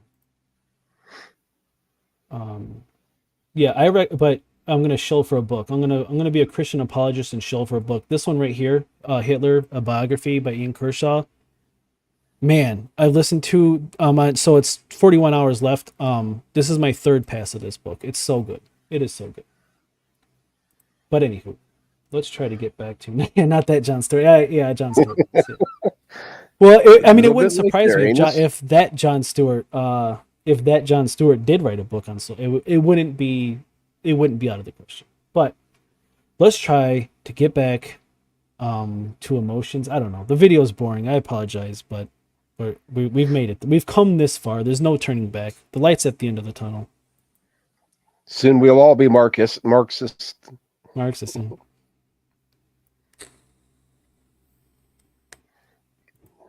I like the argument that Marxists has, whether you agree or disagree, I'll just broadly say the left, whatever flavor of the left you want to pick, the left offers solutions and the right offers complaints. I think that's a very good way to put it. Where you want the solution to be in that broad spectrum of the left, some solution is in there somewhere, and the right will just complain about things but offer no. Let's go. We're playing. Oh, I gotta play the no. But if I am engaged in sin, if I am living a lifestyle that's outside of what the Bible prescribes, and I'm struggling with my faith, there can be a correlation between those things, the Bible says. And so if I was someone who was who had left the faith or was deconverting, I might feel offended because now I'm really looking at and evaluating and judging what's been going on under the surface, and saying that despite the fact that they think that they are doing this with the best of motivations, seeking the truth, really what they're doing is maybe trying to avoid the truth. And well, that might be offensive. I actually think that the Bible teaches that in some cases. The Bible does. And again, I think you'd be obviously willing to concede that people can believe in God because they have certain psychological desires that they want. And people can also reject God for psychological desires that they want. You say in the book, what is sauce for the goose is sauce for the gander. But when it comes to deconverts, you're just simply saying, could this be a piece of it? And there's good evidence that many times it is. So let's look beyond these non-rational factors and see if volition plays a part in it. I mean, Jesus says, pick up your cross and follow me. I mean, he says some pretty radical things. You know, you're bought with a price, honor God with your bodies. So there can be reasons to not want to believe this. Yeah, that's the right. Yeah, you're the right is Ben Shapiro saying the Barbie movie is too woke. And that statement right there, Titan, sums up the entirety of the right. Whether you agree with them or disagree with them is not necessarily what I'm talking about. It's just that's the right. It's just calling things woke and complaining about them, but offering no substance, not even solutions to things that they think are a problem. Even like a Barbie movie being too woke. That's not a real problem. Starving to death is a real problem. A Barbie movie being too woke, but they don't even have solutions to that. What? Yeah. You summed up the right. The right is Ben Shapiro saying the Barbie movie is too woke. You're exactly right about that. You can't handle the truth.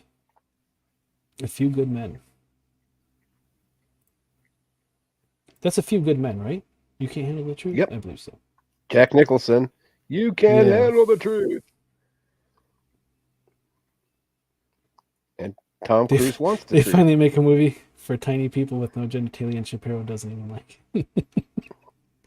It's literally autobiography about Ben Shapiro, and he doesn't seem to enjoy it. Maybe he doesn't like being made fun of. Amidst others. Talk about, go ahead. Did you want to jump in? Okay. No, I was Back only to- going to say that if Jonathan Haidt is right, and if our values really do drive our beliefs when it comes to issues that are morally significant, then the next question that needs to be asked is, does belief in God and the Lordship of Jesus Christ have morally significant consequences? And the answer to that is clearly yes, it does. Therefore, I disagree wholeheartedly with the last part of that. Your values, your how did he word it? non-rational factors and see if volition plays a part in it. I mean, Jesus says, pick up your cross and follow me. I mean, he says some pretty radical things. You know, you're bought with a price, honor God with your bodies. So there can be reasons to not want to believe this amidst others. Talk about, go ahead. Did you want to jump in? no, I was only going to say that if Jonathan Haidt is right, and if our values really do drive our beliefs when I believe, without putting too much thought into it, that yes, your values probably would drive your beliefs, by and large. it comes to issues that are morally significant, then the next question that needs to be asked is, does belief in God and the Lordship of Jesus Christ have morally significant consequences? And The answer is obviously not. Of course it doesn't. What moral significant consequence would a lack of belief in Jesus Christ have for you in this life? I'm assuming he's talking about burning in hell for eternity. No way. A Christian? It ain't so, Yeah, Nara. he won't say that, but I mean, I think that's what he's getting to. You Marxist. From now on, that's going to be your name. Marxist. Yeah. When I left the faith, Whatever I your became numbers a are after your Marxist. number name. Fun fact here: did anybody else know that the child actress Mara Wilson from Matilda and Miss Doubtfire is Shapiro's cousin? Her side of the family are left wing, and she hasn't spoken to him for years. I did not know that, but yeah. If you're any flavor of left wing, I can imagine that you wouldn't be Ben Shapiro's friend, because he's a pretty disgusting human being. the answer to that is clearly yes, it does. Therefore, it puts that question into the subset of issues that our values tend to drive our beliefs on, which is why, although I do think that there are times when we can just be purely wrestling and struggling with intellectual issues and we can't reconcile those, I think that the deeper issue, at least scripture. All right, we're skipping ahead. We're gonna go to apologist device, and then that's roughly 3-4 minutes long. And then I think we'll go ahead and call it. We'll keep the stream just shy of 4 hours, which is fantastic. I had a blast. This is great. This is definitely yeah, we'll skip ahead. This is whatever they're talking about now is very boring. So let's go. Let's see what advice the apologists have for us, and then we'll probably call it a night. This was a wonderful stream. So thank you everybody who showed up and participated. This is my second stream, and in my opinion, it was incredibly successful. I had a blast. Well, yeah, because I was here. It'd been better. Yeah, if you that weren't, has. but, I mean, hey, That has to be it. That's it definitely could have it. been a Yeah. one-man show, but no, you ruined it. Yeah. Well, it's always better when you have somebody engaging with you live. I'll say that. Oh yeah, Definitely. definitely. We talked Instead about of this just me earlier. up here giving my opinions. Yeah. Yeah. All right. Let's see. Yeah. So we'll go over this. It's maybe 4 or 5 minutes or so, and then we'll wrap it up. All right. Let's go. I want you to draw up for me because I have a number of apologists who will watch some of these interviews. What advice would you give for apologists in light of your research on emotion and What? culture and intuition? Man, Being honest. they're so misleading. This is the second time they've done this. Apologist advice. This is apologist advice to other apologists. I thought this was going to be apologists giving advice to people who are losing their faith. God. Right. Now it turned from interesting to boring very quickly, but we'll do it. We'll do it. And vision, And really, and how were there deeply any these honest can- questions at all so far? I mean, No, I don't think there no. really was. Maybe in all seriousness, your most genuine answer, would any of this that we've listened to so far swayed you in one direction of or the other? When you were kind of teetering, would any of this have been helpful? No, not at all. Yeah, I don't see Because how. I mean, I guess I have to qualify that though, because I mean, like I said back when I went through the majority of my heart, we didn't have this. We didn't have YouTube. We had, at one point, AOL, Yahoo chat rooms, or Pal Talk, but that was like late '90s, early 2000s, give or take. We didn't have these resources, and we never had necessarily these these kind of topics. And even if you talk to like a priest or preacher or deacon or elder, you'd get 20 different answers from 20 different people, of what you should do. Yeah. Yeah. Jeez.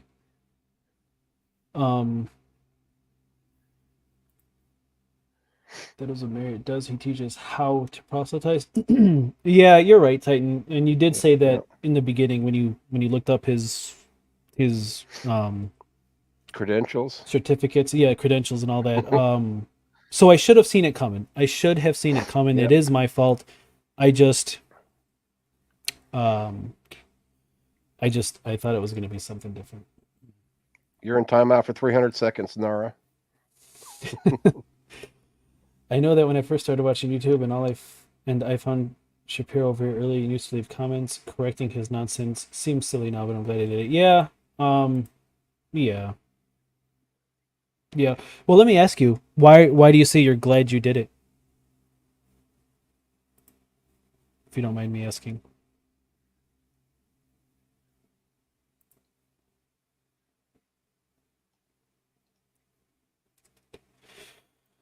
I think that's an interview you is a talking setup to- and questions to answers Anus? are scripted.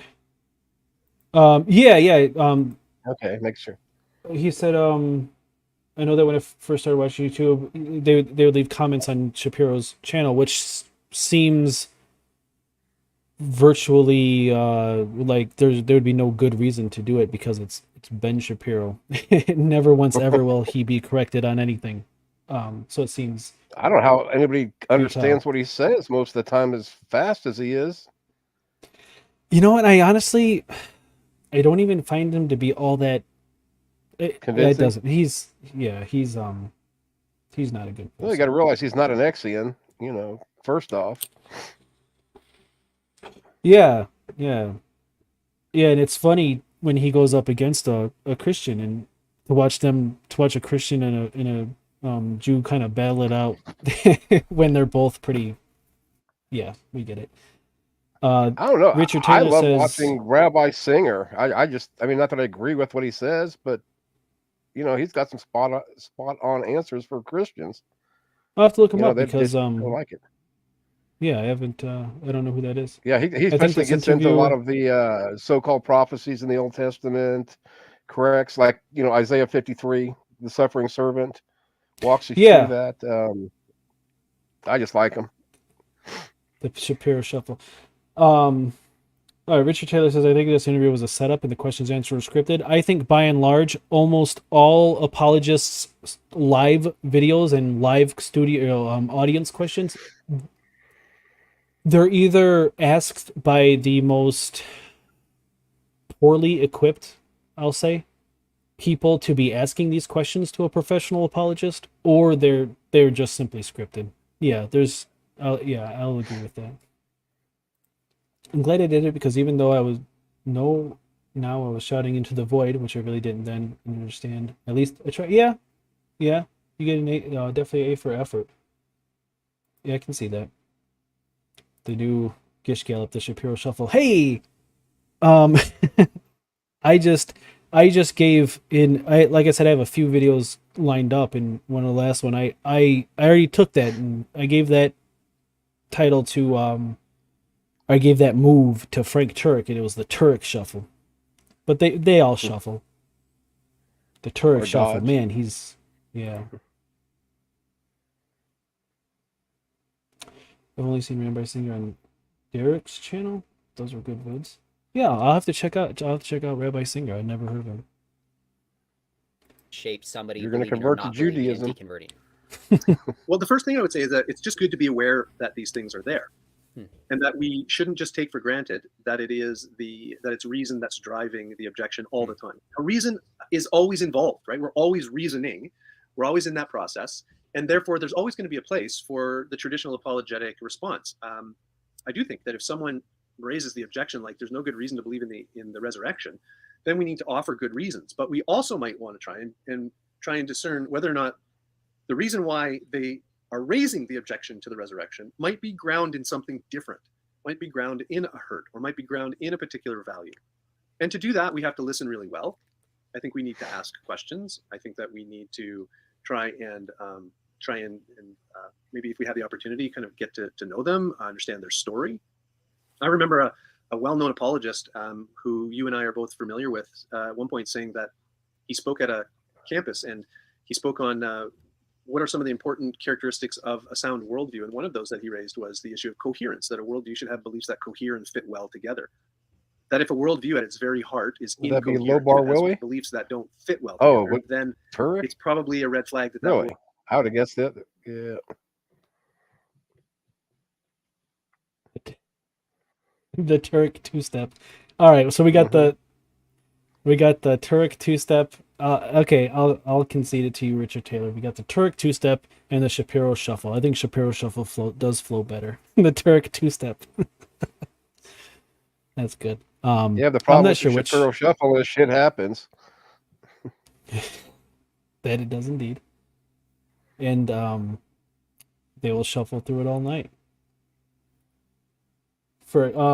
That's who I thought, Cap. I thought he was talking about Turek for sure, but I'm not sure. Worldview is not one that maps onto reality well. And afterwards, a woman came up to him, and in the Q&A time, really kind of berated him, he said, and challenged him on the belief that coherence is really all that important. That coherence doesn't really matter when it comes to determining and choosing a worldview. And he went through his... This story did not take place. Who in their right mind would argue that your worldview doesn't have to make sense with itself? That's what he's saying. He's saying some lady came up to him after his speech or whatever and said, hey, your worldviews don't have to make sense with each other. Nobody did this. Nobody said this. How? Who would say this? Your worldview doesn't have to be coherent with itself. The Hovind hustle. All right. Yeah, we're gonna have a whole choreographed dance by the end of this. Response and address the issue of coherence and why it's important. And then afterwards, the host, the campus leader who brought him to speak that night, said to him, the lady who asked you and who challenged you on the issue of coherence, I need to let you know something about her. She was transgendered, and she is biologically go. male, but she Here we identifies go. as female. Okay, so two things from what he just said. This was 100% Frank Turek, and this 100% did not happen. What he's going to go into, I can guarantee it, is that the reason this person came up and said that coherence doesn't matter in your worldview is because that their transgenderism is also incoherent. So they're arguing for an incoherent worldview because this was Frank Turek, and it's really stupid. Frank Turek is a grifter. Among grifters, he wishy-washy all over the place from, let me see, orthodoxy, if it will sell his books. Yeah, he shills for his books so hard. It's yeah. He's speaking about Frank Turek, and it's scary. And I'm going to go off on a little side tangent because I think it's really important. The amount of religious YouTube channels that are getting into anti-LGBT rhetoric is alarming. I went through a bunch of different apologists, and maybe it's because it's like a hot button issue right now and they just kind of want to get the clicks and views for it, but I honestly don't believe that. I'll leave it at this. It's alarming how many religious YouTube channels who had no previous engagement with any anti-gay or LGBT propaganda are now filling their pages up with anti-gay or anti-LGBT propaganda. It's alarming. It's scary. Their worldviews are becoming coherent with each other. They're gathering, they're amassing, the comments and the views are in the tens of thousands. It's scary. It's alarming. I'll leave it at that. Conformity. Can you say conformity, boys and girls? Is it conformity, or is it? Here's why I say it's scary.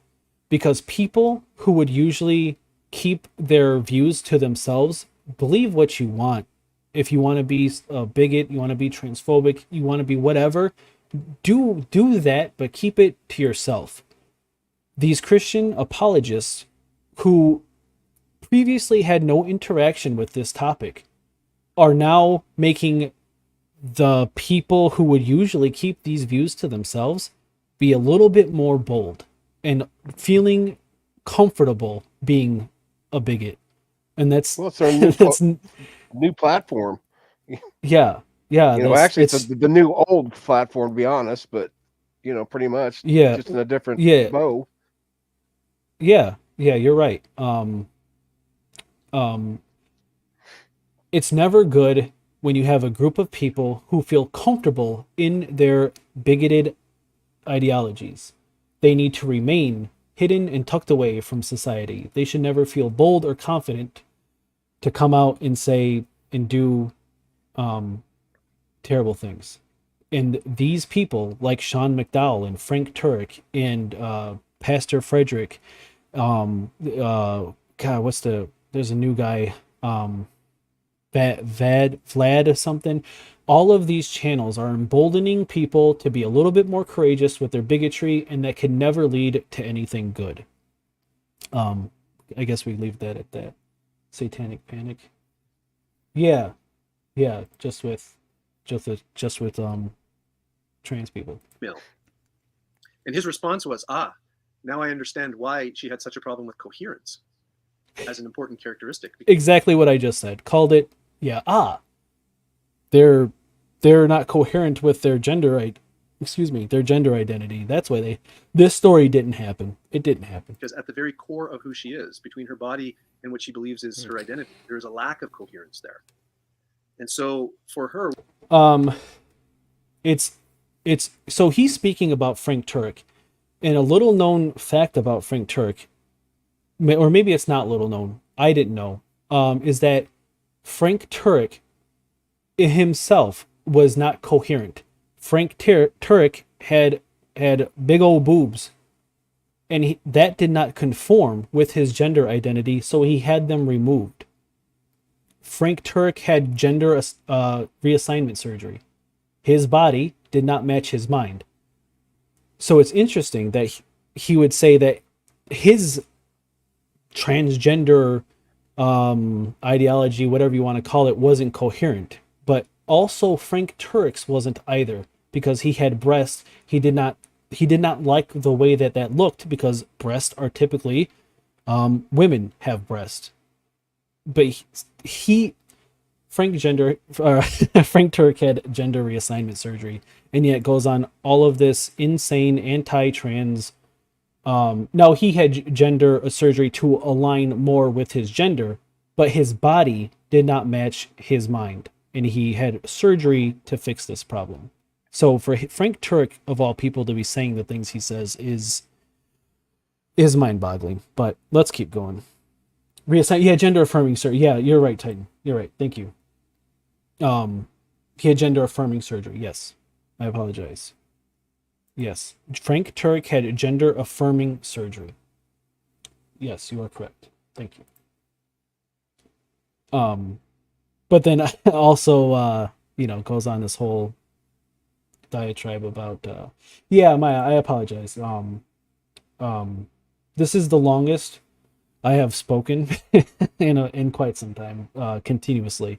My brain is beginning to shut down a bit. Yes, inaccurate, outdated, correct. Yeah, I apologize. Yeah, Frank Turek had gender affirming surgery. He felt that his gender is man. His body did not match that, so he wanted surgery to affirm his man gender, because his butt. You get it.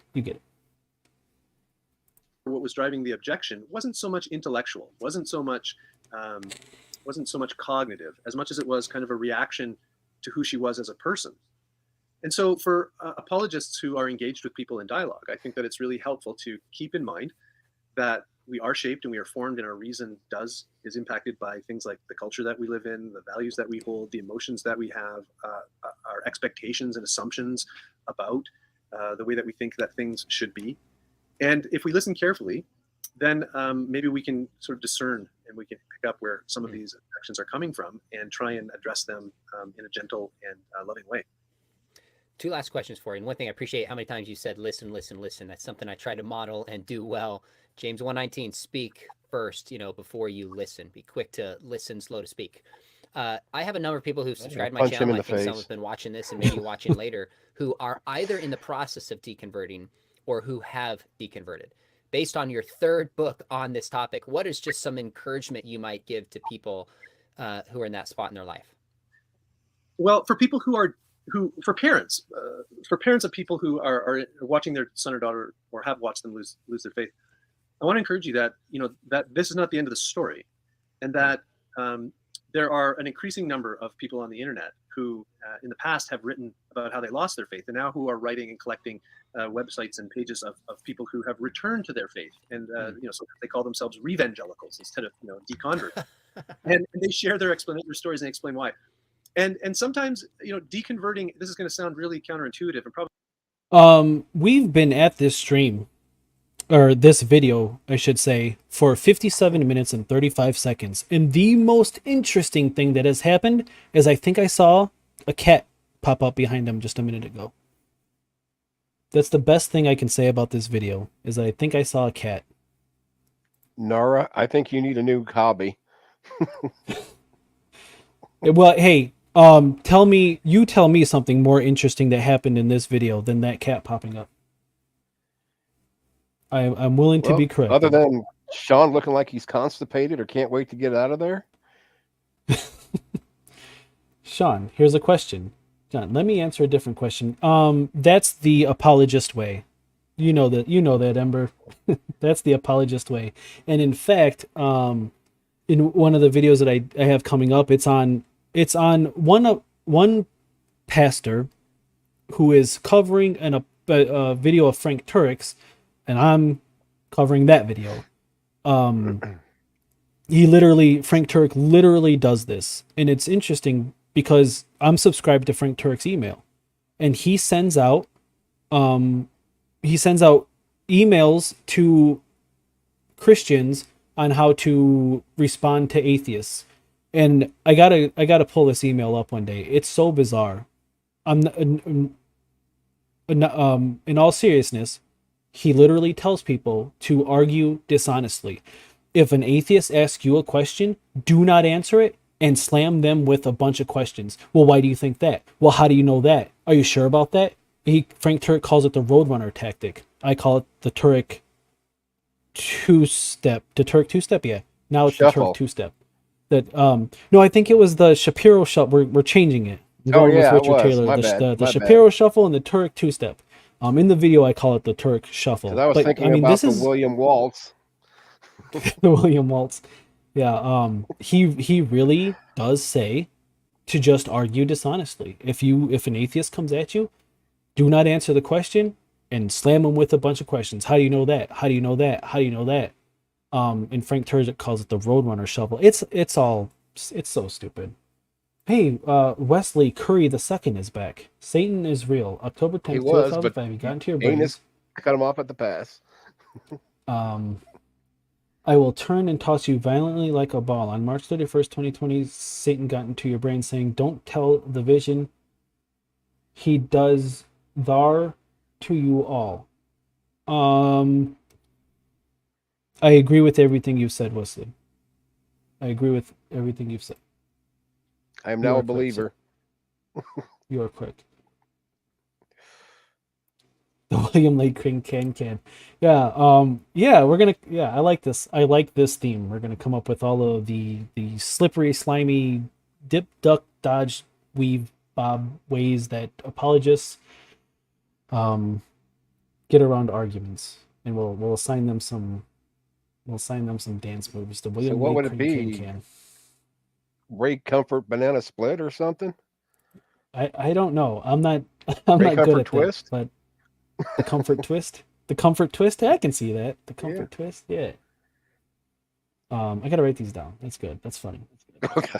All right. You need a new hobby. Probably not something I Yeah. should say with 2 minutes left, but sometimes you need it, like C.S. Lewis says, if you've gone down the wrong road, the way to make Hey, Ember, C.S. Lewis, your favorite person.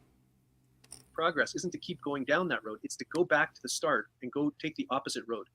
And sometimes when I listen to the stories of people who have left their faith, I say, I think it's a Hey, good there's the cat again. I want to know more about his cat. I like cats. What's the cat doing? thing that you've left your faith, because what I've heard you say that Probably you've left getting away from you. doesn't He's map nervous. onto what I think the Bible talks about being in the family of God and being a member of Jesus' family, there's the kingdom. It's a Bring your cat on stream. I have a menagerie over here. It's menagerie. I have a lot of animals. Put it that way. it's a legalistic and overbearing set of beliefs that you have had to affirm, but it's not necessarily the life-giving joy that comes from knowing Jesus in an intimate personal way. And so the other thing To recap what he joy. just said, Joy. atheists have no joy, at least not any real joy, and Christians do have the joy. That's what he basically said. would say is if See, you're I didn't struggling get and that you're out of really that at all. What I got was sometimes you feel like a nut, sometimes you don't. family of God and being a member of Hey, Jesus' there's the family kitty. and being in the kingdom. It's a I keep legalistic flipping over to see the cat. and I keep missing overbearing it. set of beliefs that you have Quit it, had damn to it. affirm being in the kingdom. Going We'll go down back. that road. It's We to can always go across back their for the faith, cat. and now who are writing and collecting I see a tail. websites. It's on and his. I thought it pages did. Yeah, people who it have comes returned across to the their screen faith, here. and so they call themselves revangelicals instead of deconvert. and they share their stories and explain why. Oh yeah, that's a and sincere sometimes, laugh by Sean. deconverting. This is going to sound really counterintuitive, and probably Yeah, not see- something I should say with 2 minutes left. Sean the Chuckler McDowell. McDowell, come on, McDowell. There's got to be some type of dance move that goes well with McDowell. The McDowell. I don't know dance moves very well. Somebody will think of something. Chicken dance. But sometimes you need, like C.S. Lewis says, if you've gone down the wrong road, the way to make progress is The to keep comfort going down conga? that road. It's to go back to the start. Maybe I Go like take that better. The opposite comfort road. conga. And sometimes when I listen, I don't know the comfort to the McDowell twist. I don't know. I'll take a poll. We'll do a poll on the comfort conga or the comfort twist. So then we'd have Right, the right. Lee Strobel strut. The Strobel strut. Yeah. Okay. I like that. Yeah. Strobel strut. Bitches. The Strobel strut, the comfort kind of the comfort cha-cha. the comfort. Oh, I missed the comfort cha-cha. The comfort cha-cha, or did I? No, yeah, the William Lee Cran. I like the can. I think if I had to choose, I'd take the comfort There's the cat. conga. The I comfort see conga. the cat. You heard a rumor that Matt Powell likes bananas too, a lot. McDowell Mambo. The McDowell Mambo. No, McDowell will be a mosh pit. No, don't give him something really cool. At least this way you can hit him and not go to jail. That's what true. I'm thinking. I don't care about true. That is true. Yeah, I've been to All right, quite a few mosh pits at Metallica concerts. Yeah, I'm a bit of a metalhead. If you hadn't noticed, I love this Ice Nine Kills, man. Oh my god, this band. I won't get into it. They're only the best band ever. I'll just leave it at that. But let's go. Let's finish this up. Listen to the stories of people who have left their faith. There's the cat. think It's a coming. good thing that you've left your faith, because what I've heard you say that Well, you see, I'm left on. doesn't map onto what I think the Bible I'm talks watching about. the about YouTube being one. in It's a the little family of God delayed. and being I see a the member cat now. of There he Jesus' is. family and being in the kingdom. Hi, Pooty. It's a legalistic and overbearing set of beliefs that you have had to affirm, but it's not necessarily the life-giving joy that comes Dal from knowing Jesus Macarena. in an intimate person. Oi. And so the other thing I would say is, if you're struggling and you're really wrestling with your faith,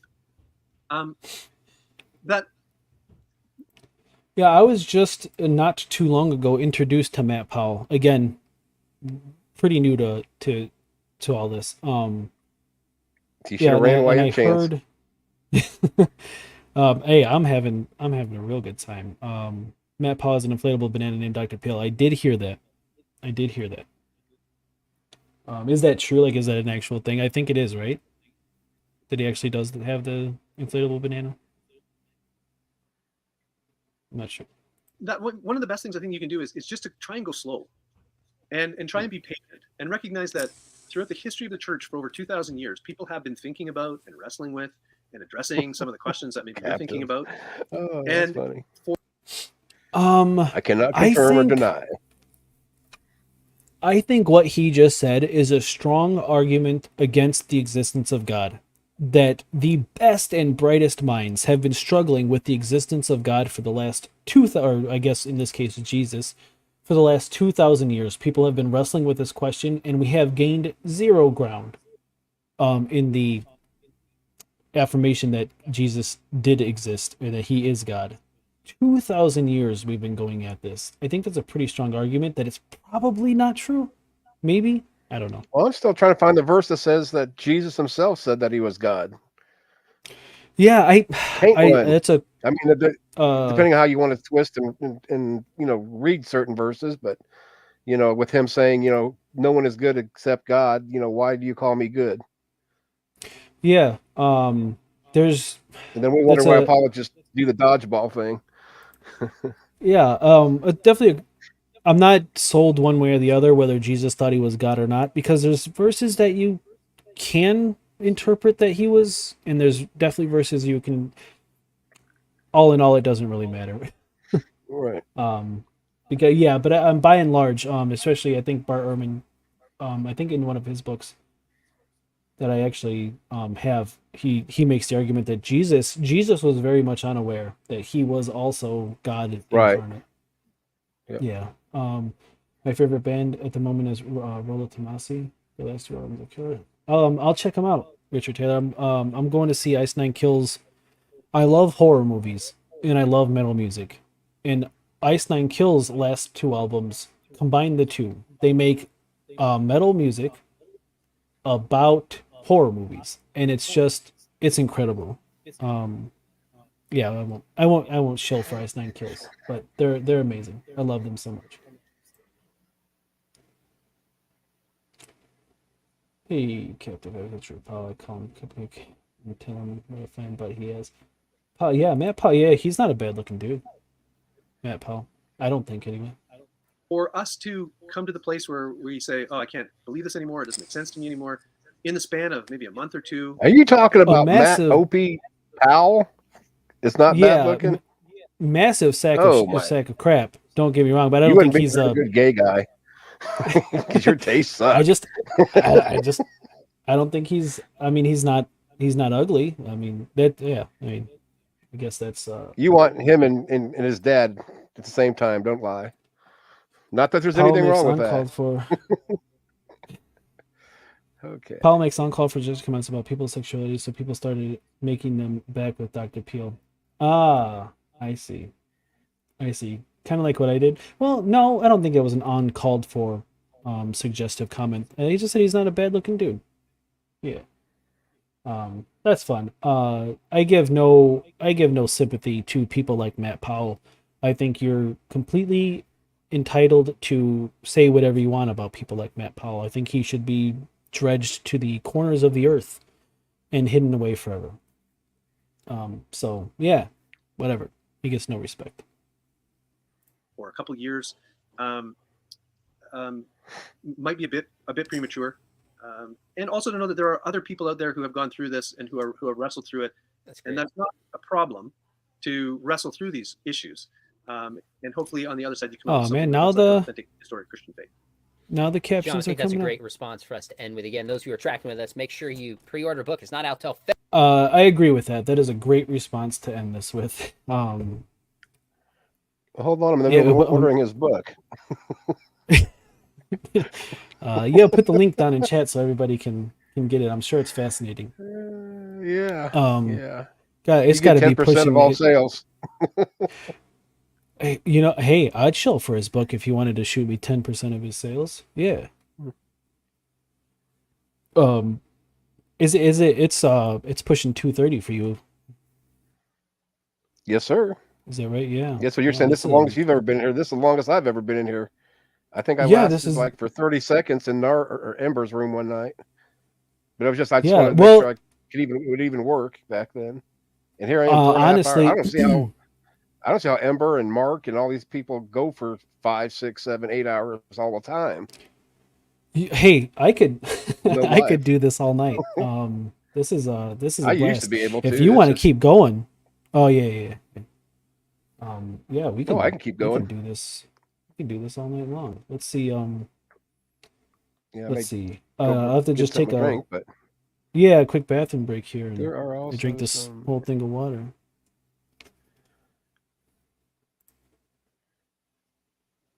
So does Sean have a Tommy, faux hawk? I've been trying to figure out what the hell's on top of his head other than a receding yeah, hairline. I would say so. Because the only reason I say that they're talking about Dr. Peel, but I think I found Oh, Dr. Peel's cousin, Mr. Peel. It's his forehead. all right. Let's I'm going to. All right, yeah. Hey, let's see what else we can't get into, and we'll keep going with this. Let me close this down, and then okay, I will be right back. I'm going to do a quick bio break, and we'll be back. If you guys want to stick around, feel free to stick around. I'll be back in maybe just 2 minutes or so. And while he's gone, we'll take over the channel.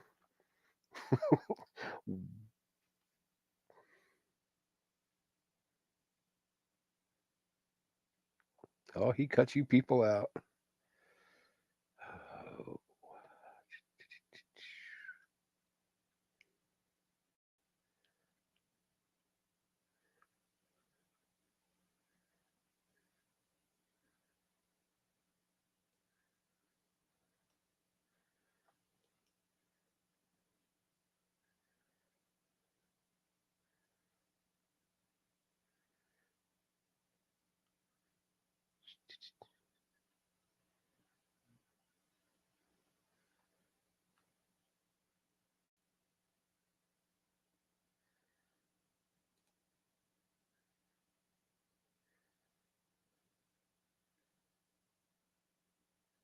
Oh, you dumb thing, go down.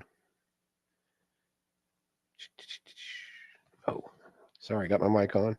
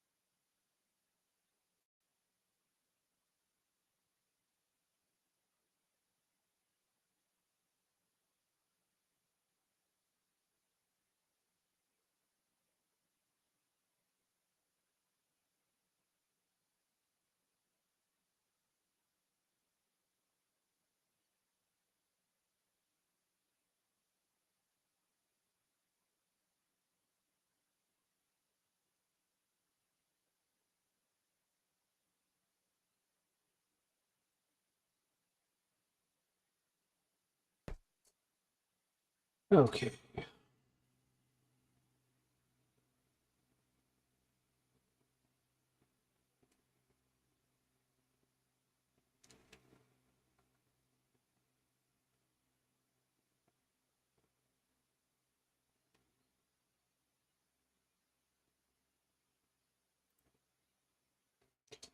All right. What did I miss here? Brett Keane converted to Christianity because, and this is a quote, Christians pay better. I suppose that could be a good argument to convert to Christianity.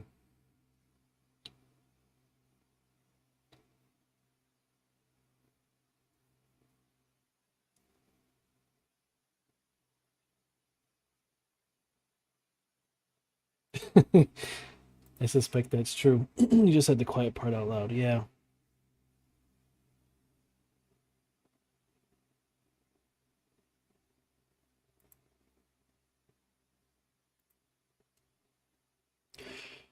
All right. Let's see. What else can we get into tonight?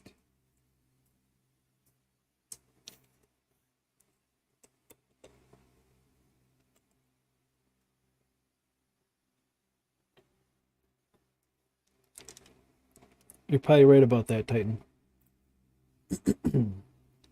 Why I left the left. Because the right pays so much better.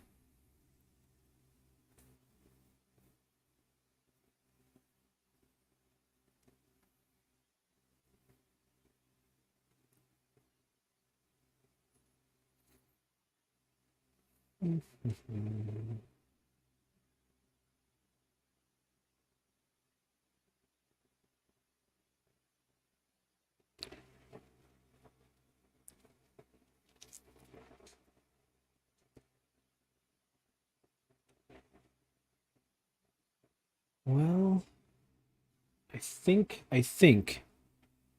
we might just call it a night here. I'll wait for Az to get back. Is my sound working?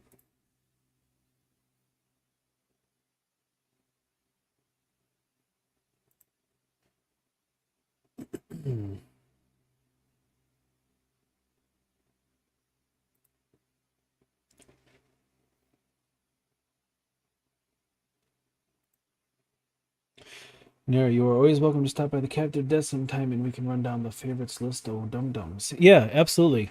Cap, I apologize. I didn't know you had a channel. What I don't like about YouTube chat is that if you click on somebody's name, you get two options to like quiet them or mute whatever they are. But it doesn't, there's no way to engage with the channel unless you know the person's channel name. So when I do see people in chat, I will try to find their channel, but sometimes that doesn't, to see if they have a channel. Sometimes that doesn't work out though. But I have your link and I will definitely be stopping by.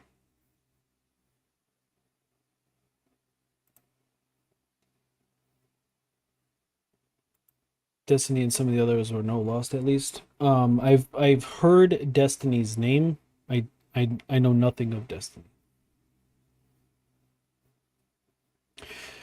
Yeah, let me pop over there real quick.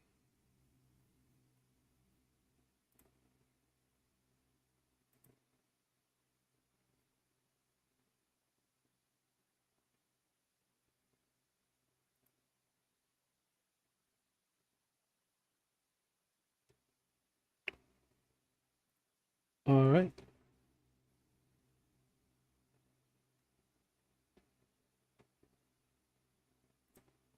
All right, Cap, I am subscribed.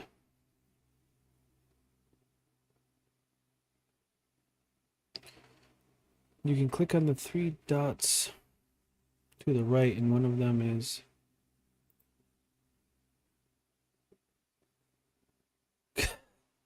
okay. So two things. I feel pretty stupid, and goes to show you how much I don't know about YouTube. But does that also apply to mobile, Titan? Click the name. So yeah, so I never use the, unless I'm streaming, I don't use the computer. I just use my phone. And when I do click on their names, when I on mobile at least, it just kind of gives me the option to like delete or block or something to that effect. But yes, on the computer that worked wonderfully. I'm not sure if that applies to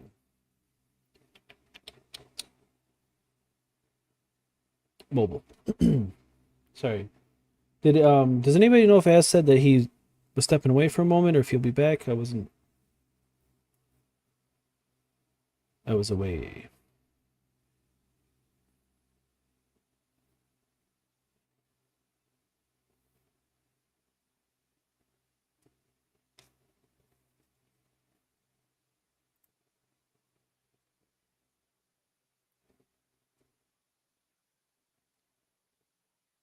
It works on phones, really?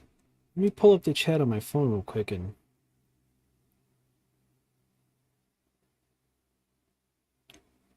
put that to the test.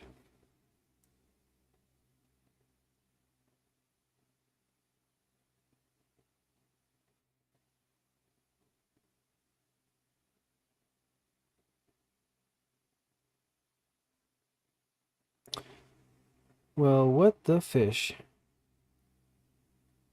How strange.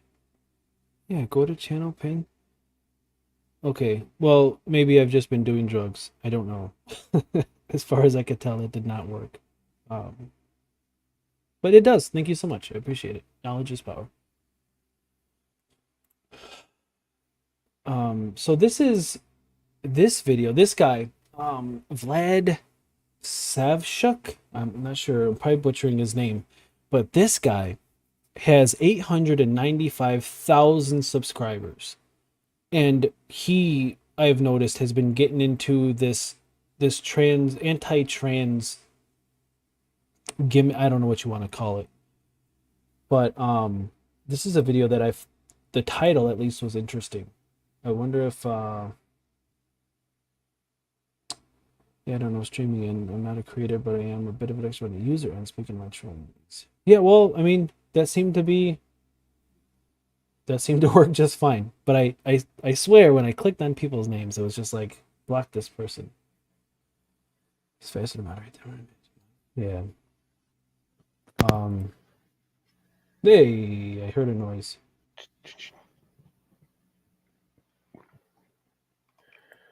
Oh boy, here we go. Back as.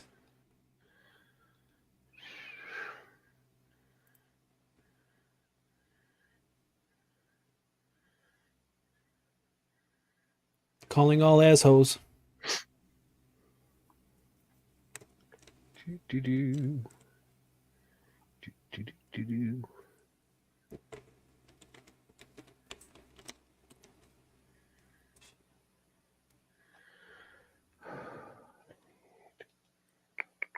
Can you hear me, as?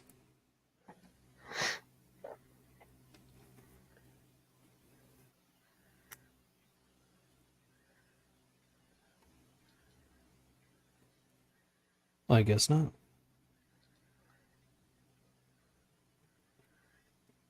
Okay, who's going to start the wave? Are you can you hear me, as?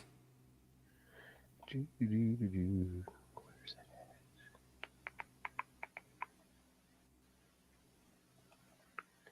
Uh-oh. Asless. um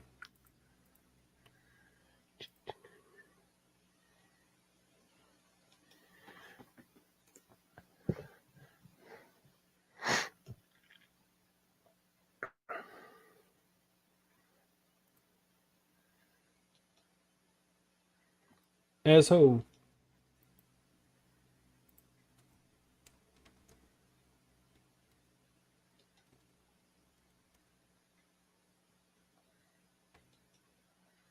Or did he go on vacation?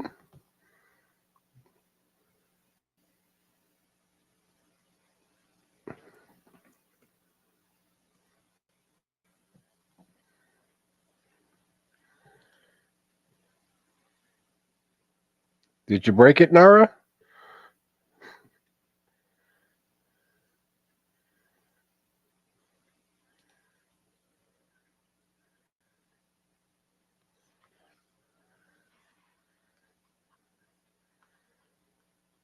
I don't think. I'm all set. Oh, crap. Oh, so dumb. Can you hear me, Az? Oh, what did you do? What did I do? I don't see.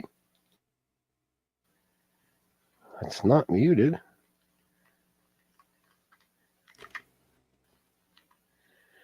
Oh, wait, maybe that's the problem. What's that? Can you hear me? Yeah, I had my volume turned down when I hit my the mute button and the volume at the same time because it's right there together. Okay, I'm an idiot. But hey, I'm 58 years old. Come on, I got a You tumor. get a free pass. Come on. Boy. I had terminal cancer for about 2 weeks. Give me a break. Oh, Yeah, you get a pass. You get one free pass. That's it. just one. Crap. I What think we I used that have, 3 what we hours have ago. here It is is a failure failure to to communicate. Yeah. Okay. So this is. Smokey and I was. Bear. I was saying this. This guy, Vlad Savchuk. I'm probably butchering his name, but he's pushing 900,000 subscribers, and he's one of these apologists. But he's Pastor Vlad, who is jumping hard on this anti-trans, anti-LGBT bandwagon. And it's these type of people that are scary because he gets a lot of engagement and people really like him. And he's such a terrible bigot. But this is a video that I have to see him, but I think I know who you're talking about. Hmm? We'll find out. I mean, obviously he's pretty popular. He just came on my radar recently. But he Well, you're did more popular. You got 101 subscribers. Screw him. That's true. That's true. That's true. It's you're wiping his it's ass just a on the little floor. shy. Yeah. It's a little shy of 900,000. Kind of like just a bit outside. Just a bit. Just a bit. Oh, Okay, start this sucker. I want to see this Vlad because I doing think I know who it something is. yeah. Sorry, I'm getting sidetracked by chat again. This video is not an anti-LGBT one, but the title was very interesting. It's witch talk alert: 20 different types of witchcraft, which of course is insane because, as far as I can tell, there's not one type of witchcraft, and he apparently has 20 of them. Ooh, excuse me. I would think that witchcraft would be a lot like pagan. There's so many different pagan, branches, or but I don't. I wouldn't say denomination, but Yeah, I don't think that's how he's. I don't think that's how he's viewing it. I think he's thinking like actual spells, magic, witchcraft. I really do. Reported his channel for hate speech. Yeah. So have I, Richard Taylor. I report if genuinely, and I use it sparingly. I'm not just going around trying to report. I do use it sparingly, but when people make certain videos, yeah, absolutely, I report them for hate speech. Absolutely. Pastor Vlad with the lazy eye. Yeah, I don't want to harp on his. He can't help that he has a lazy eye. Ember. I want to ask Ember a question about the debate, which I know he was in the middle of the debate. I don't know if you ever saw it, but Nara, his tagline, right? You are better than religion. So I put that in. Yeah, I put that in the Flurf debate. I talking about you are better than religion / Flurfers. Yeah, I did that 3 or 4 times. It's like, I think it's important because I really do believe that this type of rhetoric is dangerous, and it needs to go back into the shadows and the alleys and the sewers where it belongs. Right. Grumping about being short of 300K. Yeah, oh darn. Yeah, the struggle is real. Poor Arn. Sub counts don't matter. I only got 250 or so only because I tell people. He'd probably have 1 million subscribers if he wasn't an ass at times. And I like Arn. Don't get me wrong by any means. I think he's funny. But Xians and they don't like him very, very much. Of course, he looks like I vamp or something. Yeah, I Definitely don't. A Satanist.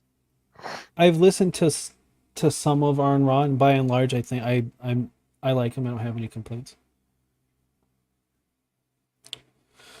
Oh, sub counts don't. Yeah. Sub counts. I semi agree with that statement that sub counts don't matter. If you have a channel that is by and large promoting hate speech and trying to dehumanize an entire group of people, I think sub counts matter a lot. And the fact that this clown has 900,000 it's a scary number. That's a scary number. Well, it just makes you realize how many people will believe the lie. And I mean, honestly, most of those 900 probably don't even pay attention to his stream anymore. You know, it's a numbers count. You know, look, you Yeah, got I don't, 900. let's But see how many. the way I tell is when I'd go to, say somebody's got a high count, start looking at their videos and seeing how many views they've got. If you've got 900,000 people and only 1,000 views, then yeah, you're not very productive. Unfortunately, this one, which is dealing with witchcraft, has 330,000 views. And with 3,000 comments. Put out of my mouth now. Yeah, it's. As soon as I say that, oh my god, it's scary. It's a terrifying situation. But well, maybe I mean, like I said, this one is dealing with witchcraft, which, let's be honest, will probably somehow tie back into the demons. Trans agenda of some sort. But we'll see. That might be. We'll see. It could be stupid. It could be interesting. It could be fun. I don't know, but well, let's see. Let's when get it comes into to witchcraft, the Bible is very clear. God's stance on witchcraft. In the last few years, there has been a huge I know this guy just by his voice. Yep. Evil lie. Oh, Cap. Oh my God. Yep. A huge resurrection or revival of interest in the supernatural and interest in the things of supernatural. Occult, witchcraft, and all of these different practices are gaining a huge momentum from Twitter to Twitch to TikTok, even Instagram, where fortune telling, where predicting future, talking to the dead, from makeup artists to Hollywood. So he went from fortune telling, witchcrafting, talking to the dead to makeup artists. That's almost like going from Christian to Marxism. I don't know how he's but well, see, what I don't get is they're attacking witchcraft, but aren't the Magi basically magicians? You know, there's 3 gifts. We're not sure exactly how many, wise men showed up, supposedly according to the story, but weren't they Magi? I mean, yeah, there's all types of sorcerers and but it all ties into the same word, sorcia, or I can't remember what the damn. It's been a while since I've dealt with that. Anyway, sorry. Yeah, Titan shouldn't shame appearance. Yeah, if it's something that somebody simply can't help, I would urge you to stray away from making fun. But at the same time, Vlad is a walking sack of crap, so I don't think he deserves quite the same respect that I would give people by and large. But yes, but we got to be better than them, and I can kind of relate to what Titan's saying. I mean, I had what's it called, that Bell palsy, and I still have some eye droop and some lip droopy a little bit. So yeah, I guess I should make fun of them, but yeah, it's sometimes it's a bit difficult, but yes, we must remain better than religion, as Ember would say. We'll do better. Because we are better than religion. I love that tagline. Sorry, that's probably the best one that I've seen on YouTube so far. Yeah, just the way he ties it in with everything. And don't get a big head, Ember. Go ahead. If Ember, if you're listening, please produce your trademark that has been certified and registered with the government. Otherwise, I'm stealing your tagline. No, your tagline is the Bible's disgusting.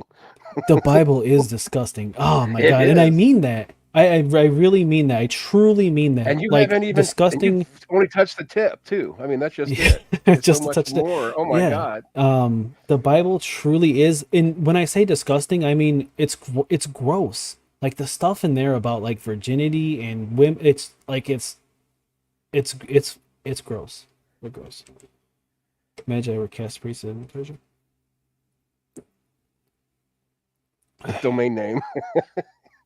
Well, I guess I'm gonna have to. You're gonna have to start giving him more money. You're not a very good sugar daddy there, Nara. I am so far from a sugar daddy. I give where I can. You need to give Ember some stuff and get him something so he can buy himself something pretty. Yeah, treat him real nice, like. Yeah. All right, let's get into the let's get into the 20 different types of witchcraft, which apparently is makeup artists and Hollywood something or another. If this gets too JQE, which I'm getting that vibe, then we'll call it, but we'll see. Let's go. At least try it. What the hell? Stars and other people. In fact, even on TikTok, there's a famous trend Amber. hashtag that's trending, witch talk, which as of today, as I checked, has 20 billion videos. I will. Oh, that's a terrible freeze frame.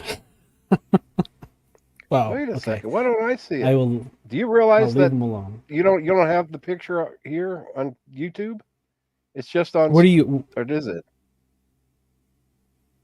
I don't See, if know. I'm on Can you StreamYard, I can see it. Do they know? Can they see the video?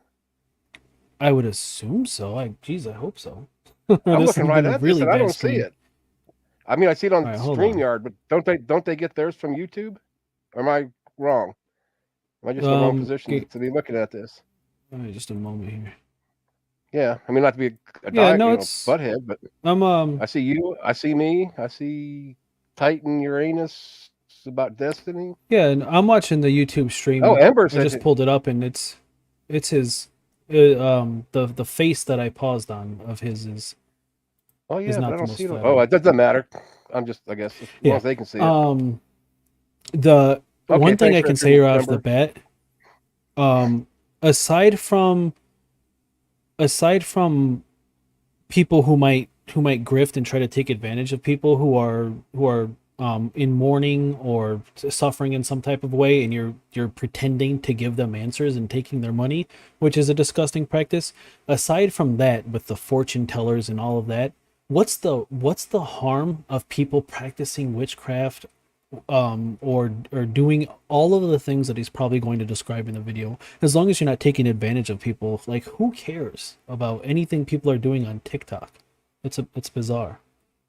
Well, I mean, the witchcraft itself, most of them don't do harm. You know, I mean, there are the ones that get into blood and this, that, and the other. But if they drink each other's blood, that's on them. I mean, I don't. Yeah, I don't buy the whole. I'm gonna put a hex on you. No, I don't. I don't believe in any sort of Yeah, supernatural crap. it all seems to be, by and large, it seems to be a bit of silly fun. Like myself, I'll go ghost hunting. Not because I think that there's a supernatural realm and ghosts and spirits are walking the earth, but because it's a bit of fun. And by and large, I think that's what people are doing on TikTok. So I'm curious what he's gonna say, but if I don't stop pausing it, we'll never know what he's gonna say. Connected to it. By the time you see this video, it will be more, where people are uploading different practices and different ideas that they have, how they contact and connect with supernatural. God created us with eternity in our heart, with the desire to connect with Him. He is a spirit and truth. When Israel was entering into the promised land, I'm going to read to you these two verses where God was extremely clear and precise concerning some of these practices. Now, if you're not a religious, do not allow a sorceress to live, or Yep. Now I see him. Something like that. Yeah. I'm a little bit behind.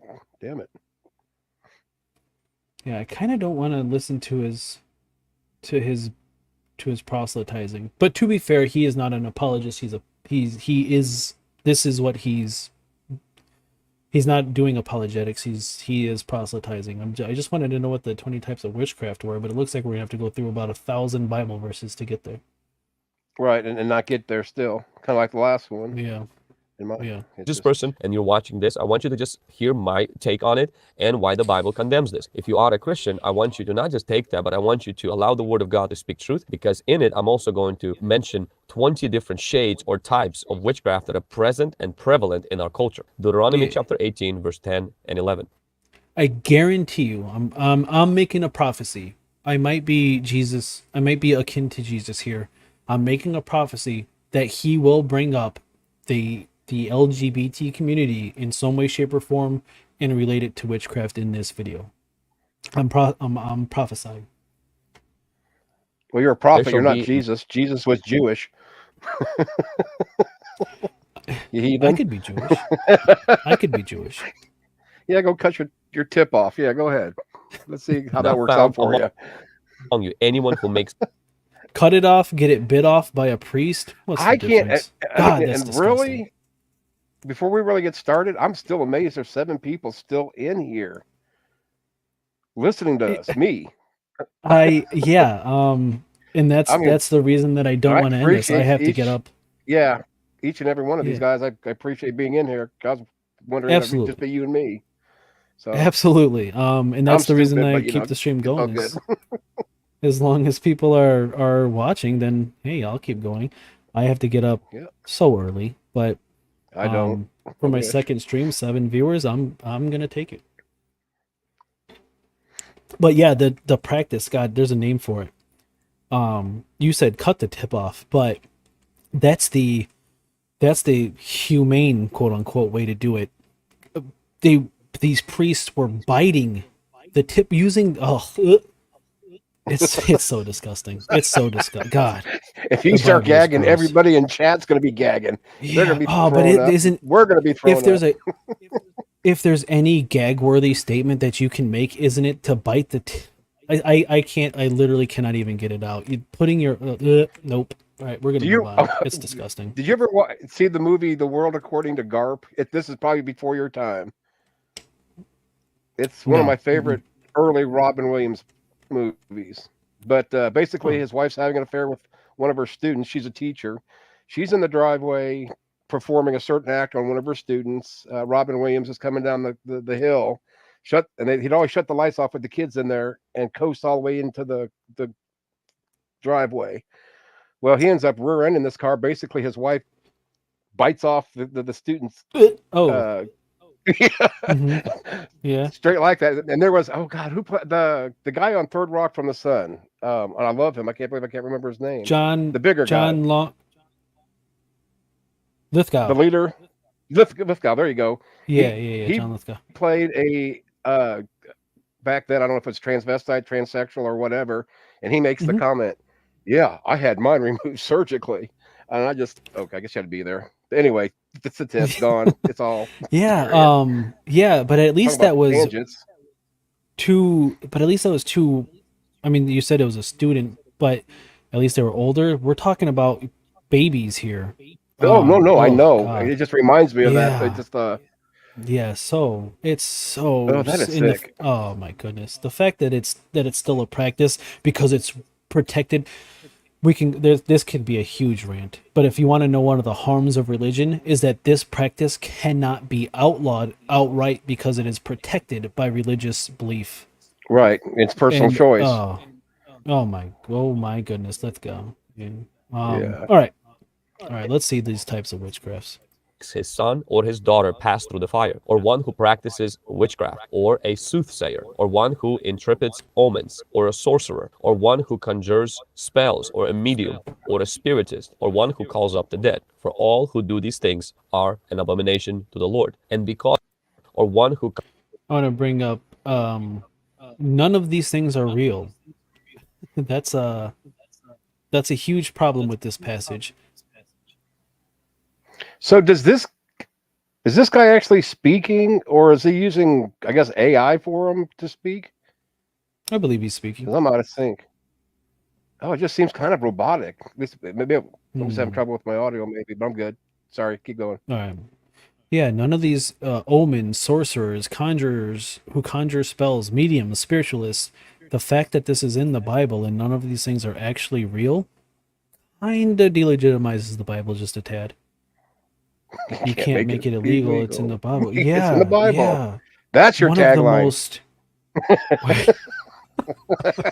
Yeah. Sorry, Richard, that's gone. You just lost that. And sucker. just remember, you can't make it illegal. It's in the Bible. Click. Yeah. Because you yeah, are that's better right, than religion. Yeah. Steal Until he copyrights that, I'm using that song, bitch. Yeah, you can't make it illegal. Yeah. And how disgusting, how bizarre, how yeah. I don't think we need to say anymore. It's so bad. And I can't believe I bought into some of this to some degree, at least part of my life. Well, at least you weren't putting your see, I literally cannot even say the statement. But yeah, there's a term for this. It's called a something. I can't think of it now, but it's a Jewish practice. I don't think Christians Circumcision? do it, but by mouth, yeah. But by mouth, there's it's like a bar mitzvah. There's a word Oh, for the act of literally, and STDs were being child passed abuse. along That's the to word these for it. You're absolutely right. Disgusting Ah, sexual child. Yes, it's so bad. But yeah, I mean these babies, these infants were literally getting STDs from these rabbis who were like, it's so bad. It's so bad. But yeah, let's and they're let's go throwing a on. fit about who was it that just kissed baby toes or something? It was the Pope a while back. I'm not Like, sure. oh, I'm not oh sure. well. It's just kind of it finds it. Yeah, It's funny how the hypocrisy is. yeah. One of the most disgusting practices. Mm. Okay, so we got witchcraft, soothsayers, one who interprets omens, sorcerers, spell conjurers, mediums, spiritualists, or necromancers. Um, interesting, interesting. Conjures spells, or a medium, or a spiritist, or one who calls up the dead. For all who do these things are an abomination to the Lord. And because of these abominations that the Lord your God drives them out from before you, you shall be blameless before the Lord your God. For these nations which you will dispossess, listen to soothsayers and diviners. But for you, the Lord your God has not appointed such for you. I want you to notice that God made it very clear that these practices are repulsive. Hey, as I'm getting just a little bit of feedback. I can hear the stream through my headphones. Okay, and Are you able to yeah, like I can hear myself speaking. Are you able to turn it down? It's the sound is coming through your microphone and it's playing back again on the stream. oh, I see what you're saying. Hold on. Okay, try that. Testing. Perfect. All right, Okay, I let's just go. turn my volume down a little bit. Perfect. Explain Saul consulting with the witch of Endor to summoning spirit of the prophet. Yeah, Titan, that's because it it doesn't apply to the people of the Bible. Yeah, you can't explain it. You absolutely can't explain it. All right, let's get into it. These practices are not a sign of weakness. These are not just even moral failures. These are detestable. These put you at making you an enemy with God. You may say, why is this so severe? Versus like, when you lied or cheated or did something that is, morally corruptible. You must understand that there are sins that we commit in our weaknesses. Because we have a flesh, we get tempted by the devil, and because we live in a broken world. But there are sins, and these sins are sins of blunt betrayal. And it's kind of like cheating on God when you go to the other side for help and support. You must understand that these other gods, these means by which you're reaching the spiritual world, are illegitimate. They are still real. When God designated to his sons the nations of this world, as it says in Deuteronomy, these sons, they turned wicked and they started to teach these nations to worship them. They started to instruct them with all of these Yeah, Cap, I think that's it. I think that's it. Disgusting and barbaric practice. ways by which the nations can stay in contact with the supernatural, but not with God, their creator, but with these rebel gods, with these fake, false gods. They're still real in the sense that they are spiritual entities. These methodologies that we hear, these myths that we hear, a lot of them are rooted in spiritual realities that people worship in different continents, in different nations. And so imagine like this, you're married. It's one thing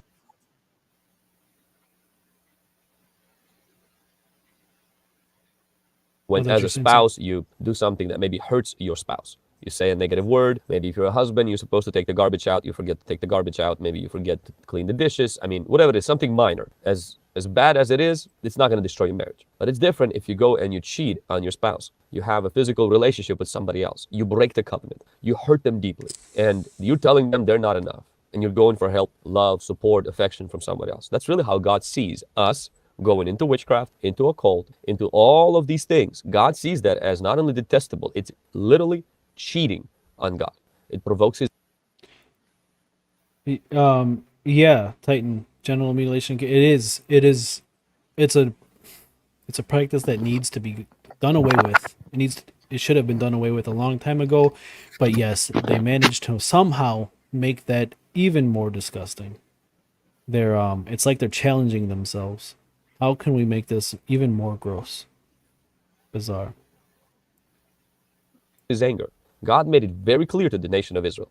The nations before them, they worshiped these foreign gods, these demons. And because of that, they were vomited out of their land. He told Israel, if Israel will do the same, Israel will lose their land. And this applies to every single people and nations. This earth belongs to God. We're just stewards. We're just pilgrims. This is not our land. This is not our earth. It belongs to God. And God has certain requirements. God has certain laws. I want to throw God up. has certain principles that we must abide by. God made it to Israel. All right. I'm going to skip ahead at examples of witchcraft. I don't want to listen to him preach for 10 more minutes. Yeah. Yeah. Let's get into the examples of the witchcraft and see how evil they are. Humanity, which manifests as a work of the flesh and control, in intimidation and domination. That's the first sign. And it's something that is subtle. It's something that can operate in church circles and families where you exhibit control, manipulation, and domination over the person. That is. He just described Christianity in a nutshell. Pretty much. A very abusive relationship. The second thing is when you're burning sage. When you're trying to remove evil spirits, change the atmosphere in your house, and clean the spirit. This, I mean, it's almost sad, almost, that this person is convinced that burning sage is a form of witchcraft and it's repulsive to God himself. How it's almost sad and it's almost laughable. Yeah, my sentiments exactly. Oh, for fuck's sake. Burning sage. Do not burn sage. God finds this repulsive. You will go to hell. Maybe he has a sensitive nose. Come on. He is outside of time and space, but it doesn't mean he can't smell your nasty sage. Yeah, but he loves the smell of burning animal carcasses, but not sage. Or ashes. Ash Wednesday. Yeah. Well, I can't stand that. Burning. Oh, I do not miss those. Ugh. Yeah, did you participate? Well, I was an altar boy for a minute. Actually went through all the courses, and I was one of the ones that got to carry a candlestick, and then the priest would, swing that stupid, nasty smelling shit. The incense, yeah. Yeah, whatever it was. Ugh, I couldn't stand it. Maybe that's why I became an atheist. I don't want to have to deal with that anymore, because we do know that the Catholics are the only true religion. That is true, yeah. That is true. Yeah, was it sage, Ember? Yeah, when he actually engaged with the world. Yeah. But from what it sounds like, I do not miss those days when he engaged with the world, because he's kind of awful. All kinds of sage and candles. Nothing wrong with burning candles. But the moment you start buying candles that are supposed to ward off evil spirits and keep the good spirits in, you are crossing to the other side. And you are dabbling in the occult. And it's an open door to the demonic spirits. Number 3 is astral projection. This is not prophetic. This is not you seeing into the spirit.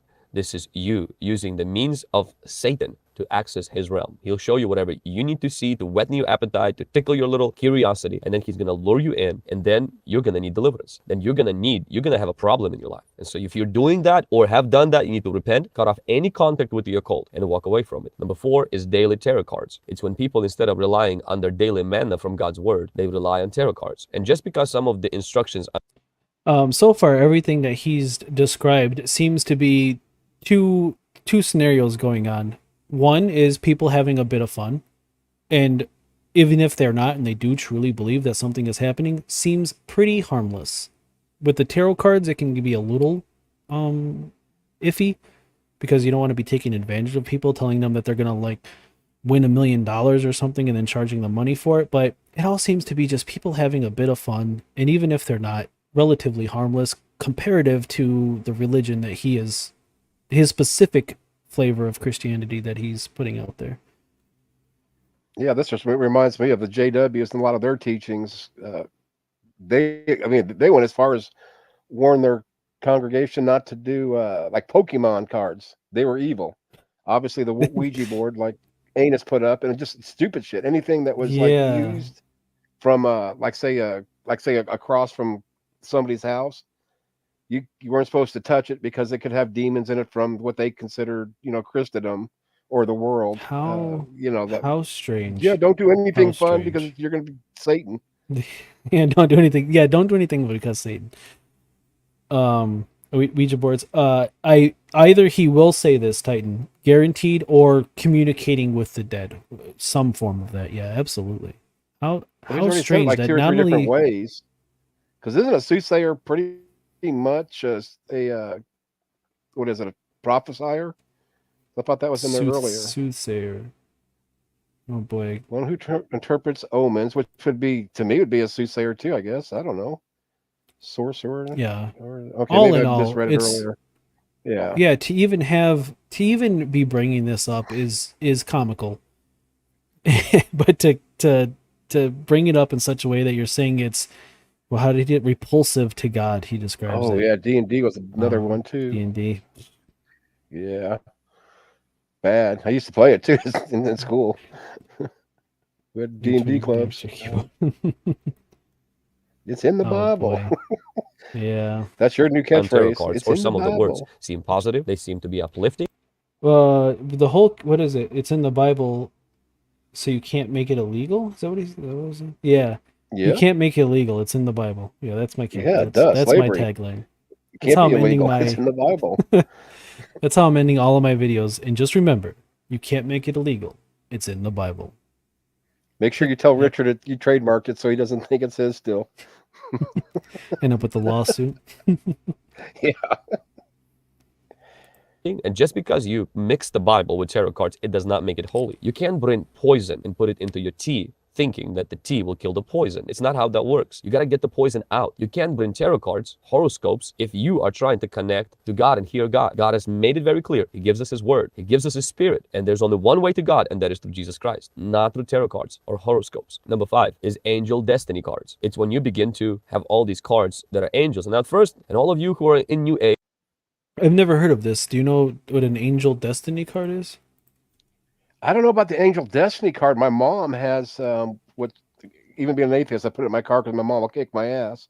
And I am scared of her. She's the only person I'm afraid of. And she's 4'10" and a half or something. But anyway, like a guardian angel for your car. You put those in your car. That could be. I don't know if that's the same, similar, or I've never heard. Maybe I did a quick. Titan knows everything else. Maybe he knows what that is. Yeah, Titan. Do you know? I mean, I did a quick Google, and the only thing that's coming up is cards from Magic the Gathering. What are angel Which I'm sure cards? that's of Satan too. Oh no, it seems like you were right. It's some type of card that you carry around with you, and what are angel cards? Probably and how do they work? the Catholic veneration. I think that's what those were called. You put it in your Bible, and it's supposed to protect you. Ooh, excuse me. Yeah, I think so. It's something to that effect. Right. If not, maybe somebody can correct me so I can know for future. Yeah, there's videos about it, but nothing that I can just quickly read. Yeah. Angel of Destiny. Yeah. All right. Maybe he'll explain it. I think he should be your but I'm co-host. just connecting with angels and everything. You Vlad should be my next co-host? Yeah. He should be your co-host all the time. I'll take a real hard pass. Real hard pass. Christianity is not a religion of angels. It's the faith that places trust in the finished work of God's Son. And we are led by God's Spirit, not by angels. We see angels showing up in the Bible, but these angel cards are demonic. They open door to demonic spirits. Number 6 is chanting. Chanting is when you begin to, in the different Eastern religions and the Native Americans and so many others, they have different kind of chants by which you invite and you wake up or you invite these demonic spirits into your life. And this stuff is demonic and it's wrong. We as Christians, we meditate, but meditation is different than chanting. Number 7 is when you're blanking your mind in meditation. Eastern type of meditation is all with an angelic reskin. Thanks, Amber. Blinking your mind while meditating is witchcraft, and God finds it repulsive. It's only because I ain't gonna say it. How strange. How strange. Oh boy, it's almost hard to take him serious. Like he can't be serious. It's definitely very fanatical, though. I mean, that's like out there in spectrum land of loony bin. Yeah, very strange. And Wow. he says, he's talking about this with a straight face, so I'm guessing he's serious. I believe him that he is serious. It's just difficult to believe. You can meditate, but don't blank your mind while meditating. Jeez Louise. All about So emptying would your that mind. be the That same is thing as demonic. if you blinked while you prayed? Would that be satanic? Or what What do if you you had a mean? tick?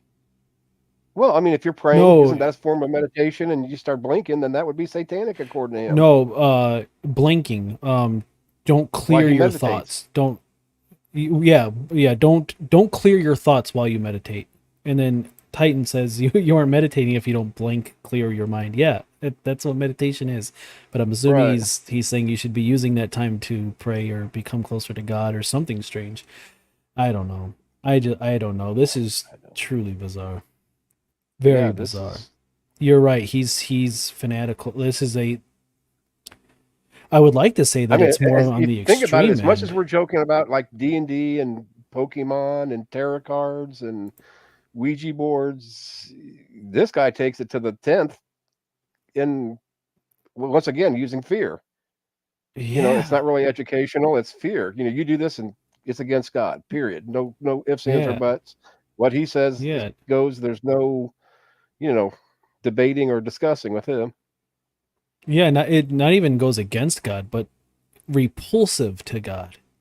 If Right. you blink your mind while meditating, God will throw up immediately. Yes. Wow. All right. Scriptural meditation is different because it's about filling your mind. That is biblical. The Eastern meditation is about detachment from the reality. Christian meditation Oh, is that's about what it is. It's the attachment Eastern to the Lord philosophies Jesus that they Christ. don't like. Eastern meditation is an open door, a gateway. Yeah. Yeah, Eastern, yeah, like Richard Taylor says, hold up, Buddhism is satanic? Wow. Yes, Buddhism is satanic, Richard Taylor. Absolutely. And so is blinking, Richard Taylor. So hold up and woe to you, mister. Back to demon boards. What's a demon board? It might be Ouija unfamiliar board, with I that as think. well. Yeah, Ouija Isn't board. that? I never heard it referred to as demon board. But Oh, yeah. Well, Well, we have. Vl- I have. yeah, okay. Yeah, maybe it's just a Ouija board. Satan's tool. I had an elder tell me that's Satan's tool. So we called it Satan's Satan's tool tool. forever. Yeah, don't play with Satan's tool. He might fill your hole. Yeah. Yes. Because you want Jesus Yeah. to fill that hole. Oh no. In New Age, All you're right, like, we're oh, back. but I'm just connecting with angels and Um, everything. Christianity is not Titan made a prediction, Ember. If you're referring to Ouija boards, Titan made a prediction that Vlad's definitely gonna bring that up. a religion of angels. It's the faith that places trust in the finished work of God's Son. And we are led by God's Spirit, not by angels. We see angels showing up in the Bible, but these angel cards. Okay, so there is a difference. I'm considering doing maybe a mini series of actively trying to get possessed by a demon, doing all the things possible that would welcome a demon to possess me. So I'm gonna have to get myself a demon board. I'm going to have to tell your wife that Jesus is going to enter you and save you. Yeah, it sounds like a good time. Can I do the Demon board to exorcism with connect to Ember? demons. I don't Absolutely. know if Ember can actually Oh, how fun get would to that be? Chicago. How fun would that be? Hell, half of the people, if not everybody in chat, would be a blast to hang out with. Can you imagine anus in face to face? Same kid. Yeah, a Titan Uranus, yeah. Hell, But it's Satan, I'm I sure. just started watching Captive. What is it? Captive Desk. Well, I find him. Well, I think me and him would probably get arrested if we ever hung out in the real world. To be honest. Yeah, Or I'm Neil. unfamiliar with I love Neil with too. 604. with No, the 404. Captive. Atheist. But Satan can fill your God. But can Satan fill your God hole? Ah, that's a good question. Captive. These if are you the go questions. to bed right now, Satan is going to get you. You have to listen to this guy. How can you have your pudding if you don't eat your meat? Hey, Captive, I'm definitely gonna check out your content. Thank you so much for stopping by and staying as long as you did. I really appreciate it, and I'm glad that Finally discovered your YouTube Thank you, channel. Captain. so we can- Yep. Yeah. Concur. Yeah, have a good night. Enjoyed you as always. I'll fill your hole later. But I want to get back He's to working on Ember's Jesus, I got question. CD. If God can Satan fill your God hole? These are the important questions that these apologists should really be discussing.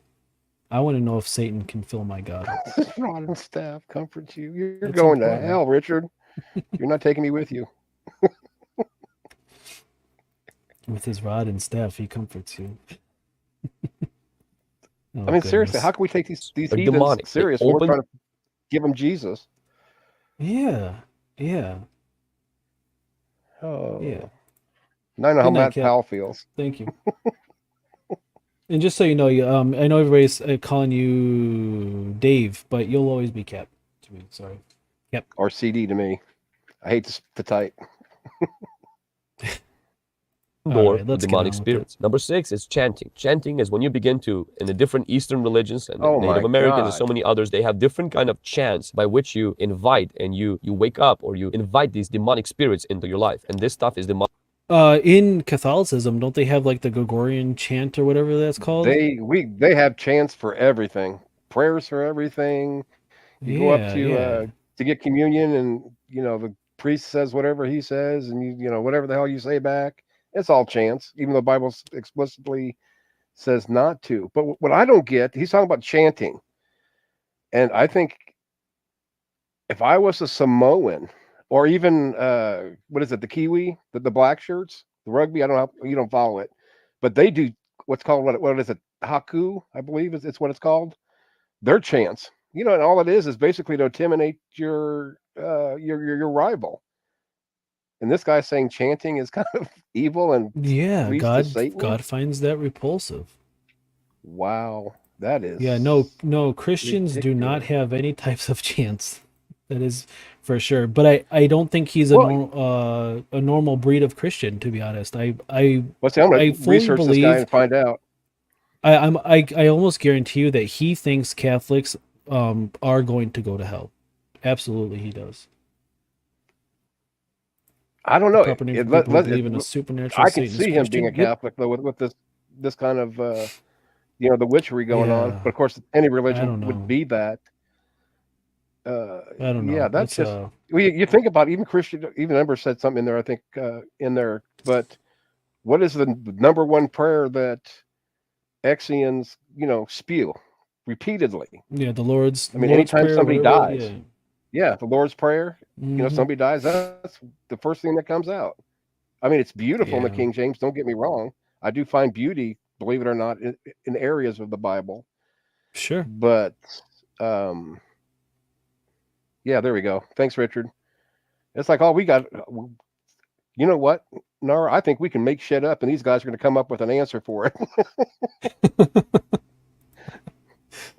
Yeah, it's nice having a chat team on your side. Yeah, that's good. I love this. I mean, Ember, Demonic and Anus, he's always on it. Captive, Richard, of course, even though he's a heathen. But Yeah. he's talking about the Haku or the Haka. Haka?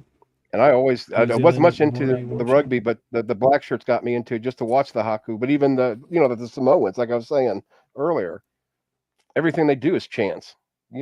The Hawaiian, the And- Polynesians, And they're all going to hell. they're all going to hell. Yeah, Absolutely. that's sad.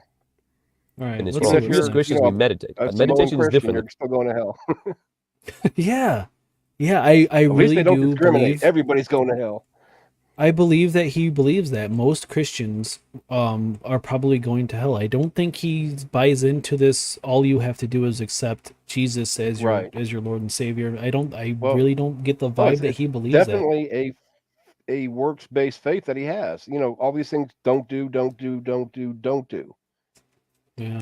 And that's why when I hear a Christian say, "Oh, God isn't a God of confusion," then why do we have thousands of denominations? It's thousands of incredibly religions, confusing. thousands of gods. But yet you can't even have a Protestant, or most Protestants don't even agree on doctrines. Yeah. Of you're course, most of them absolutely aren't as hardcore as this Momo, but right. It's bizarre. I'll give it him is that. definitely.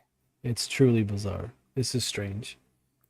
chanting. Number Oh, 7 is God, when you're Richard. blanking your mind in meditation. Oh, weird Eastern stuff. type Our of server, meditation who is art all in about the emptying your 7-Eleven. mind. That is Harold be thy name.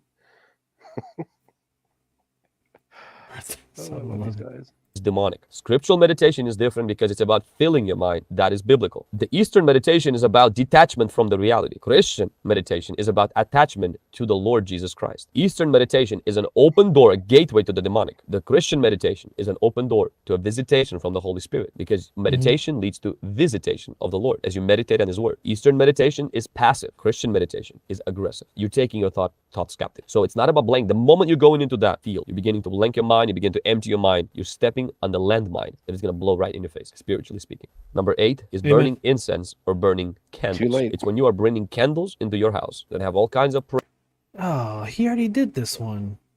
He's combining. He already did the candles. The candles Yeah, and no, the sage.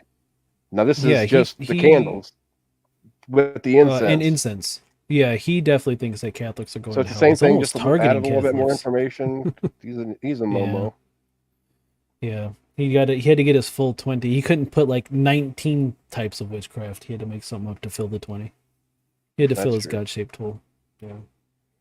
prayers and writings on it to ward off evil spirits, His similar hole is to as tight burning as sage. yours. When you're burning all kinds of candles and you're doing all kinds of prayers and you're setting up all kinds of, icons of saints or icons of Jesus or images of his mother, and you start praying to these things. Burning candles and praying to saints is demonic. Yes. Worshipping images in your house, I don't care if it's an image of Jesus. Listen very carefully. In the Old Testament, God was very explicit that there were no images of him. God did not want them. God never showed his That I can form. agree And he with. told Israel in one of the 10 commandments, and he was very No clear icons that or Israel graven images.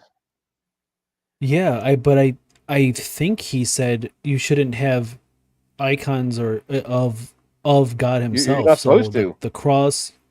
Yeah, that's Anything. Mary, interesting. a lot of what Catholics he's going to be against. Not defending the Yeah. Catholics, but yeah, that's kind of stupid in my opinion. But the one thing that I still to this day don't understand, that I mean, I love crosses. Don't get me wrong. I've actually got crosses hanging all in my house before I moved in with Mom. I still got some right here. Got a couple necklaces, so I'm not against them. But it's just kind of weird that here somebody died and you're going to wear a cross to commemorate that. And this is kind of like my going back to my JW days and my arguments as a JW wannabe. It's like, what would you do if they used the guillotine, the electric chair? Were killed in a car. You're going to wear, as a father, if my son died in a car crash, I'm not going to put a car around my neck to commemorate that he was killed in a car. But they do that with Jesus. Yeah. It seems like he's, according to him, almost every Christian is definitely going to hell. Yeah. And you're right, I mean, you Richard think Taylor. about, I don't know how many people like in your real life that are religious, that you engage, that you can feel comfortable engaging with somebody. But I guarantee you, most of them would be so disagreeing with this guy on a lot of things, because a lot of them, a lot of Christians, to play devil's advocates, don't take a lot of this serious. It's more of, don't do this and this and this. I'm not going to go to hell, but what's, tarot cards, big deal. Or even calling a psychic hotline. How many people do that? The other day I found out there's dog psychics. I don't know who would have died that a dog would know in a second afterlife, or in the afterlife, but it's weird. Yeah. Again, sounds like people having a bit of fun, but this guy, you're gonna burn in hell. And even if they take it serious, I mean, honestly, who's it hurting except them? And they're the ones that's paying for it. Yeah, as long as you're not taking advantage of anybody, preying on their grief. As long as you're not doing that. Richard Taylor, this is so anti-Catholic. Yes. I know. I saw that. This is. I had to bite my tongue. But it's no different than, other things that they want to deny. It's dumb. Titan says, "What in the Bible makes Christians think Jesus was fond of crosses?" That's a good question. I don't think Jesus would be fond of crosses. I think by and large he had a very poor experience with crosses.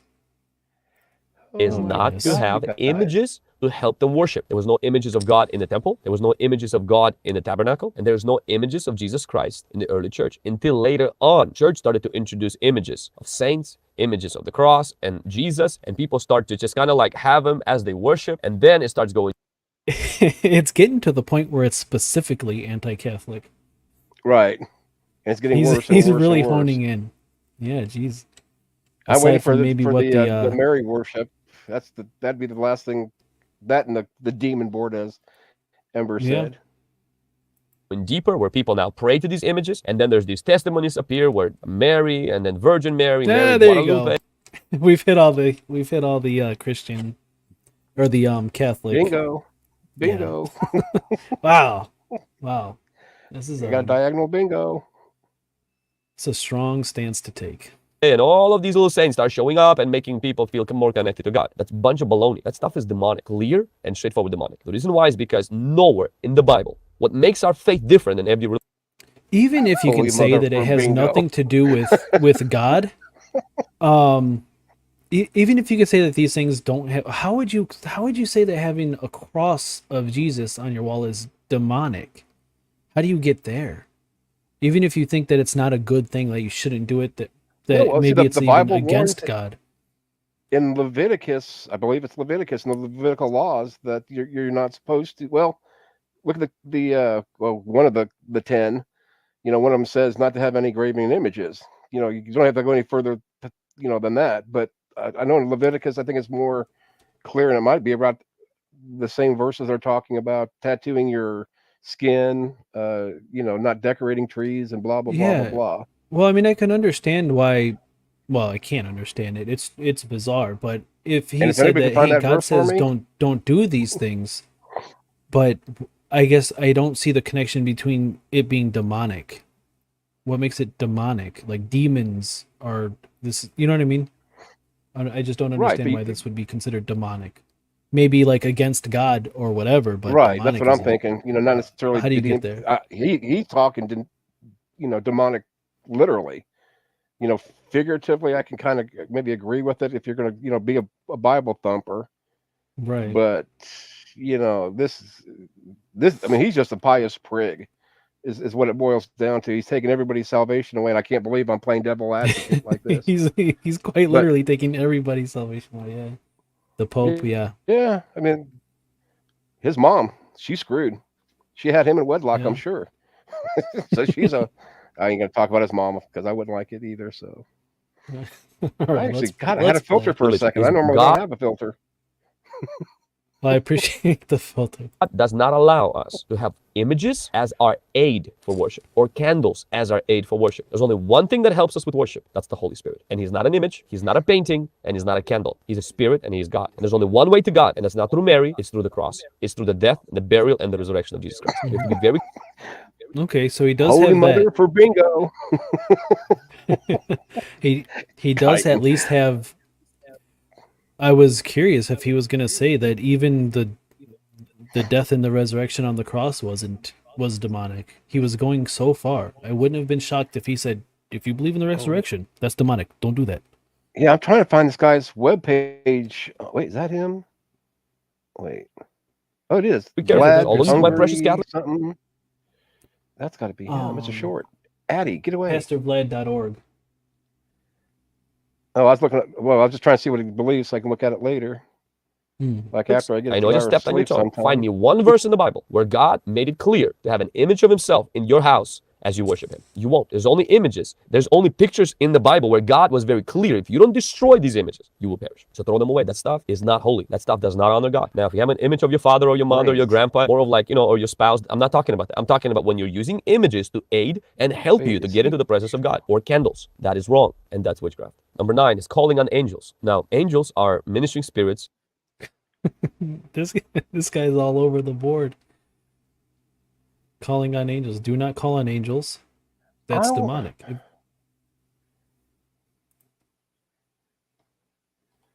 Well, this is his about. I wonder if he's full gospel, or they're just using that full gospel as a biblical resource, or I can't put that in there. Damn it. Too much. Hold on. Choo.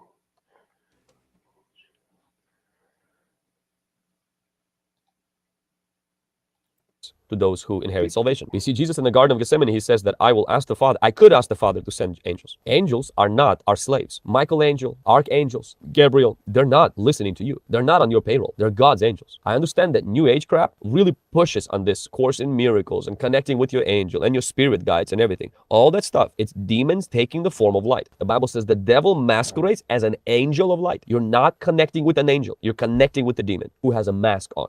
You're being deceived. The only one you should connect with is with the Father through the name of Jesus by the power of the Holy Spirit. Number 10 is spells. It's when we go to somebody to cast spells, or when we learn through different books to cast spells on others. It's demonic in nature and is wrong and is detestable before God. Number 11 is Christian yoga. The very idea of yoga.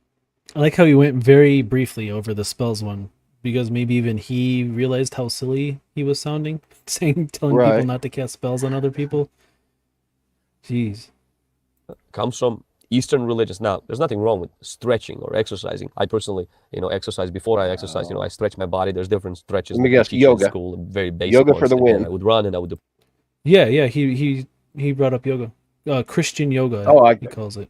Yeah, Christian yoga. Sound for a second, but I was looking on his side. Yeah, stretching and doing the exercises is not, but specifically Christian yoga is demonic. I didn't know there was a Christian yogurt. Yoga.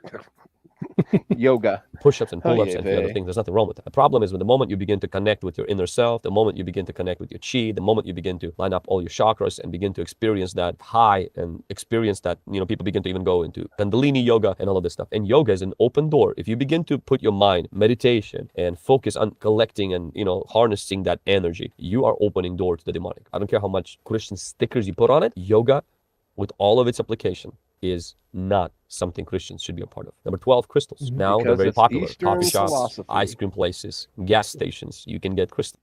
Crystals, yoga. So what it boils down to then is just don't think for yourself. Yeah, burning incense, blanking your mind. It's ridiculous. Chanting. This is. Well, I got a question for the audience. If anybody has ever been this hardcore when they were a believer, if you were ever a believer, I've met people in my real life like this, honestly, and it's awful. Yeah. Does anybody have experience with something like this? Did somebody find yoga in blanking your mind? Did you find demons in your Pokemon cards? Yeah. And seriously, it's like flashbacks to my JW days. I mean, everything was evil. It's of the world. Don't touch it. Don't mess with it. Do what the elders say and don't question it. If you do, you're getting ahead of Jehovah. Wow, those were the truly days. Bizarre. Yoga fire is a euphemism for hell. Absolutely, B.S. Lewis. Yoga fire. God, here's BS again. No. Not mineral samples. I mean crystals. Yeah. Crystals. Yeah. I hope you're not talking about pragmatic crystal. You keep her out of this conversation. Pragmatic. Where is that from? What's pragmatic? Oh, is that The PC? It's my stalker. Every time they come in, I always talk about them stalking me. Definitely seen the name around. All right, let's finish this up. And these crystals, they bring you good charm. They bring you good luck. That stuff is demonic. Number 13 is talking to dead people, or necromancy. It's when you're consulting and speaking to people who died. It is dangerous. And I hate pausing on every single one, but I kind of feel like every single one of these needs to be addressed in some way, shape, or form. Well, I'm kind of curious. Is he trying to tell me the people I date is wrong? Just, they don't have a heartbeat, but they still need love, don't they? How dare him tell me who I can and can't date? Well, you just can't communicate with them or try to raise them back from the dead. I guess he didn't say. Oh, trust me. If I'm having sex with a dead person, I'm going to raise the dead. Jesus ain't got nothing on mine. Oh, asshole. Oh, my goodness. Yep, I just got banned from YouTube.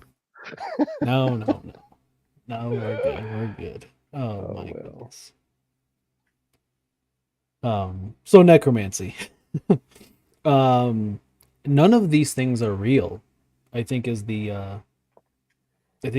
the does he believe these things are real and exist? You should just stay away from them? Like necromancy? Does he truly believe that necromancy is a real thing? In his brain, yeah. I mean, yeah, it's everything he's named off is, curious.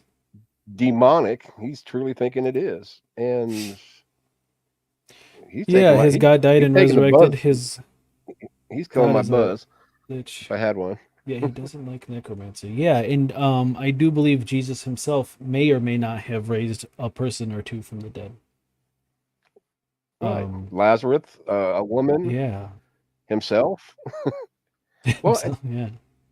well, I mean, the only point that I could say in his favor would be if somebody took it too serious or took it serious at all.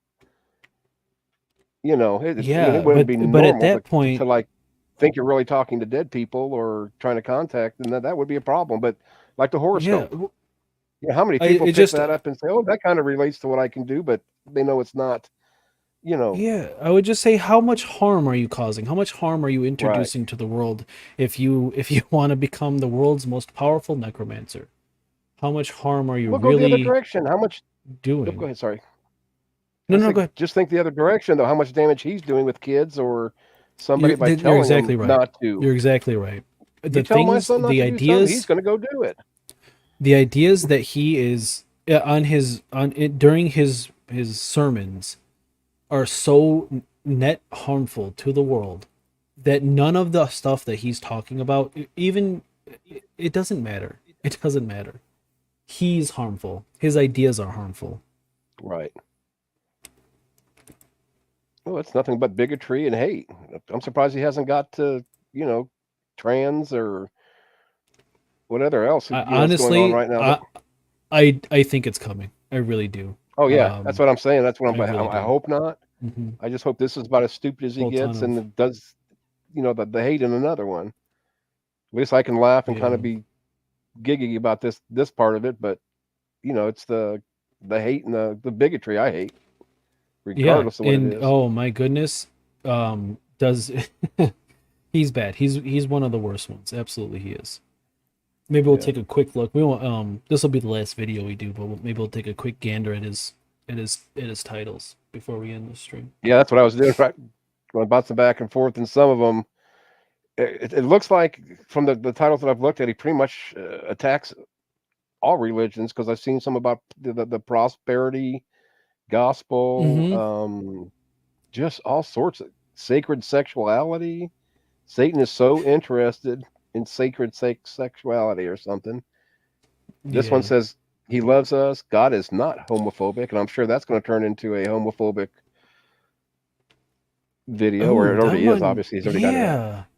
Yeah. Yeah. That's tomorrow. I'm Sounds gonna look at a lot of interesting. these. I might send some your way and see what you think of them. And Yeah, no, because I haven't like done any covered any of his videos or anything, but I did watch one of his videos, and it was really bad. He went on, I mean, yeah, he did full on slurs, dog whistles. He did the whole 9 yards about trans yeah. people. And what did he And you say? see how pissed off I get at certain things, and I'm sure this guy pissed me off even more.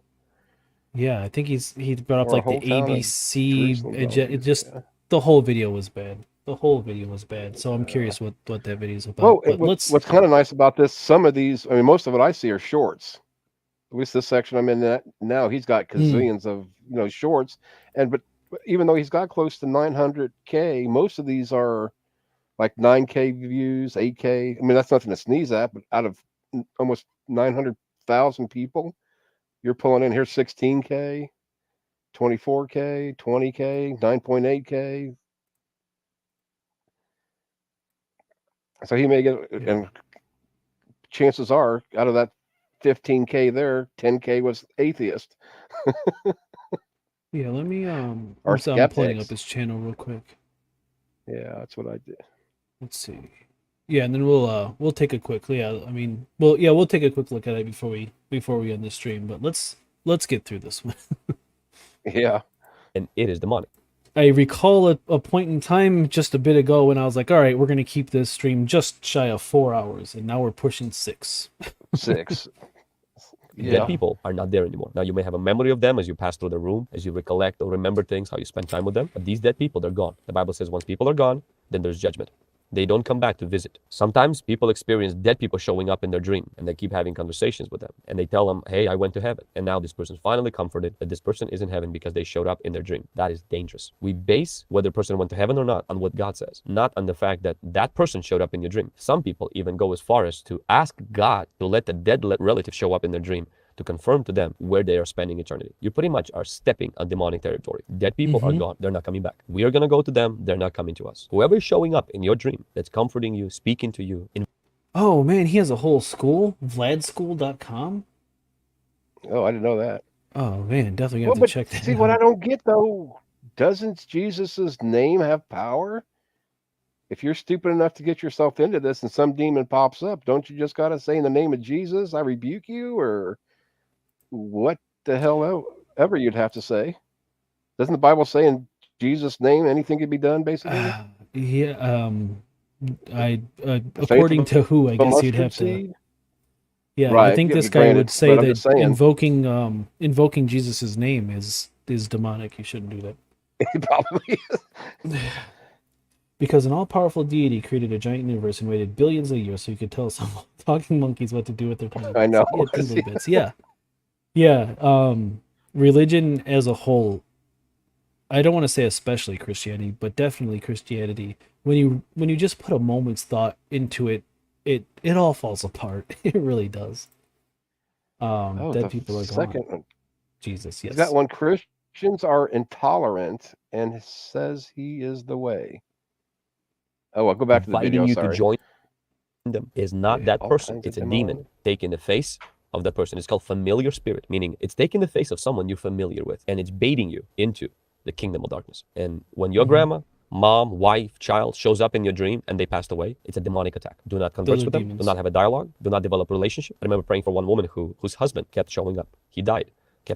It's literally just a dream. Well, This is- see, and that's what this part actually pisses me off because my mom's went through this after losing dad. I mean, it's bereavement or sightings, basically. You know, your mind plays tricks on you. You know, mom said when she thought she saw dad laying next to her, I mean, it was dark. She was, discombobulated.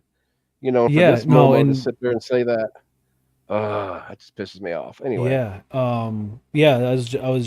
I was gonna get into that. Like almost like how dare you say that's a lost loved one dreaming about them? This is demonic.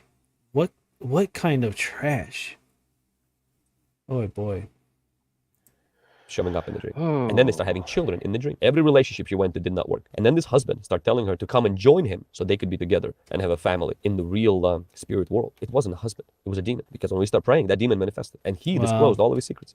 That he was the one that was having sex with her and everything in the dream. And so talking to the dead people is really, you're talking to demons. Number 14 is dream catchers. Very popular, especially in the States. People buy them on Indian reservations, gas stations. Some of the best sex I've had is dreaming about it. In many cases, the only exactly. dream catchers are demonic. Everything is demonic. Yeah. This is so silly. How can you? Boy. Well, it just shows how you can cherry pick one verse or two or three verses to try to explain your twisted sort of belief system. I mean, it'd be like me sitting there saying, well, according to the Bible, you have to, cry to be a real Christian. I'll show you the verse, Jesus wept. Prove me wrong. It's the same basic bullshit. Yeah, B.S. Lewis says, don't tons of people say that Jesus came to them in a dream and they started... Yeah. Did Paul had a vision. I don't think that Vlad here would say that Jesus is the exception to that. I truly believe that he would include a dream of Jesus as a demonic presence. I don't know. I don't know what to make of Vlad. He's truly a bizarre character. Wow, this guy's a Momo. But I mean, he's only pissed me off once, which is probably a lot less than some of your other videos with some of your guests, but he's still a Mo. I'm trying Dream to. catchers, they hang them in cars, they hang them in their houses. Parents hang them over their kids' rooms so that it could catch bad dreams. That stuff is demonic. It doesn't catch any bad dreams. It invites demons. Oh, it this causes guy's a accidents, bastard. nightmares, and attacks. If you had dream catchers, throw them away. I'm not against putting things in the house that are decorative. This is not decorative. This is not for decoration. This is for manifestation, and this is for demonic. I've had one above my bed for about 15 years now, and it hasn't killed me yet. Fortune telling or talking to a medium. It's when you want That you know of. to know about the future, and you go talk to a medium. And but I do talk to dead people. And mediums, they can, have an educated guess about your future. And then if you believe in that, the demons will begin to arrange your future. But the most important thing is they get you on the hook. And it doesn't matter how accurate it seems or it looks. The girl that Paul cast out a demon of divination from was very accurate in her description of Paul and Silas. But she had a spirit of Python, spirit of divination. People who are in medium, people who are mediums and fortune tellers, most of them operate on their spirit of divination. And when you submit yourself to their readings, you get the same spirit as well. Number 16 is charms. Good luck charms, especially.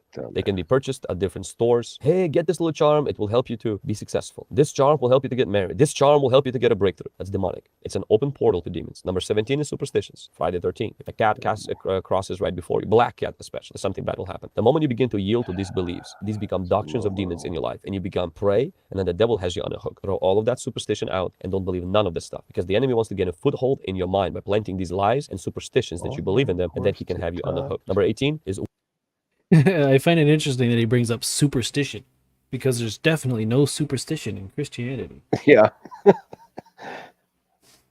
Wow. I do not. Ouija boards. Here we go. We got Ouija boards. Ouija boards. It's a board with letters where you communicate with spirits. They're very popular now in the United States. Titan, I think you might be like Jesus. You have prophesied, and it came true. He brought up Ouija boards. So he's more accurate than the Bible on predictions. Ignorant. That's true. He's 1 for 1. He is Titan. Titan, are you a he? Or I don't know.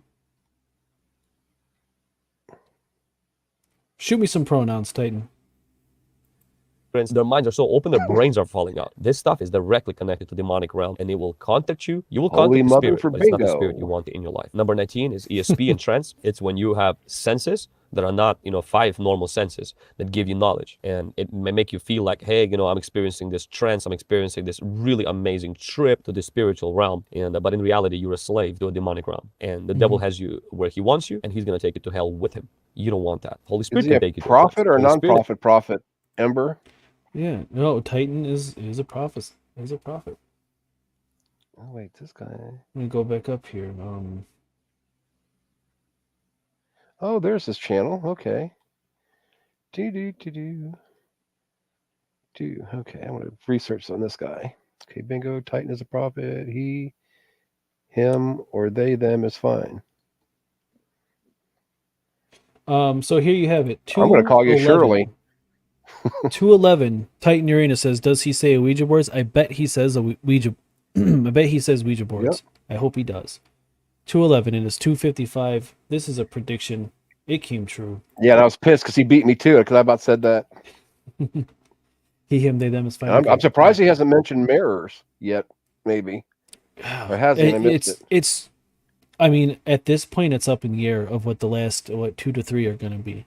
I have no idea what he's going to say. I figured if he doesn't have mirrors, because that's like the portal for demons, especially for like Pentecostals and the charismatics. Non-dysphoric, non-binary, biomale. Got it. Okay, I got Vlad's website. It can reveal supernatural things. And what's that? I said he does have a school, and damn, he's got a cute sure wife. The courses. Wow. I'm sure the courses in his I'm not school are free either. and She's open actually to all. kind of cute. And how did all these he does that? But please understand, the Holy Spirit goes through the Word, and his main goal is to bring people to salvation, because eternity is real. So if you're practicing that, probably because they are loaded. Probably. Stuff, or you're into that, or you're curious about that. Yeah, atheism is state. I know you might getting a high, you might getting some of these experiences that some Christians don't have. And you may poke at every Christian and say, your religion is boring. You guys don't even have this power that I do. Who cares that you got power? But you're headed to hell. You need God. You need to repent. And soon and very soon, you're going to face judgment. You've been tripped, lied, and scammed. There's that word again, power. Almighty God, your eyes will be open, and you will see the real supernatural power. The power where God died for you, became a man, and rose again. And he has sent his Holy Spirit to Destiny live inside of you. training. And he will open your blind eyes that you will see the truth and follow Jesus. The 20th way, Shades of Witchcraft, is occultic books. Occultic books. So I'm genuinely books. surprised that he did mention nothing about gay people in this. Oh, Okay, that's true. so See, I'm not a very good prophet occultic myself. books. Yeah, I guess I'm not either. We should have just Occultic waited for books. Anus. He would have been on it. Oh, Let's bring that's up why his. we're just Let's bring up the channel real quick. You can kind of see. yeah. So this there's one, oh, the woke trans agenda. Every Christian must stand up against the woke agenda. Spiritual side of LGBTQ. I guarantee you it's not good. Attending a gay wedding. The dark side of LGBTQ. Why LGBTQ uses the rainbow. You can it's kind of chocked full. Signs you've gone woke, and there's pride flags in the background. Here's one for you. I never thought he would get this far, but alien abductions are demonic. Really? 30 videos, interviews. Yes. Oh my goodness. Oh my Got some goodness. stuff on fasting, spiritual spouses, the power of fasting. Oh, this is the video. No, it's not. Tribute end times. But it was something like this. This one's titled "Ancient Demon God Behind the Gay Agenda." Yeah. It's truly Spiritual warfare bizarre. and marriage. Yeah, this is gonna piss me off. I know. Oh, here's some Victory more about over porn. astrology, and I already got victory over porn. I get it free. What more victory do you need than that? Homosexuality in the church. This is wrong. and Mega horoscope. yeah. This is wrong. Mega church pastor affirming homosexuality. The orphan And spirit. What the hell? Morning prayer. Keep the fire. I can almost there's the guarantee that if you go overcome back a certain point in this channel, he mentions nothing about gay people. And this is what I'm talking about. These channels, they're focusing more and more on the trans agenda, the LGBT demonic. It's scary. I might have to watch this one. It kind of scares me, but type of sex allowed in marriage. Oh my God, you got to be kidding. Yeah, obviously. That was God's great plan. Have lust, want to have sex, get married, and never have it again. No, I can't say that I was that bad, but that's the only thing I think I did right. Oh no, it's called getting divorced. Oh, staying on fire for God. Maybe it is him that I saw the staying on fire for Jesus. Okay, I got a question. Since you're more of an expert of this than I are, but Uranus said I am, and I'm still learning these terms. But what is non-dysmorphic? I know like the non-binary, which I'm still trying to learn about that. But what is that? I know that's kind of a tangent, but I'm trying to learn about anus. I am non-dysphoric. So you have people who have gender dysphoria. And I'm sure Titan can probably explain. And I've heard of that better before, than but what exactly is it? I mean, because I think I've said this earlier when we were talking that it seems like every time I look for a video or something, it's either like a Mo like this guy trying to slam it, or somebody's trying to get really too deep or using the big words sort of thing. And that's not me. Just give me the the layman's term, and I can figure it out from there. So to put it briefly, and like I Titan can probably do this better than I can. You don't have gender dysphoria. You're non-dysphoric. And maybe you would want to. You feel like maybe you are not comfortable with your assigned gender or assigned sex, right? But so that you would also, be the dysphoria your part body. Of it then, if you felt your that body way, still. You're good with your body. You don't have gender dysphoria, but you still might want to not be the gender that you are. Something dysphoria is when you are in the wrong body for your gender. I'm fine with Okay, so yeah, it's kind of that's why you explained it. All right, thanks. genders manifest in different other ways. Yeah. Yeah, you're non-dysphoric. You don't. You do Yeah, because not I'm have still that trying to learn dysphoria. all this, and I'm actually kind of, I wouldn't say excited about learning about it, but just something new now. So I can Yeah, yeah. have my own It's platform for interesting. LGBT, know how to fight it a little bit better, Yeah, or at least get my and thinking it's better. important. It's definitely important because I myself I'm just male, man, cisgender, Sis, run of the mill, he, that much him. I kind of knew, but Um, I'm totally fine with whatever I got going on here. I don't feel, but there are people that do, right. and Oh, I the understand that. language Yeah. that I'm hearing, just the language Wait, that I'm hearing is dysphoria is scary. when you are. Oh, my body. Oh, go ahead. I was just trying to read this while you're talking. Sorry, But he's not. No, I I'm read reading out loud Titans. sometimes. Yeah. Um. Yeah. I just. The language is becoming very scary. It's dehumanizing, and that never leads to anything good. It never leads to anything good. Yeah. Oh, So I'm okay. back. I'm back 2 years ago on this channel, and there's just nothing about gay people, trans people.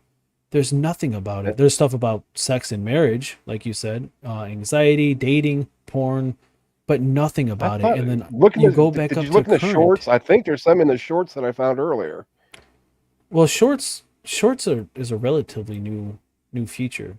I'm just saying, up as far back as 2 years ago, there's nothing about it. And then Right. you start But getting closer and closer to date, oh, I and see what there's you're saying. Yeah, tons same of thing you were videos saying about it. earlier. Yeah. Yeah, it's strange. See, that's why if But you look at the shorts, I thought I saw some in there, and it's just like, and as far as what you're talking about, the same um, time frame. The yeah, later, the sooner it is, more that it happens. It's like that. What's again the platform? Yeah, because here's one that God is not homophobic. I know there's something that I saw in the shorts. God is definitely homophobic. Oh yeah, he's an abusive bastard. And here's the other one: abusing prosperity gospel. Rainbow to Uh, God as an act. All right. But on that note, I gotta call it. I do gotta try to get some sleep yeah, here. Um, I don't, but you go ahead. Wait a minute. Let me see the time on this. This is gonna be my record. Oh yeah, my six God, almost hours. 6 hours of Holy live stream. For me, it flew by. This was an absolute blast. I can Oh, highly I can't wait suggest to tell Dr. Mark Ben that I and spent the Stephanie night with Helms Ember and both an Anus expert film. Dr. Ben and Stephanie and Helms. Richard. I'll check them out, Titan, because yeah, I do feel like I know quite a bit, but there's always more to learn. There's always more to learn. Being genderqueer is highly individual, in many cases hyper masculine, hyper Yeah, feminine. Anus, thanks for answering my questions Yeah. too. I do appreciate that. Yeah. I gotta Alrighty. find that To clip though, because every time everybody, oh, go ahead. Yeah, we yeah, start on another I was tangent. We'll be here another two just gonna hours. end it. Yeah, Yeah, go ahead. I was gonna say thank you so much for coming on and sharing your story with us and sharing your health issues that you're having. I think these conversations are important to have. You're the first in series, and you got your wrench, so I hope it was all worth it. Well, we'll see how it works. You probably gave me a broken wrench. And to everybody in chat, thank you so much for sticking around as long as you did and engaging in chat and engaging with me. It made my second live stream very fun, and I really appreciate it. On that Yeah, note, this was it. See you guys shh, later and I'm not appreciate gonna. it. No, what is my? I've ruined it. It's It not. can't be wrong. It's not, or can't be It's illegal. It's not. It's in the Bible. we're ruining it. God dang it! I should have wrote it down. I I'm have scrolling terrible back, memory, and now I just ruined but I my think that's own what it was. Is Richard my here? He can own. tell you. But I'm pretty sure that's what it Uh, is. It's it got. can't. It can't be illegal. It's in the Bible. All right, we're rolling with that. And Okay, I'll remember, look for it just to it can't verify. be But I'm pretty sure illegal. that's what it was. It can't be illegal. It's in the Because Bible, you are better and than you are religion. better than religion. Good night, guys. Thank you so much. Thanks, everybody.